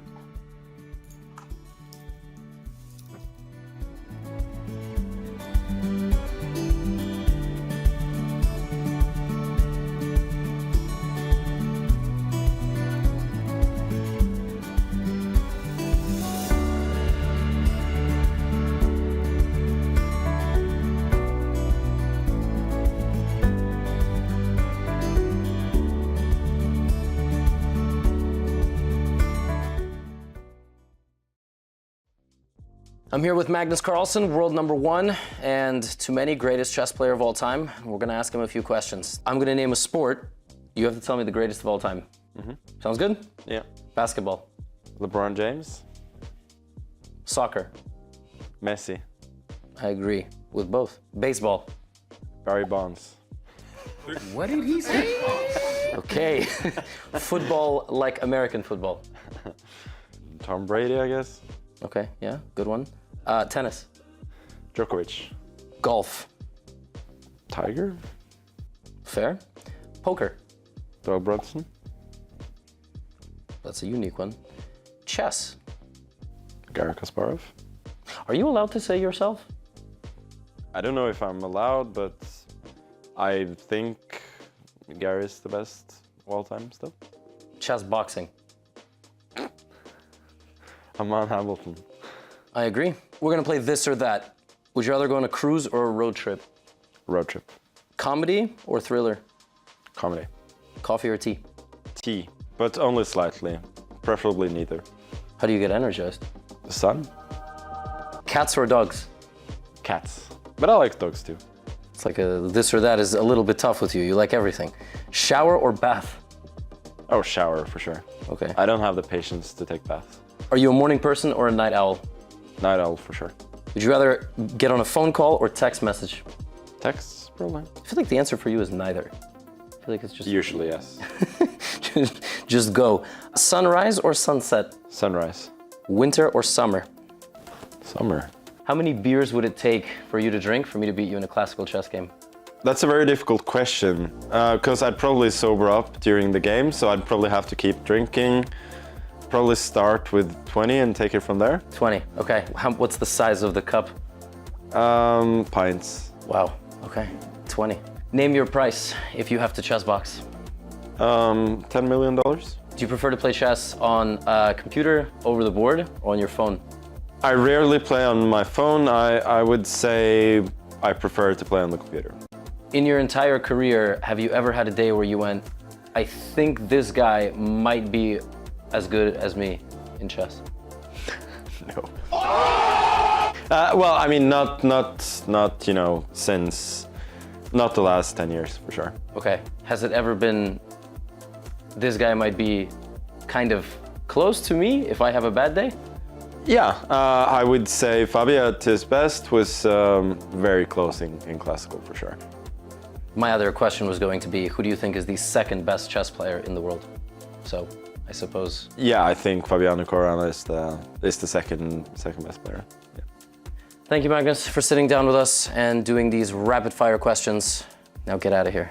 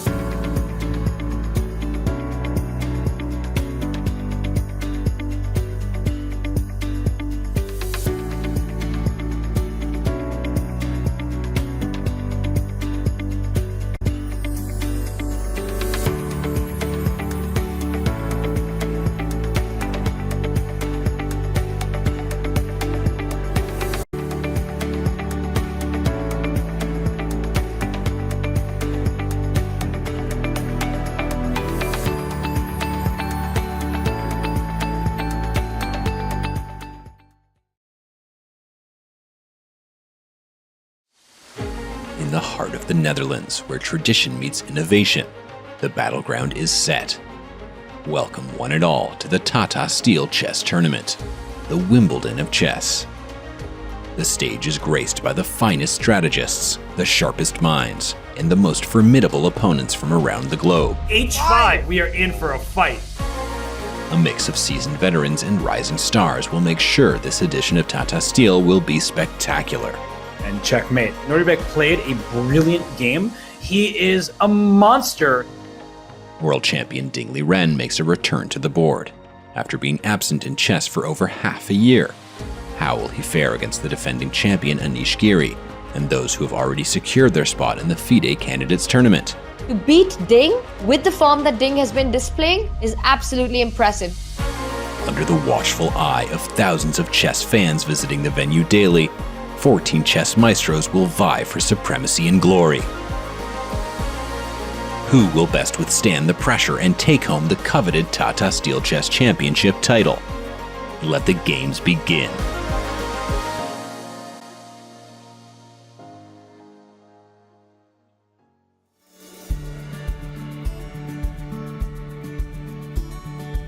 We are back, and 4 games have finished, all ended in a draw in round 5 of the Tata Steel, but 3 games continue, including one from this gentleman, as the 17-year-old Gukesh will try and close and push home his advantage against Nepomniachtchi. Can he do that?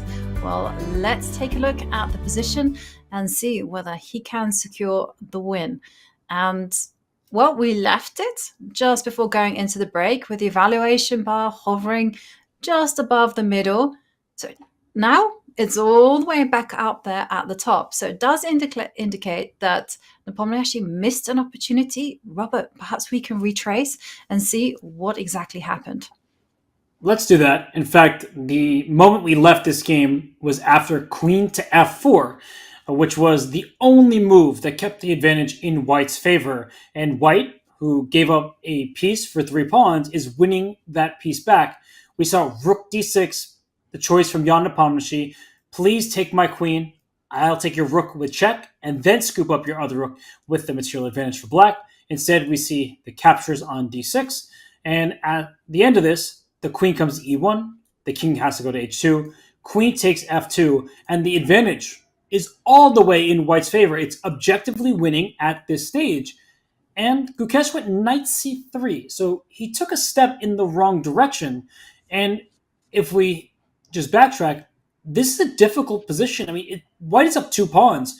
And the assessment is that White has a huge advantage. It says plus almost 3. But Ivanka, I do think it's tricky when this queen on f2 threatens the White king, threatens the a2 pawn, threatens the e3 pawn. White can't hold everything together. That is true, actually, because the bishop was threatening to come into e4, threatened checkmate. And okay, so knight c3 was played. But then my question as a certified member of the Pawn Grabbers Association is, what was wrong with going queen takes e3? You know, I actually, okay, I'm going to take one step back and see what the engine suggested because I'm curious. I'm going to look. It said knight c5 was the best move, taking away the e4 square, giving up the a2 or the e3 pawns, and likely just shoving the b pawn down the board as this bishop on g6 doesn't get to join the party. So I get why this is good. Now, after knight c3, queen takes e3, I'm pretty sure White's idea was knight d5, and no matter where you move your queen, I pre-move knight e7 check, and then I take this bishop on g6, and the queen on d6 is in a perfect location, shielding the White king from checks, allowing you to push the a and b pawn. So I'm guessing that Jan Nepomniachtchi visualized this position and said, it doesn't really matter where I move my queen. Let's go back to the second rank somewhere. And this capture should lead, in his mind, to a win for White. Right. I can see that that is going to be a huge problem for black. Your pawns are simply going to go forward. And so why was the evaluation bar So it wasn't in the middle, but it was close-ish. No, closer than now. Let's see. So knight c3. I'm going to just verify because no, it says queen takes e3 is the best move. I think this is a depth issue potentially, that this move doesn't actually deserve a question mark from a human perspective. If queen takes e3, knight d5, knight, not d3, d5, is winning for white, then knight d3 is an excellent move because it tries to liquidate everything. And just to put that on the board one more time, that in the event of something like this, I think white can even give up a2. And actually, the engine backs it up. Queen takes a2, b5, b6, queen c7, and you push your pawn. Perhaps I'm getting ahead of myself because it doesn't say completely winning for white, which means that there might be some defensive resources here, and maybe there is a hold at play. It just looks really bad for black. It completely looks bad for black. I mean, it's the white queen is on the Goldilocks square, protecting the king and escorting the b-pawn. So yeah, I can totally understand why Jan rejected this. But let's go to the game. The game continued with queen c2. And now the queen stepped back to d4. Everything is under control. It looks picture perfect. And then I see from the live position that the bishop d3, with the idea of putting the bishop on f1, is in play. And that's why the knight went around to d5. It can hop back to f4, and it looks like you could dislodge the knight because of your checkmate threats, but the checks actually work out in white's favor. So bishop f1, knight f4, g5 does not win you the game because queen d8 check picks up that g5 pawn, and the rest of the pawns fall as well. So it seems like Gukesh has taken his geometry classes, and he figured out that his queen is helping to save the day thanks to these checks. Yeah, absolutely. And then that means there's really nothing that Jan can do. Okay, we do see bishop e4 being played, but it's going to be the same issue. The knight will drop back to f4. Where is the hope? Because I'm failing here to see a single chance for Jan. Perhaps the hope is that the pawns can't move super quickly because of the bishop and the queen teaming up the way they are. But because g5 is never available, it means that white has a stable defensive setup with this knight on f4. It's the only move on chess.com. Moves like this receive exclamation points in game review is the only move. So it is the play to protect the g2 pawn. No g5 available. Ivanka, I don't actually see how black does anything. The pawns are going to storm the queen side. And queen c4 is a threat too. And I was just thinking, well, if the bishop moves from e4, white even has ideas of swapping queens by playing queen d8 check. And if the bishop has left the diagonal, you can just go queen d3. And them off. Bank it. Yeah. No, this is what white is relying on as well. So I actually don't see how black does much of anything. Queen c4 is actually a pretty nasty idea because you can't. Queen c4, I think, forces queen to b1, but now that the queen's on b1, start pushing those pawns forward and you have full control. Yeah. And there's just no salvation in the bishop versus knight endgame after queen takes queen if it comes on c4. No. Trying to say, look at that, you have some split pawns. I have a bishop, a good long-range defender. I'm trying. Look, I'm really. You have to, and the players need to as well. Yeah.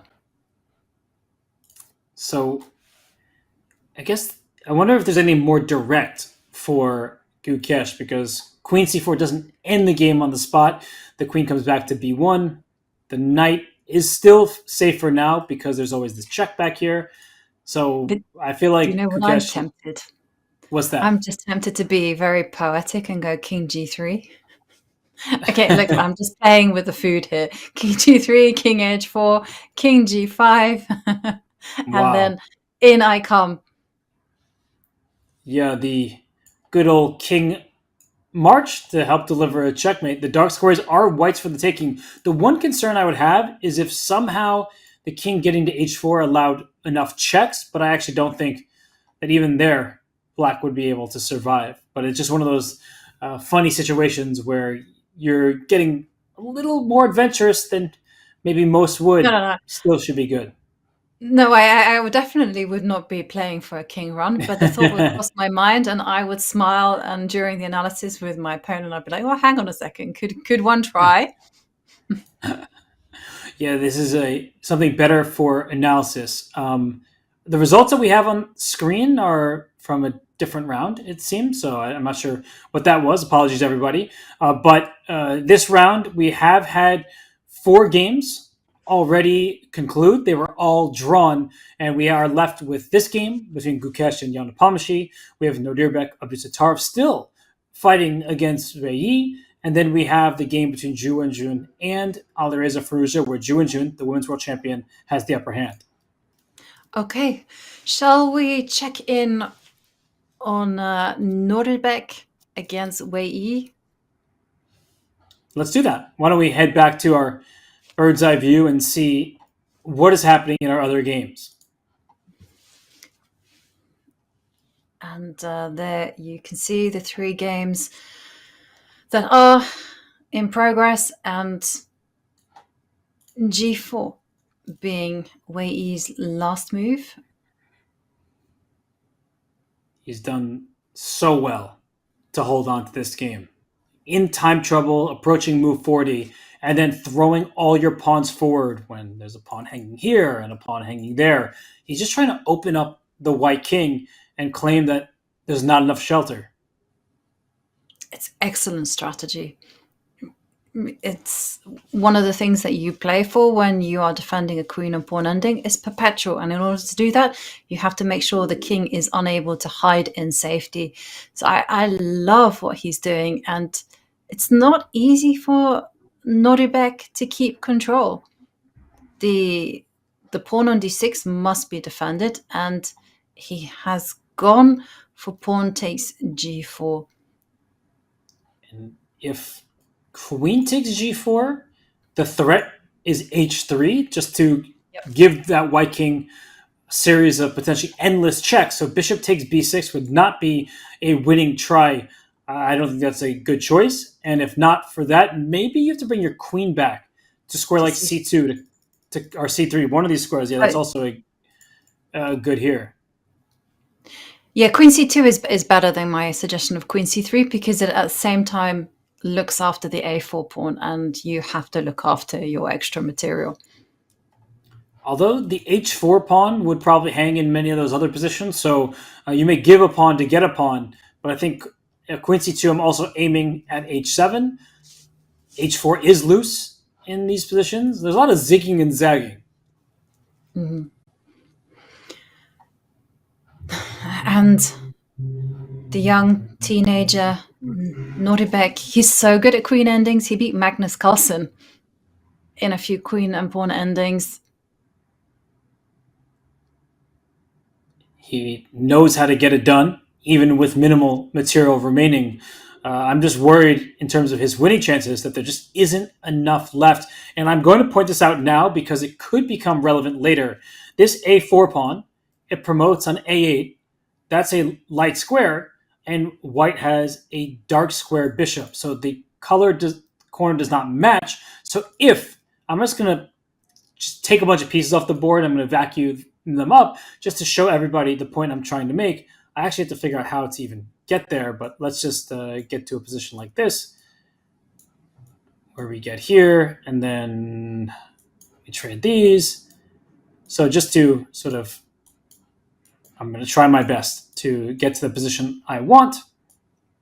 Let me just do it. Everyone forgive me as I try very hard to get to the position I'm aiming for. Here we go. In a position like this, if white is left with these two pieces, even though you're a bishop and a pawn, it's still a draw. You see the table-based draw because the black king just sits in the corner and there's no way for the white king to and pawn and bishop to kick it out. So know your theoretical endgames because this could come into play stemming from the live position if black is able to trade some pawns and leave white only with the a pawn and the bishop. Absolutely.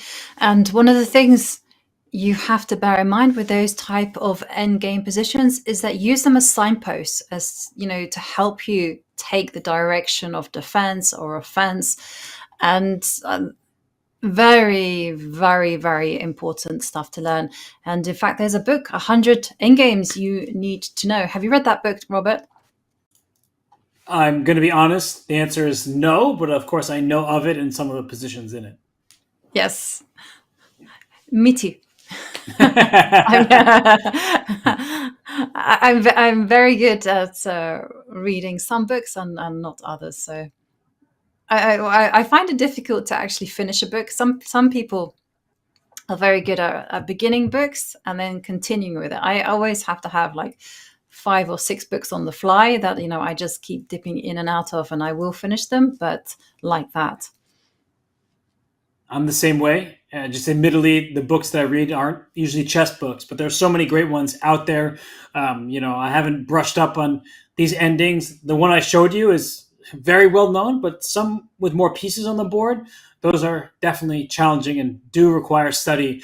So there's plenty of material out there for people to learn from as they try to improve their endgame technique. So Nodirbek Abdusattorov, that is a player you can learn from when it comes to endgames. You mentioned Ivanka, he's beaten Magnus Carlsen in queen and pawn endgames.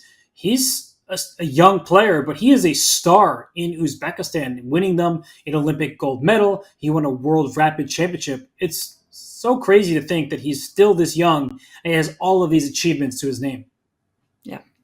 Just 17 years old when he became World Rapid Champion. The youngest person to ever do such a thing. And like you say, helping Uzbekistan win Olympic gold. Now that one was a huge surprise. Everyone was expecting it was going to be the USA. Sorry, Robert, or India, but it turns out it wasn't India. It certainly wasn't the USA. Instead, it was Uzbekistan and India too, full of young promise that ended up in the gold and silver medal. Unbelievable Olympiad. Were you there in Chennai? I was indeed. I was coaching the U.S. team, so you bring back some sad memories for for our squad as we did not obtain the level of success that I think a lot of people had hopes for. But the Uzbek team led by Nodirbek, they're a big reason why. He beat Fabiano Caruana from the Black Pieces, so he had an amazing Olympiad, including that win over Gukesh. That was heartbreaking for him and the Indian fans because Gukesh had the upper hand throughout the game. But Nodirbek is one of the biggest fighters in the chess world. He never stops if there's any life left in a position. Yes, absolutely. And there we can see Nodirbek stretching, getting ready for the in-game stage in the game, trying to find a way to keep control of the position and nurture that extra pawn advantage that he has. And let's check out the bird's eye view because we should revisit the game between Wenjun and Alireza Firouzja. Alireza's drawing chances were increasing the last time we saw it. And we've seen b3 make an appearance and Alireza's bishop is on g2. That's a kind of funny square for the bishop, but it does control f1. The rook can also join the party at some point from this square. And it is black to move in the current position. Coming up with plans here, not very easy. This rook at some point could think about coming to e5, hitting 2 different pawns, and trying to also go to g5, to hit g7 while defending g3. I still like white's winning chances. I know if we look at the graph of the game in terms of the player who's been worse or better, You see it there, that from the start, it was quite level. Then Alireza made a pretty huge set of mistakes, blunders that allowed Wenjun to have the upper hand. She has kept her advantage, but it hasn't always been as big as it once was. Yeah. And the big question that you've highlighted is, should Alireza, in his strive to create counterplay, allow the rook to e5? This is very question. Huge. Yeah, because yes, you can, activating the rook with the move that you indicated, rook f1, in order to slide over to the a line and attack the a3 pawn. That's all well and good, but then the white rook will find itself on e5, and then it will be moving to g5, and there will be another pass pawn for Alireza to worry about. There are tactics. I realized that I suggested rook f1 and then realized as well that knight takes d5 can be captured. The bishop is overloaded, defending what was a pawn on d5 and the rook on f1. So blundering, not advisable for Alireza. You see that this game has featured a number of question marks from Wenjun. So she has not played a perfect game, but you see all the way to the right-hand side underneath us, Alireza Firouzja has made two outright blunders, and they came in consecutive moves, and it turned what was a level game into a one-sided game for Wenjun. Whether she's able to convert it is another story, but to answer your question, Ivanka, I think bishop e4 is a good idea, but this knight barreling back just to go forward to c3, that probably is causing Alireza some concern. Is it perhaps also tempting, now I think about it, to put the rook, to allow the white rook to e5? Okay, so I was thinking of making a move like c6. Tempt the white rook into e5 and then shut it out with bishop e4. That's and the quite argument is that if you were to slide it over to g5, well, that can be met by g6. And all the while, the black rook, can get active with rook a8. Yeah, just showing how the white rook can get a bit trapped over on the king side. And there's funny ways to free the rook. g4 comes to mind, because if you take with the bishop, the g6 pawn falls, and if you take with the pawn, you can play h5. So there are all sorts of interesting ideas and tactics at play here, but this is not the way that you want to go if you are Wenjun. She doesn't want to get her rook trapped. If the rook is blockaded for now, I'm thinking knight a2 to c3, but I know that also means that I'm losing sight of the queen side a bit, and this rook can slide to squares like b8 and a8. Yep. Okay, well, bishop e4 played by Alireza, and the rook on f8, nice defensive piece, able to swing in both directions. Ju has to think about what she wants to do. Is she wanting to play a3, a4, begin the march? But if you play that, then suddenly the knight on b4 can be attacked with rook b8.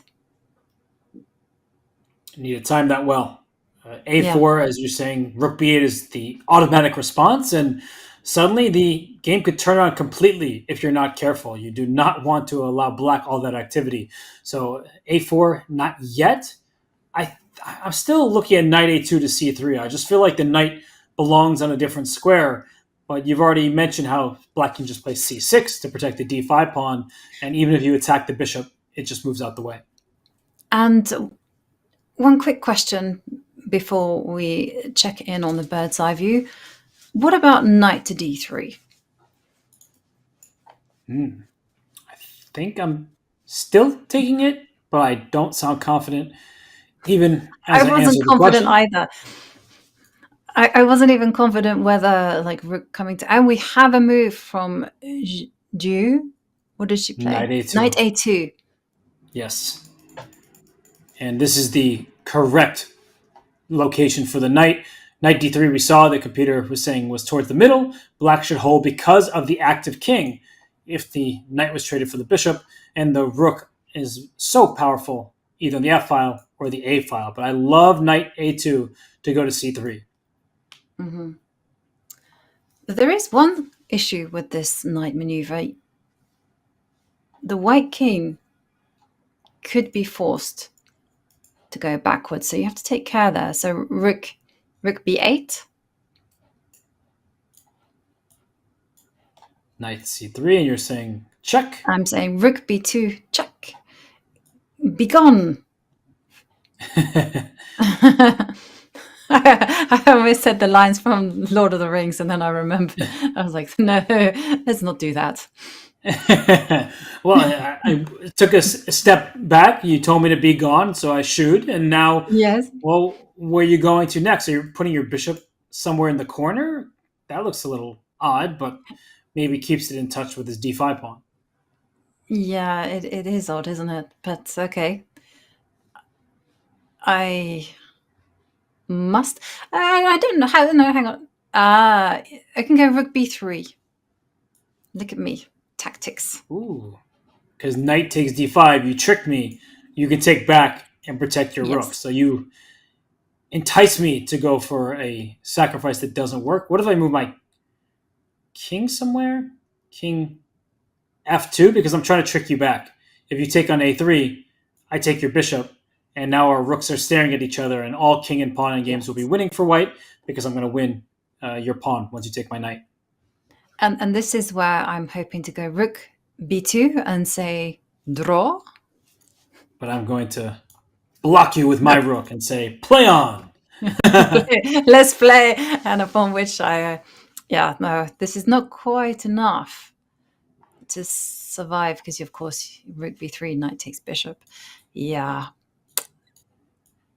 Just to finish the variation, the white rook can go to e5, and even if you play g6, this rook can just sit on the g5 square, and black has to passively defend while white can bring pieces up, eventually push the pawn, and unfortunately for black, you're getting squeezed. Totally. Teamwork makes the dream work. And okay, so knight a2, very clever move. Maybe forcing moves such as c6. Yeah, I was wondering about that. The d5 pawn. So that way, when knight c3 happens, the bishop can move on this diagonal. But c6, I'm also considering rook to b3, and now the white rook gets activated quickly. Well, you can't have everything. King c7 and then rook a8 and then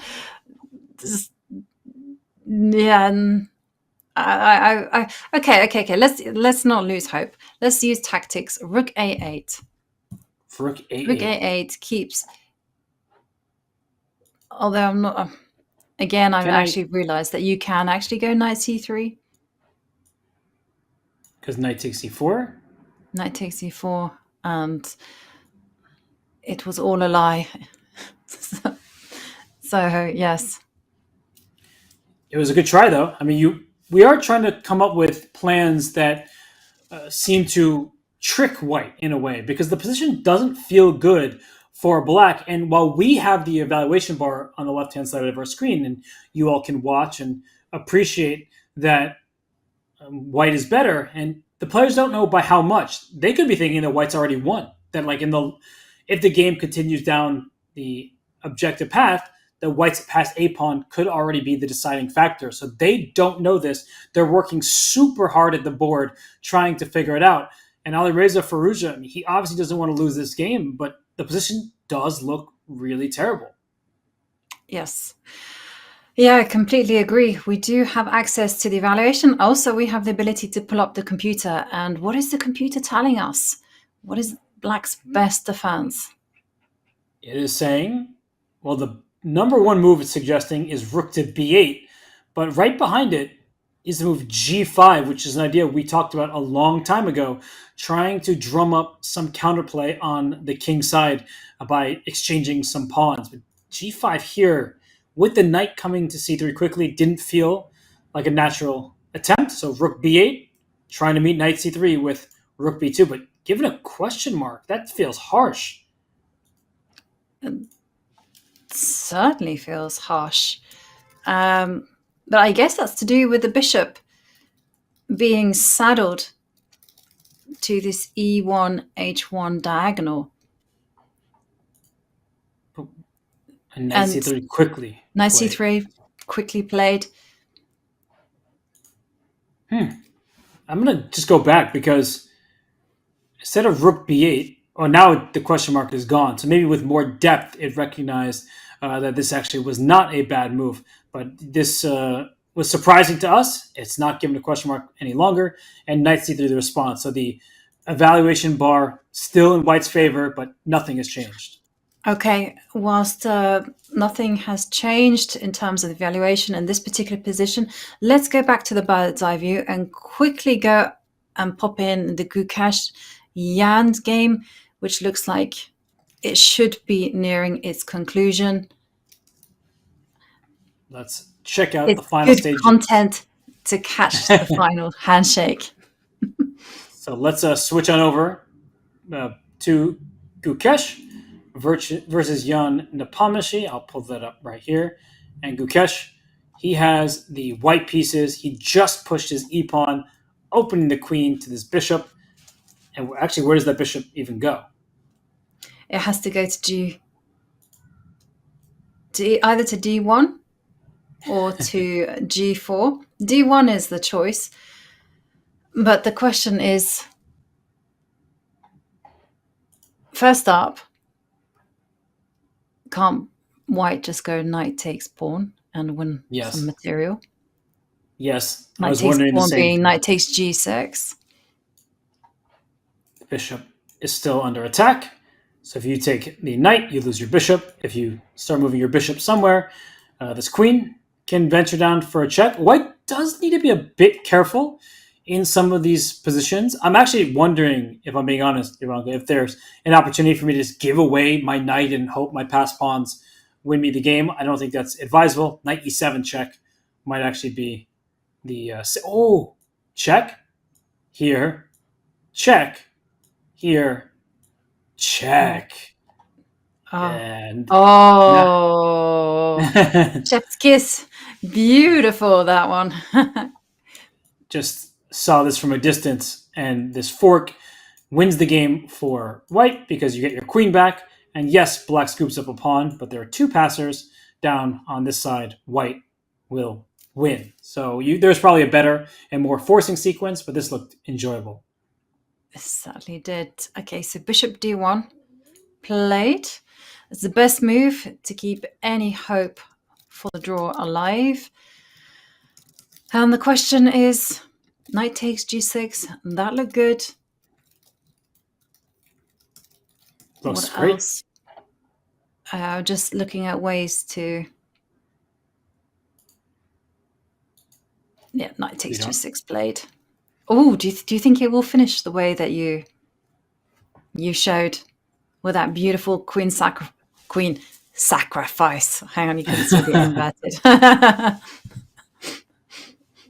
I'm waiting for Jan to make a move, but that would be a classy finish to this game. Jan, he is not happy at all. In fact, he was fortunate to survive in the fourth round against Alexander Donchenko after Donchenko uncorked that rook sacrifice on c2. So Jan has a plus score entering this round. He's going to be dropping back to an even score.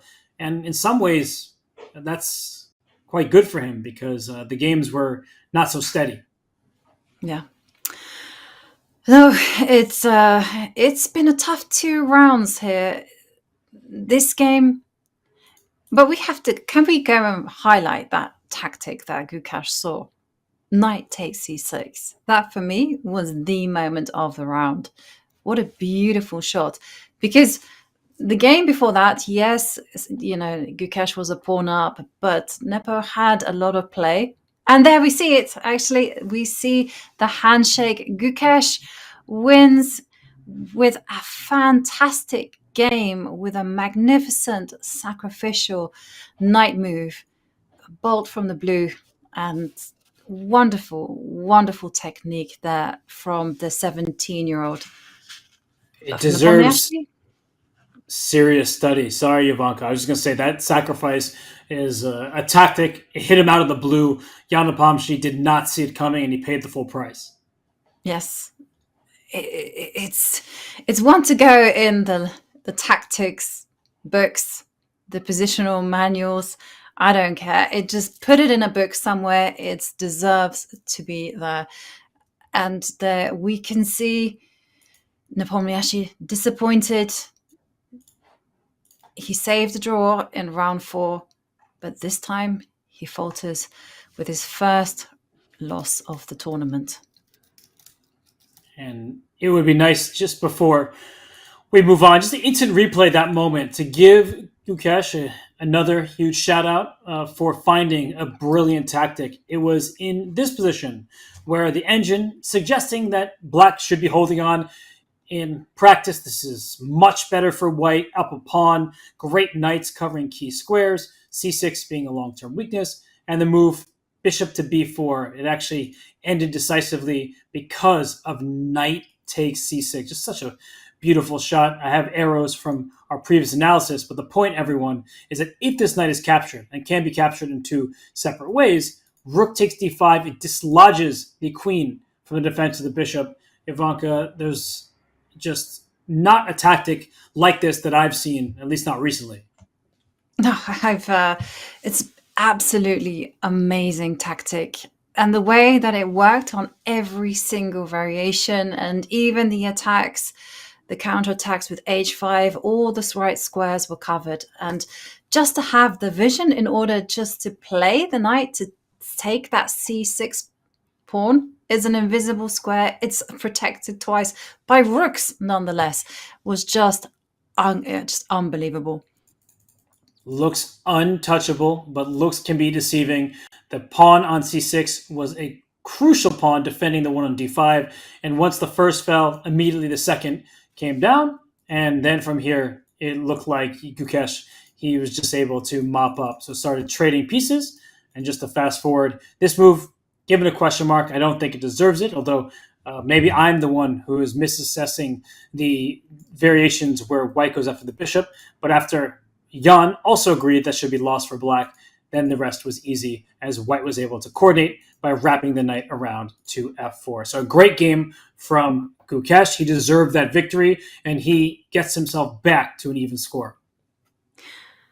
Yes, and on that magnificent note, we are going to take a short pause, but the 2024 Collegiate Chess League Spring Season, it kicks off this Saturday, January 20th. Every Saturday, tune in to the exciting team chess matchups as the strongest players at the university level compete for glory and seek to bring the CCL title to their school. Use !CCL in chat for everything you need to know. And with that, we are going off on a break. See you in a few.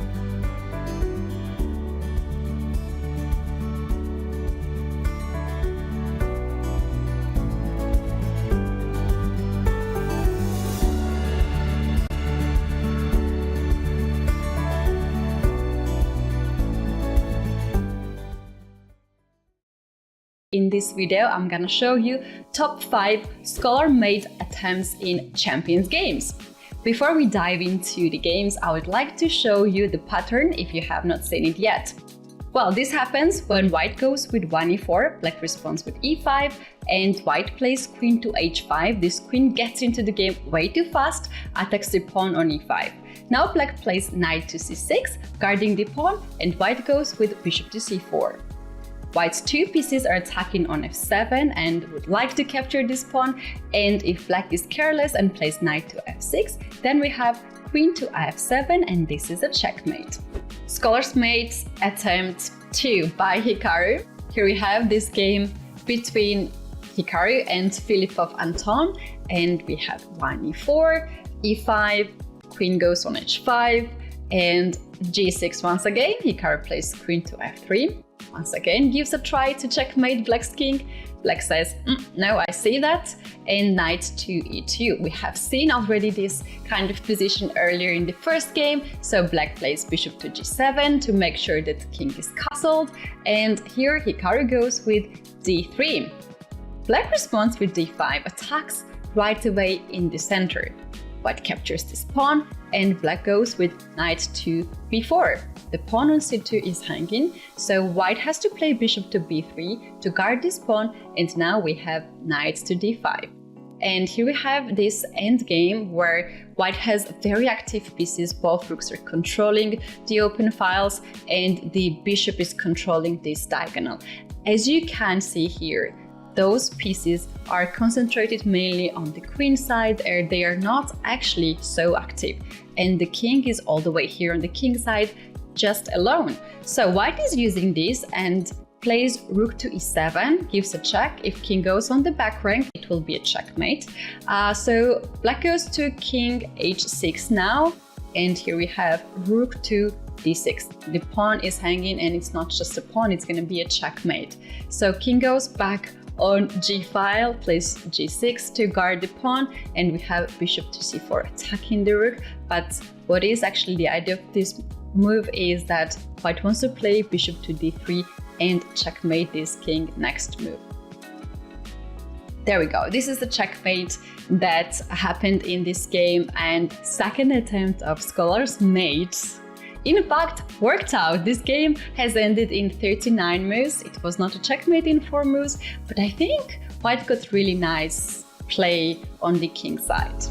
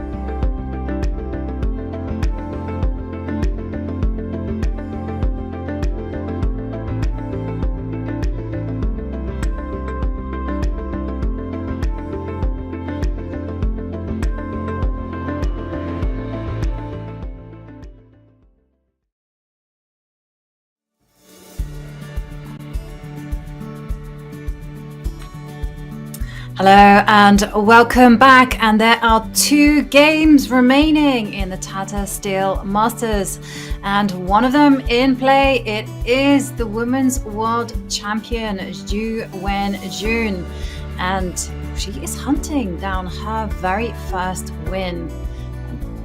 But before we take a look at that game, let's remind ourselves of the standings. Anish Giri still at the top of the table with 4 points out of 5. Pragnananda and Alireza Firouzja, they're on 3, but Alireza Firouzja is on 3 points out of 4 because he is fighting hard to save a half point against the 4-time reigning Women's World Champion. Everything still to play for, and there we revisit the Women's World Champion. She has been pressing hard and is 1 pawn up, but can she get her very first win of the competition? Robert, what do you think?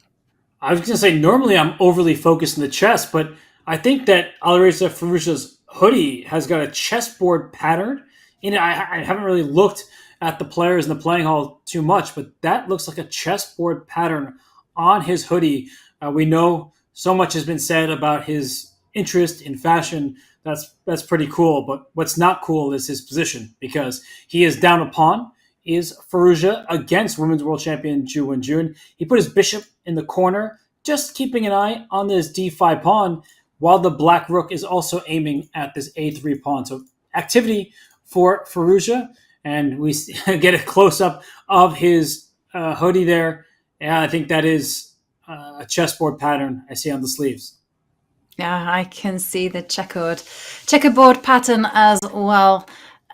Also quite appropriate that it's orange. After all, I can say Dutch coastal village. And as you mentioned, there is a question for Du. What does she do? How does she defend the a3 pawn? If it were me, I would put the knight back on e2 and maybe maneuver the knight to f4. Take a step back to take 2 forward. That is how a knight can journey. I like the look of that.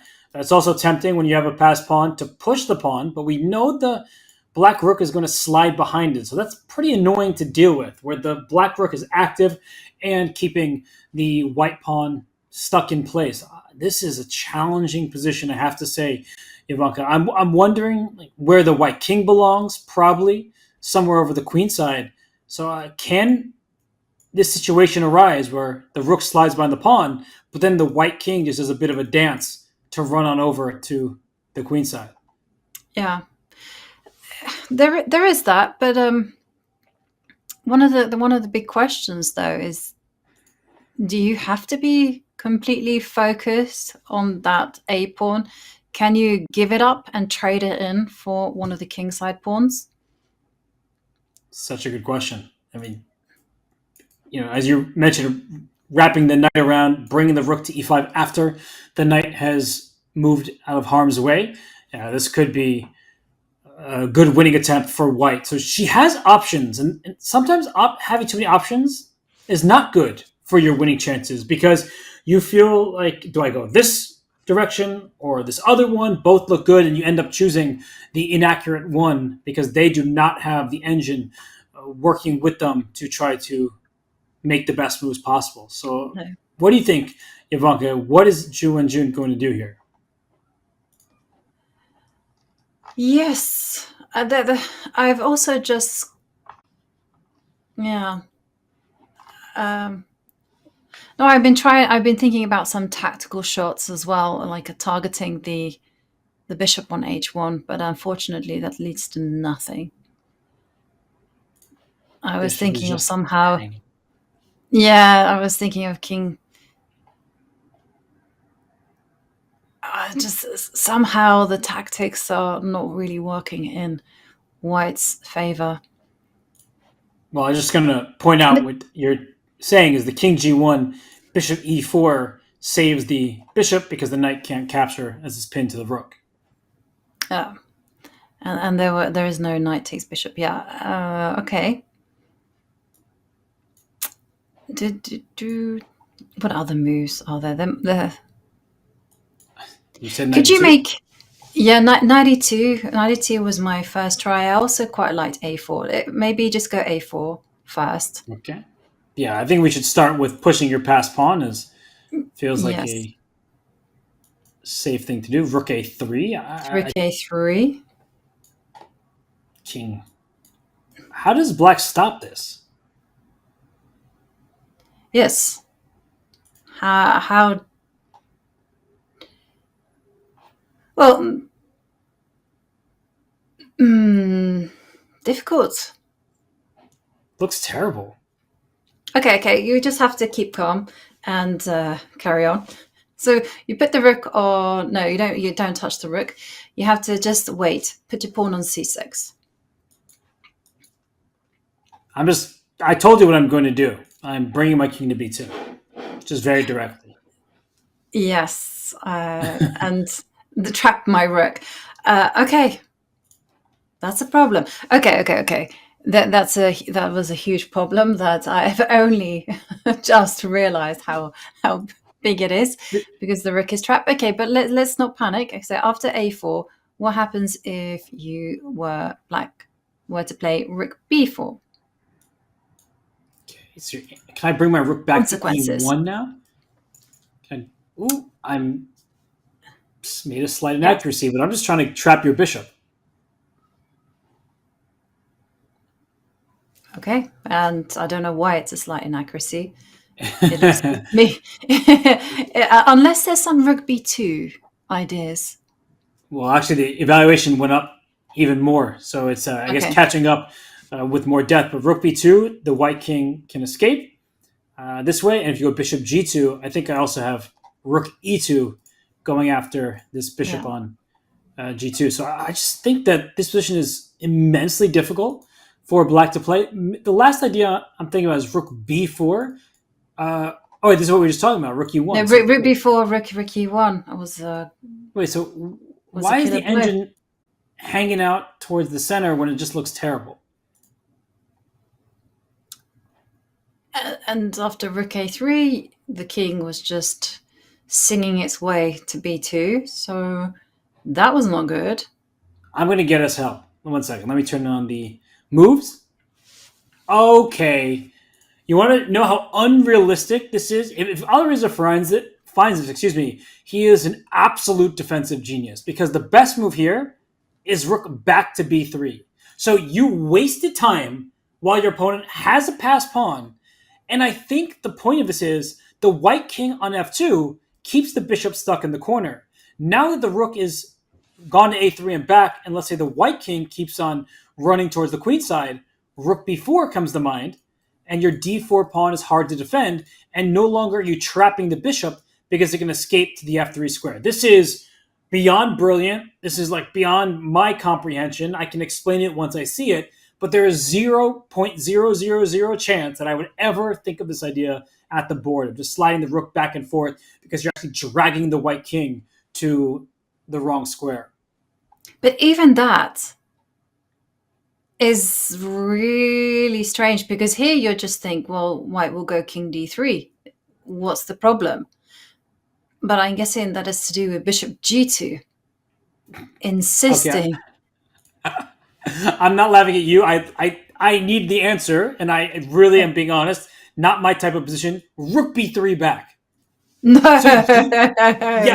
Yes. If I go back here and I make some kind of bishop move like bishop to g2, you see that the evaluation bar, okay, it still stays a bit central, but rook e5 is a double attack over here, and we start seeing how white is making some progress. So no joke. The plan has been rook b3 to a3, back to b3, up to b4, back to b3. What in the world is this position? And if here the king comes to c2, the rook slides back to b4 and targets this pawn. This is insane. But okay. How on earth is this working? Okay, let's go back. We need to be use our wits to defeat the silicon monster. Okay, so rook b3, a4. Yes. Rook b4. Makes sense. And I think rook b4 is the only move that the engine says keeps the status quo. Oh, but now went up. Oh, sorry. Rook because rook e1. A, because rook e1. No, sorry. Rook a3 first, and then this whole thing. Oh, she didn't push her pawn, by the way. No. She didn't push the pawn. I would have loved to see whether Firouzja would find that defense, but knight to d1, nice move. Yes. Rook can't give check. Rook has to move to b1. Rook b1, the most natural move, but I think rook b1, now rook e1?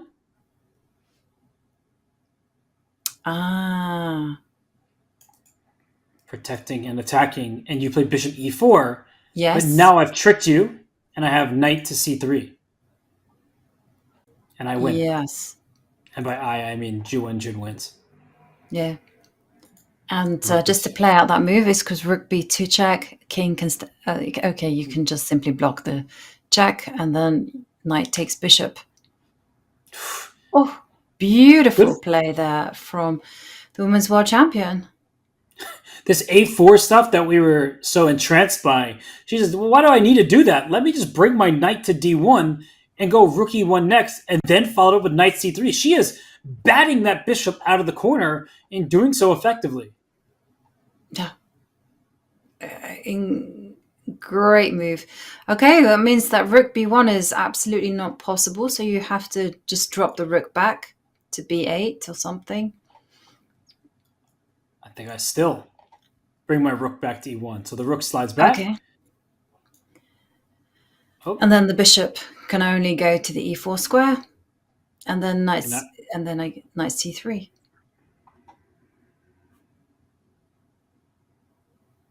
Looks very nice for white, but the engine's still saying black is in it. I'm going to go back before rook e1 because at this point it's indicating that white is much better, but I'm going to see what it says. It says knight c3 back, so it wants to play for this a4 variation. So This is what I believe she's going for because nobody repeats like that.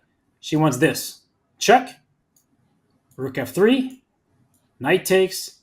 Pawn takes. And then probably some kind of king move here to take this pawn after giving away the a pawn. But the engine actually says that this is equal somehow. Okay. It doesn't necessarily look that equal to me. Rook takes e4, and then the white rook will go over and hustle the king side. The black king is cut off as well. This looks like a dream rook endgame for white. The engine says, no problem. You just go rook d3. And... Yeah, you tie both of the rook and the white king to their respective pawns. But what an amazing, amazing endgame this is. Sometimes endgames we say, it's boring, not so many pieces left. This is immensely complicated. It's such a challenging position to understand. Very, very challenging. And we will see whether the Women's World Champion will play knight c3 or, as we predict, drop the rook to e1 to attack the light squared bishop. But I love the way that she pauses, she takes her time and shows us why she's so good at the endgame stage. And Alireza fighting hard to survive. But there are 2 games still outstanding, and the other game that is in play is between Nodirbek Abdusattorov and Wenjun. Maybe we can go back to the bird's eye view and have a look at that encounter. Okay, I will pull that game up right now. And Nodirbek. Whoa. Yes, minor pieces have been traded off, and there you can see from the exclamation point that Wenjun being precise until the very end, because the big question is, how is white going to escape those checks? I unfortunately don't have an answer, and by unfortunately, if you're an Abdusattorov fan, you want to push your pawn up to d7, but then once the check is given on one of these squares, I like to keeping the queen in line with this pawn. The problem is that even if the white queen can block, you lose connection with this d7 pawn, and black would scoop it up. So you have to allow the checks, and then your king can't even move up the board anymore because the black queen checks it. So there's nowhere to run. Exactly. Nowhere to escape to, nowhere to hide. So, okay, then the next question is, can white keep the pawn on d6 protected and create shelter for the white king? I'm doubting it because the queen needs to stop the black queen from getting to any of these squares. So queen e7 check, it takes care of e5 and d6, but then with the queen here, if you push d7 after the black king moves, there's check here, then check back here when the white king goes to the first rank. So there's going to be what seems like an endless series of checks, and Wenjun doesn't seem particularly bothered by the position. I think he knows that he's managed to survive. Yes, he's certainly looking confident. And Nodirbek, he has 12 and a half minutes to complete the game. Remember, they do get that 30-second time bonus per move, but that's it. They are on the last phase of the game. We are expecting this to be a draw. Maybe we can turn our eyes back to the Du Wenjun game. And the reason I say this is because Du has just played rook e5. Oh, so let us flip back, because instead of retreating with her rook, she goes forward. So we are going to switch games to Du Wenjun versus Alireza Firouzja as Nodirbek Abdusattorov. I think he is going to accept the fact that he can't win this game, so we will keep our eyes peeled on it. But I'm going to switch games on over to the other one, as this game seems to be wrapping up. So I'm switching games here, and well, the rook went forward rather than back. Ivanka, do you like that decision from the Women's World Champion? Yeah, why not? Although there is there is something. Okay, it's attacking the h5 point. So G6 is an idea. You don't really want to be going rook h8. That's just passive. You must never sound the retreat in an endgame such as this. I always have this philosophy in rook and pawn endings: is if you have a choice, you know, whether to keep your rook active or passive but solid, you should almost always keep your rook active. Agreed. 1000% that a rook to h8, it also doesn't look like it covers everything. The rook can come to g5, and you have to play rook h7 just to defend both of your pawns, and that's the least active square that black rook can get to. So I think g6, that looks like a reasonable choice from black, but I think that she's being tricky here, because if you play g6, you're going to need your bishop to get to e4, but the bishop can't really get to e4 if the knight is heading to c3. So I do think she's challenging Alireza in a great way for her winning chances. And look at Alireza's clock. He's the one who's lower on time. Yeah, he is just under the 20-minute mark. But then the question is, then how do you defend the h5 point if you don't play g6? Either you're throwing g6 about to be played. Is that on the board? So this is becoming a question of move order. Rook g5, bishop e4, knight c3. That looks very promising to me, so I'm going to put that on the board for everybody. Rook g5. Incorrect first step, but I was being honest, it's a case of tricky move order. Knight c3. This looks very good to my eyes for white, because if the bishop moves to f5, you drop the d5 pawn.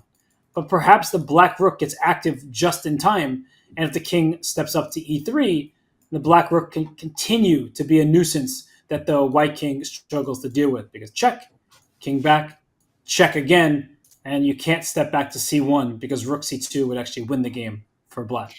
Yes. Can you step to e1? But you're still... it's... Then rook can. I think the key to holding is activity, and the rook is perfectly placed down here on b2. Maybe, bear with me, king c6. Whew, the engine didn't hate it. The point is that after the trade, the black king is so active here with a nasty pass pawn and the rook cutting off the white king. Yeah. Well, it's a nice save there by you, Robert. But she did not play rook to g5, but instead retreats the rook to e1, attacking the bishop. And we're back in that territory again, where once the bishop goes back to e4, knight c3.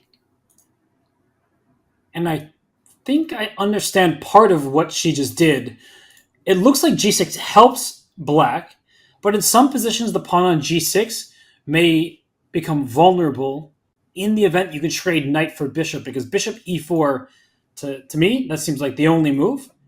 Knight c3, and then we have to look at these positions again where black gets the rook down to b3 and goes for the a pawn. I think we went this way, if I'm not mistaken.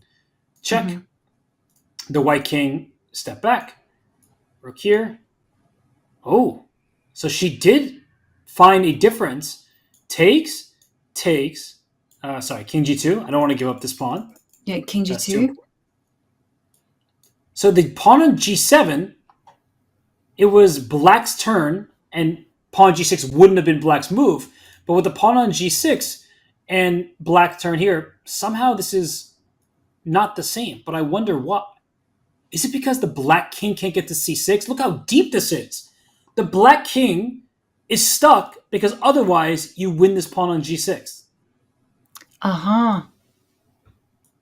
That's deep. That is incredible. Okay, so you have no waiting moves.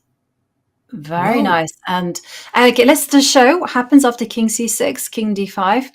Because, yes, white is going to lose all those pawns in the middle, but that doesn't matter because white is going to pick up the h5 pawn and, well, 2 pawns do run very fast. This is incredibly deep. I can't believe it, honestly. And by the way, we are going to see a result in the game between Nodirbek and Wei Yi. Okay, let me pull The that players are repeating. There's no way to escape. So maybe we can stay with them so that we can grab that handshake. And there you go. Some fantastic defense there from Wei Yi. He was put under heavy pressure from the young Uzbeki. But Wei Yi showing us why he became a 2700 at the age of 15. Such a strong player, and one that we hope to see more of, because he goes under the radar. He's not playing much classical chess, but when he does play, he has some great performances to his name. Totally. And that means we've had 5 draws in round 5,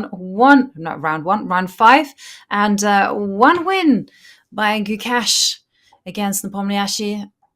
And everything is going to turn on this game between Wenjun and Alireza Firouzja. Can the women's world champion break down Alireza's defenses? I'm just mesmerized by the depth of what we were just looking at. This is a sight to behold. There's still fans in attendance. This is a festival in the truest sense of the word. Many different sections for players of all backgrounds and rating categories. But I actually want to bring up our full screen with analysis board and live board, because the fact that she induced the pawn to g6 is clever beyond words. I have to show the difference. So we're going down this variation that we looked at before that the engine said was holding for black. But the pawn being on g6 is a critical distinction that really does not make its presence felt until this moment, where black... Oops, sorry, that was my fault. Let me quickly go back to all that analysis. And what did Alireza do? That's important. Rook f8. Check. Oh, he's going down this path. Yeah, So he's going down it.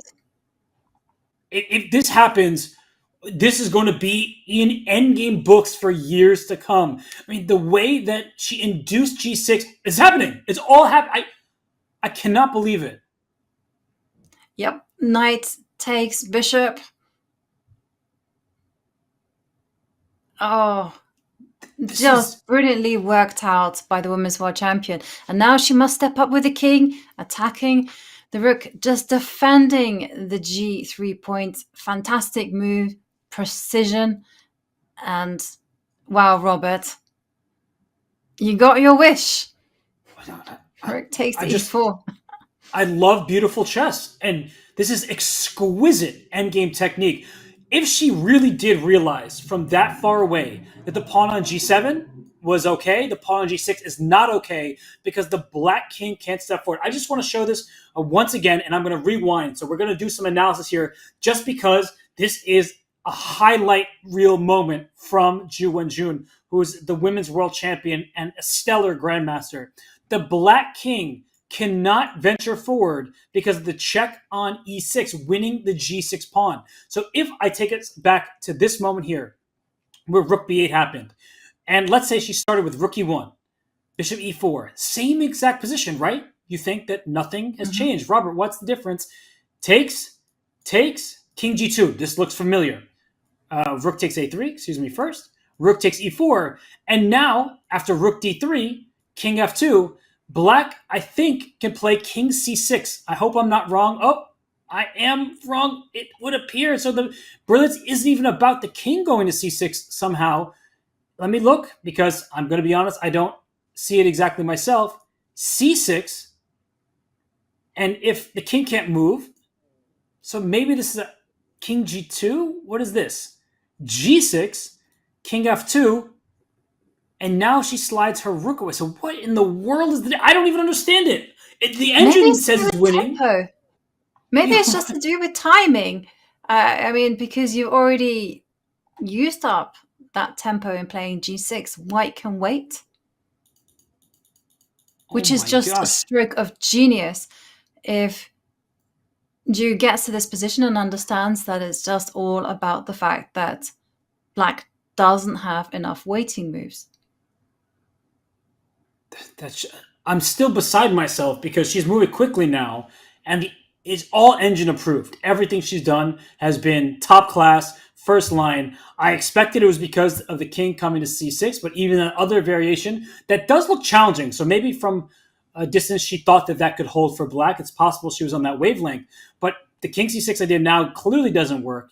And if Black does nothing and plays the move, say, c6, maybe, as you said, White can somehow wait, because after king g2, the rook is caught between a rock and a hard place. If the rook moves along the third rank, the white rook is free to go forward. If the rook stays on the d file, then the white king will step up and venture forward to the g5 square. So, wow. Just to show that, let's just show the whole thing. So after c6,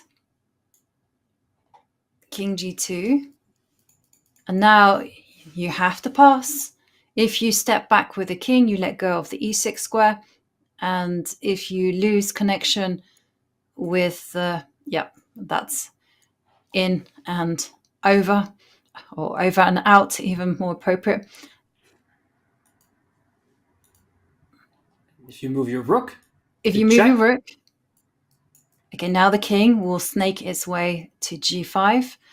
And that one will also be curtains for Black. So let's say you stay on the third rank. Okay, and now this is where I was thinking that you can go to, the rook can go to e5. And chompity chomp. Oh my goodness. And after rook d5, going after this pawn, there's rook g5. G5. What an amazing position. It is totally amazing. But I don't understand why the pawn, why the pawn on g7, g6. Yeah, why that one was a draw? I don't understand that. I'm going to go back again just to try and help us figure it out. Because if we go through that variation once more, just to see the difference, I just want to get to the important part around here. Wait, the pawn's already in g6, so already wrong line. It was before g6 was played, so it was here. Sorry. They all look the same. Okay, so rook d3, king f2, c6. The king has to stay in line with the g pawn. That's why we're moving back to g2. g6, king f2, rook a3, and why now rook e5? What is the... Maybe the king... maybe it's to do with the king coming round to h3. I just think about the king and pawn ending, Oh my goodness me. This is insane. So the king needs to... What an incredible rook and pawn ending. The pawn was on g6, lost. It was a pawn on g7. It was enough. And just to see that factor that the king can snake its way to h3 and h4. The white... Oh my gosh. Sorry, go ahead, Ivanka. No, I'm just like stunned because I honestly believe that Wenjun has seen all this, because when she got into that endgame, her body language just completely changed. She sat back and she was like, I know, I've worked it all out. I'm being honest. If she saw this 15 moves ahead like this, it's one of the most incredible displays of endgame technique really I've ever seen. And I've watched a lot of Magnus Carlsen, because the whole point here, this hinges on the fact that the white king needs to be on g2 so it can go up to h4. And chess is a game of even a single tempo can change the result. So the fact that in this position, the white king isn't fast enough as black scoops up this pawn, but in the game continuation, I'm just going to go back to the live board and show everybody that in this waiting game that black is aiming for, that this is what the difference is. Rook takes pawn, rook takes pawn, rook d5, rook g5. If you take, pawn takes, king e6, king h3, king f5, king h4, and after the king blockades and protects, g4 turns into a winning king and pawn endgame. I cannot believe what we're witnessing. This is just so incredibly deep. It is just astounding. And one quick point to add about this particular endgame is that often the g-pawn is used as a decoy. So you don't focus on that. You just walk your king over to the c6 pawn, and that is the pawn that is going to win the game. Just move the king, march the pawn, you get a queen, and you win. Ivanka, I don't think I'm going to be able to get over this. I didn't even understand the point of inducing g6, but it was about being able to gain this tempo, or in a way lose the tempo, so that this position now is winning for white. Incredible. Yeah, totally incredible. It actually makes me want to crack open the endgame books that I have and get studying. I mean, what an unbelievable display of technique from the women's world champion. And I think she saw it. She used her time very wisely, and I think she was thinking about all sorts of computations. She knew what she wanted to get, and then now the waiting game is hers. Now we get it, right? Now that we're at this position and we do move here, move there, we do like the finger counting, I understand it. But to see that so far in advance, the move rook e5 was already played 7 turns ago, inducing g6. So you have to, it's already 7 moves in the past, then we have to add c6, king g2. That's rook e5. Rook move, rook e5, rook back, rook g5.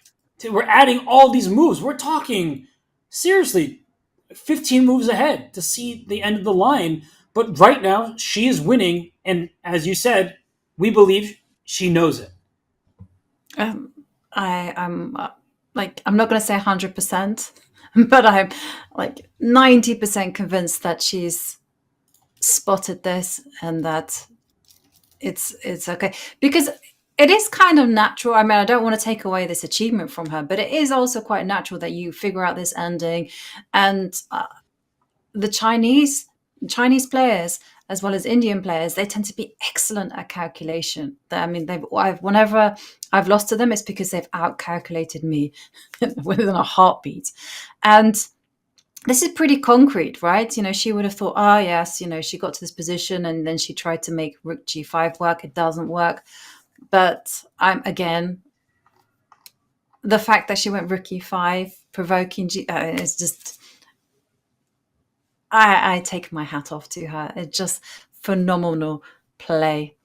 And it looks like she's well on her way to winning her first game in the Tata Steel Masters, and against one of the strongest players of the world. One of the biggest prodigies of all time, hitting 2,800 while he was a teenager. His rating has gone down a little bit, but it's back on the upswing. He started 3 out of 4 in this tournament.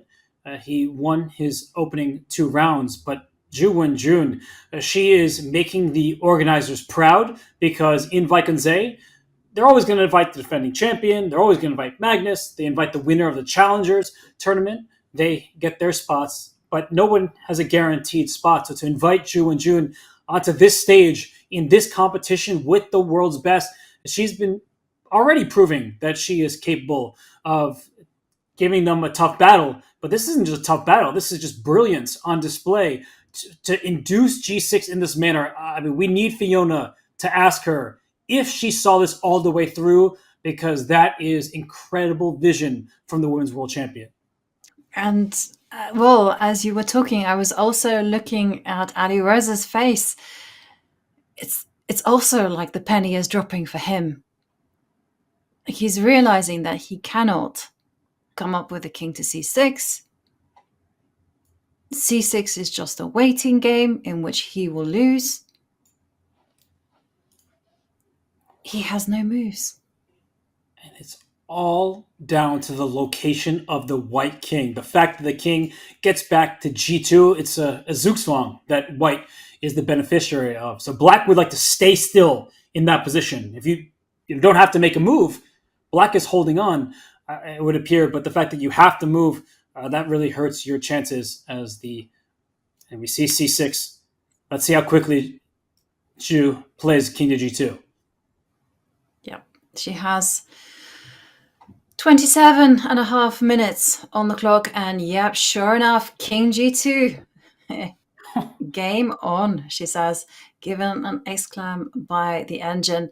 And now something has got to give.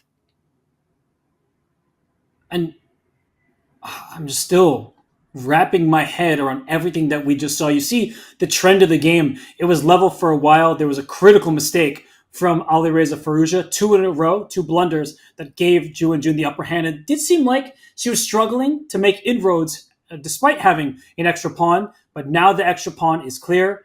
Her plan is also getting clear. King up to f3. Yes, the rook can give a check, but the king can slide then to e3, and I feel like black has to budge, and you can't keep the white king out forever.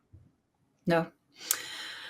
And the big problem as well is that black cannot simultaneously attack the g-pawn and the d-pawn, just the way of that what life works. King f3 played. Yes, Alireza can give a check to the king, but if you give it on d3, the king will march up to f4, and if you give it on f1, the king moves ever closer to the center. And the plan still remains the white rook going e5 to g5. You may tie black down in a defensive stance, and then you can use your pawn on the queen side, create a passer there, and it's often used as a decoy to help you secure victory. So this game, it's not in the balance. It's objectively lost for Alireza Firouzja. And Wenjun, she's looking to get her first victory in the Tata Steel Masters. And what a victory. What a name to take down. Totally. And in such style, you know, we've seen sacrificial combinations. We've seen some beautiful tactics. But this, to win the endgame like that, for me, is another level. And rook f1 check from Firouzja, the king will slide towards the center. And some of these moves are just easy for white to make. That's another bit of good news for the women's world champion is when you get in a winning position, what that famous saying, that aphorism that won games are the hardest to win or something like that. So it's a fun position here for Wenjun because she doesn't need to do anything drastic. She just moves her king to e3, rook to e5, and she just plays this endgame. All of her moves have purpose. Yep. And once the second pawn forms, it will be all over for Alireza. King e3, setting up rook to e5, and there you see her play it. And once the rook slides to g1, now the king can move forward to f4. Trying to look for what she needs to avoid. If there are any tricks in this position that could cause her to lose her advantage. I do see some ideas that would probably be a step in the wrong direction, but you really have to make it a tremendous inaccuracy that would be inexplicable considering how well she's played to this point. So you'd have to almost not do it on purpose, but it would take a huge moment of weakness to fall into any traps. Her play is simple. Rook e5 is next. Yeah. Well, okay, maybe we can, whilst Alireza just has 4 minutes on the clock, so I'm expecting him to go rook to g1. No, he cuts off the king. Rook f7. Rook But e5. now the rook can come up to e5. And black is going to be frozen, Ivanka, with the rook on f6. And when that happens, the white king is going to slink around to c4. Then we will likely see a pawn push to d5. You have to time everything well, but it does feel like black is completely stuck, and then white can use that extra pawn in the center. Yep, rook e5. Yeah, the only thing that I can see that Ju can maybe take a wrong turn is if she trades all the kingside pawns. But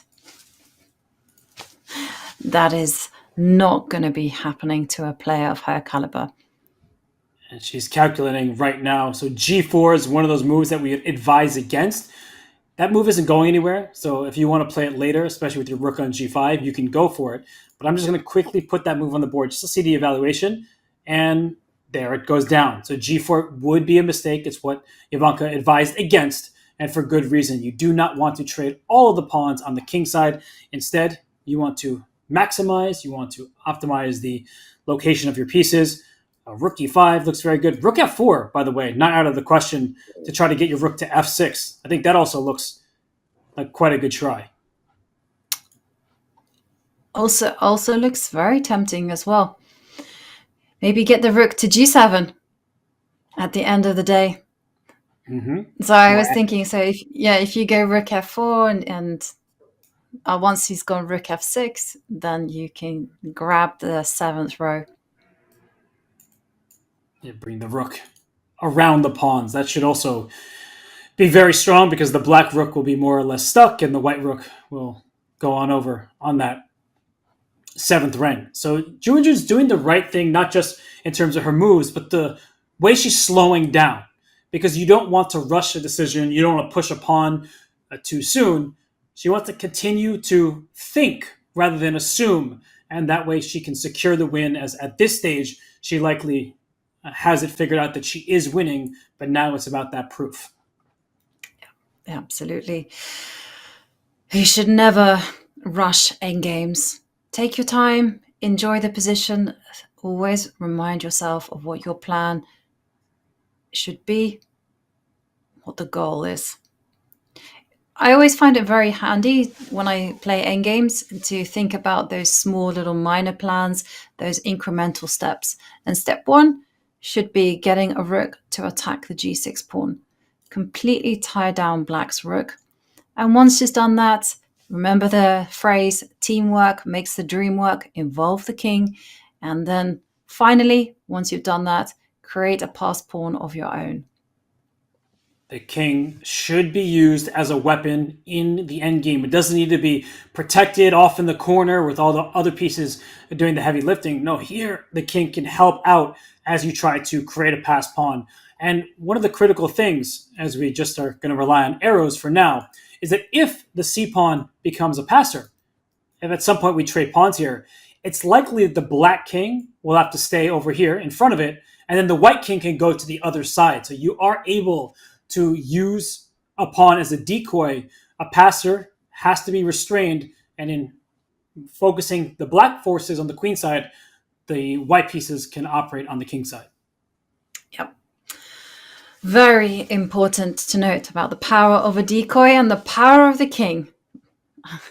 I always, whenever I was teaching, I'll be honest here, kids, I always, because I found that the concept of the king was something that kids found very difficult to grasp. First up, that in the middle game and the opening, you always have to protect. And then finally, in the end game, we have this such a big focus of protection and constantly having to think about what your opponent wants, that in the end game, the king just becomes like the ultimate attacker and then starts moving forward, because lots of kids were like, no, keep the king protected. And so I was like, just think of the king as a nervy old man that, as more and more pieces get traded off, becomes younger and younger. So I had a nickname, King Benjamin, after Benjamin Button, that film. Yes, I was waiting for you to use that reference because you were saying younger and younger. So, first of all, very enjoyable film. It's been a while since I've seen it, but Brad Pitt would be proud to be the Benjamin Button of this king on this chessboard. So, this is Wenjun trying to seal the victory. She still has so much time on her clock, nearly 22 minutes, whereas Firouzja has 4.5 minutes as he is trying to defend. But look at Ju. She's not trying to rush this. She wants the full point. It doesn't matter if it takes her 30 minutes or 3. She needs to get that full point. She doesn't want to waste this opportunity. Yes. And it looks like Ju Wenjun is not the only one who's going to create a sensation. You mentioned during the break to me that Elena Robers was winning against Hans Niemann in the challenges. She won. She did indeed. A huge win, the biggest victory of her career. She's just getting started. She has been a fan favorite, and she's an exceptional player who's taken part on the biggest stages and has played in the I Am Not a GM Speed Chess Championship. So she's mixed it up in classical, in speed chess, but this is the biggest win of her career. And she did it after an 0 out of 4 start. So to beat Hans Niemann with the white pieces, that is a great victory for her. Yep. And also it's very nice to win after the free day, because it feels like your tournament has reset. It is stage 1 was the first 4 games. This is now stage 2. And then towards the end, I think there's another free day. And then, phase 3 is in operation. How do you find your play after a free day? Are you one of these players that get a bit off put by having to break the rhythm, or do you enjoy having that break?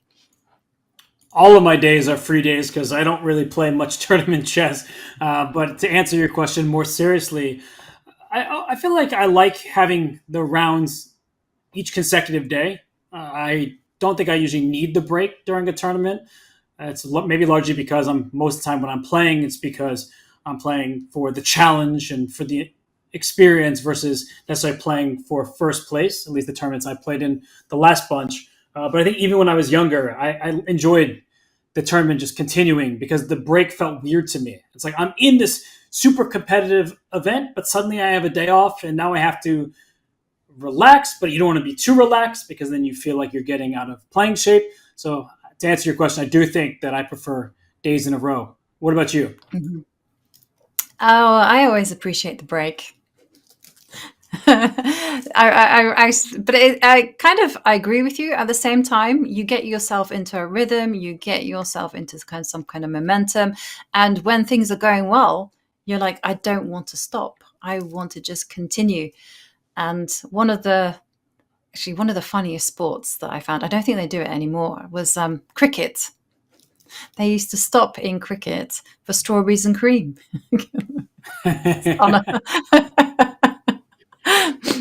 It's kind of unheard of, right? In any other sport that you just suddenly stop. Let's have a snack. That sounds great, honestly. Just get a delicious snack and then get back to it. The players in this playing hall, I don't know what the refreshments are like. Sometimes they bring a light snack, a banana, some fruit, or some other small snacks. But they've been going at it for a long time now. They must be hungry. Yes, and this is also one of the interesting points I constantly get asked, actually. Like, how does one keep the energy levels going for such a long time? And do you have any tips or suggestions or personal experience as to this? It's a funny question because I feel like when I play in tournaments, I'm always just completely captivated by my game. Like I do feel like I get some natural energy just by being seated at the board and playing. Whereas some people, I think they waver. Of course, it's exhausting to play for so many hours, but I think I just use all of my energy at the board, and then I'm completely wiped out after my game finishes. And sometimes these games last 7 hours, and you're beyond exhausted. And it's the most tired I've been. But I try to pace around. I drink a bunch of water during the game, and then I know people are like, well, if I drink too much water, I'll have to go to the bathroom. So someone's going to complain about something no matter what. But I don't think there's a perfect solution, one size fits all. Yeah.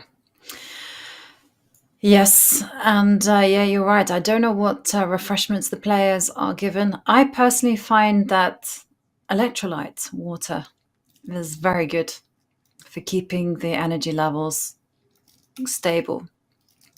Even for commentary, where we're commentating through lunch, dinner, just have some electrolytes. Well, All is one well. player who is making us work and is working herself is Wenjun. She's had the longest games.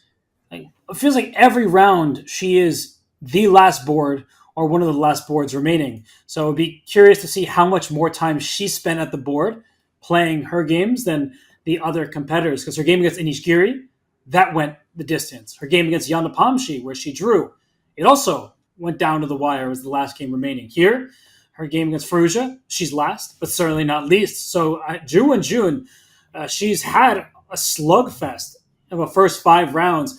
She has had the rest day yesterday, but no rest on game day. Yeah, no rest at all. And this is something that one can find quite draining when you're the lowest rated player. Because I remember that when you're in this type of tournament and you're clearly the lowest rated, they were like, okay, you are the person I'm going to beat. And so all the games would be long, they'd be drawn out. And then by the end of the tournament, there would be a complete collapse. And here we see we are 5 hours and 42 minutes into the game. And like you mentioned, she's had long games already. This is what is? Sorry, I was just going to say it's one of the things where she's probably stressed, right? Like she wants to win so badly, and if she hasn't seen the conclusion of the game in her mind's eye, she's probably stressing a bit. Mm-hmm. Yeah. Oh, she's being precise until the very end, but she does have a choice: Rook f4, Rook e5. She just has to remember it's not about calculation. It's at this point, it's just about improving the position of the rook and tying the black rook down. So she is digging deep. She's still thinking. She spent 13 minutes on this move thus far. No move made. And she has many options. Rook f4, Rook e5. I'm guessing she can move her king if she wants to sort of lose a tempo in some of these positions. That doesn't seem to change all that much given the nature of the position, but she really needs to find the plan that eliminates all of Black's chances and allows her to crash through, and she continues to burn clock. Are you getting worried at all? She still has plenty of time left, Ivanka, but are you getting concerned that the more time she spends, maybe the less likely it is that she converts? I am getting worried for her energy levels. And okay, we do see Rook f4 on the board. I like that move a lot. Because like you mentioned, it is draining. And if she's putting all her energy into the game, sometimes you reach a point where you just cannot do any more. And you reach a point where you just cannot see, you just get tired, you make silly blunders. So that is concerning to me. What about you, Robert? Are you worried? Not really, especially because Alireza isn't moving that quickly in response. If he were moving instantly, I feel like sometimes when your opponent plays fast, it's either because they've resigned mentally before they have physically, or they're starting to feel confident, and that can cause you to lose some of your own faith in the position. But Rook f4 was a great choice. Rook trades are off the table as there'd be a winning king and pawn game. So Alireza plays Rook g7. He's angling for g5 now. So he is trying to get some activity, but Wenjun, she sees through it. G5 or Rook f5. she will win this H pawn if you decide to push the G pawn. Yes. And played instantly king d3. So this rook g7 move, not unexpected. And now it's Alireza's turn. He has just under 4 minutes to find the path of most resistance. That's what it's all about for him. He knows the game is over. He just has to find the trickiest lines to continue. You see Alireza trying to figure out his next move. Does he have any chances? And Wenjun's away from the board. So to me, that's the sign of somebody who is feeling good, is ready to win the game. And there she goes, out of the room, probably to the restroom. I believe it's out in the hall. I've been to this venue several times. It's been several years, so I don't remember exactly the layout, but likely just going to use the bathroom before heading back to her winning rook and pawn ending. Yep. And Alireza now under 3 minutes. What is his best try? Is it maybe to go g5? Trade a set of pawns? To bring the king to e6? Yeah, there is that, but as soon as you push g5, rook f5, you're sacrificing a pawn on the spot. So being down 2 pawns sounds a lot worse than being down 1 pawn, but it's not like black is doing all that much to begin with. I think that king e6 is available, but rook e4 check is her idea. No matter where the black king steps, d5 gets checkmated to rook e5. If you go up to f5, the rook will then venture on over to g5, and the white king will be able to infiltrate via the queen side. So it just doesn't seem like there's anything that Alireza can do, because I'm thinking in terms of dream squares and ideas, and even when you get your pieces active, it's still going to be prevented, all of the plans that black has up his sleeve. Yeah, no. It's white's pawns on c5. They're just so far advanced, c5 and d4. I mean, you can't even get into rook, king and pawn endings where the black king tries to race for the g3 pawn, because, of course, pawn on c5 is 3 pawn squares away from queening. So it feels like it's hopeless. It is hopeless. And for Alireza Firouzja, he was just a half point behind Anish Giri entering the round. This is going to hurt him because he will be a full point behind Giri, who drew his game against Pragg. So for Anish Giri, this result is very welcome. For Alireza, you can see it on his face. He's very disappointed with how the game has gone, but maybe he still has a chance if Wenjun is to slip up. Yeah. And there are possibilities, like, for instance, now that the king has stepped forward into the center, the black rook can move away from g7 and go to a7, for instance, and start eyeing up the g3 pawn from the other side. So what's the move order you're thinking? Well, I'm thinking here that white probably should throw in a check. Right. A rook e5, rook e4 check, move it to e5, and clamp down on the g5 square. I think you can just push this one now. Yeah, now you can. Yeah. So I was thinking, if she makes a rash move, like, okay, I didn't expect rook f8. Me but neither. Very nice move. Very nice move, because it's gonna classy until the very end. She's threatening to do this little dance with the rook, right?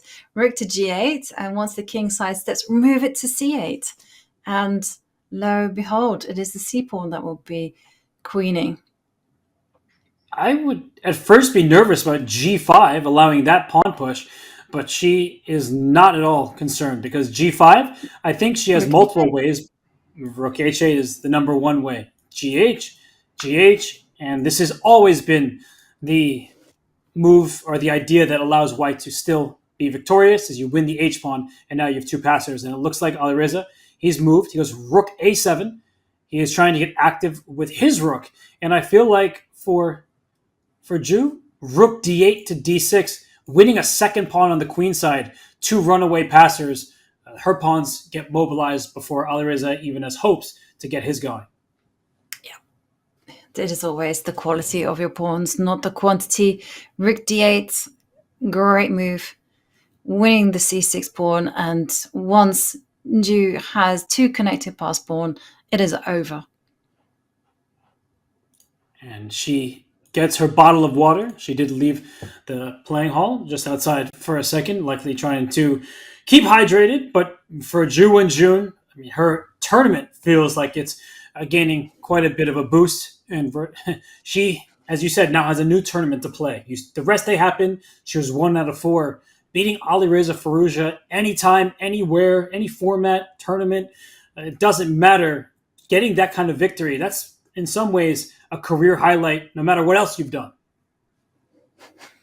It's an incredible achievement, and the way that she's done it as well, with that really impressive endgame, the clever maneuvers, the technique, all the careful thought process behind everything, the way that she quickly moved rook f8 to go rook d8.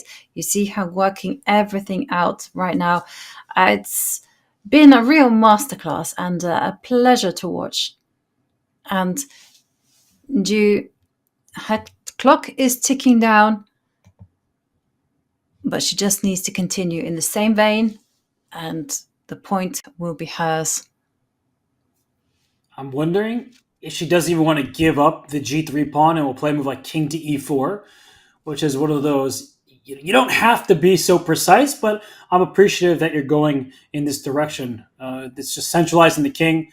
Rook d8 is hard to stop anyway, or rook c8 in some positions, or rook g8 in others. Black's pawns are very loose here. And so maybe starting with the king, she king does it, e4. as I was talking about it, because she doesn't want the black king to enter at all. Okay, nicely done. The rook. What about rook a3? Is her plan is just to go rook f3? Or king f4, both available, because this rook still eyeing the d6 square. I think she can just go rook d8, rook d6 in that position. Yeah. Well, the problem is rook d8 is happening regardless. And if Alireza goes passive with his rook, again, you have that rook shuffle, rook g8, then go to rook c8. Too many weak pawns. And white with the active king and the extra pawn. And rook d7, it does stop this rook d8 plan, but rook c8 immediately scoops up the c6 pawn. So there is nothing he can do. If the clocks are accurate, he's down under 10 seconds. So he may end up losing on time, but it's the position that is really the problem. Yeah, he moves his rook to a1.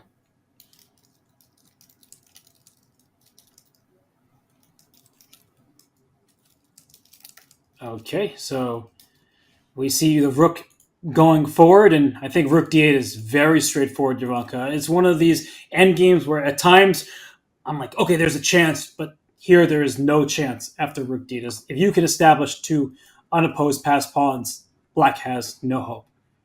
Yep, rook d8.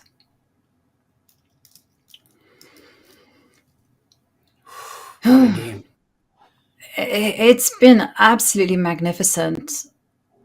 And the technique that she's displayed, and we've said this time and time, rook d8, and I like the careful way that she moved the rook to that square.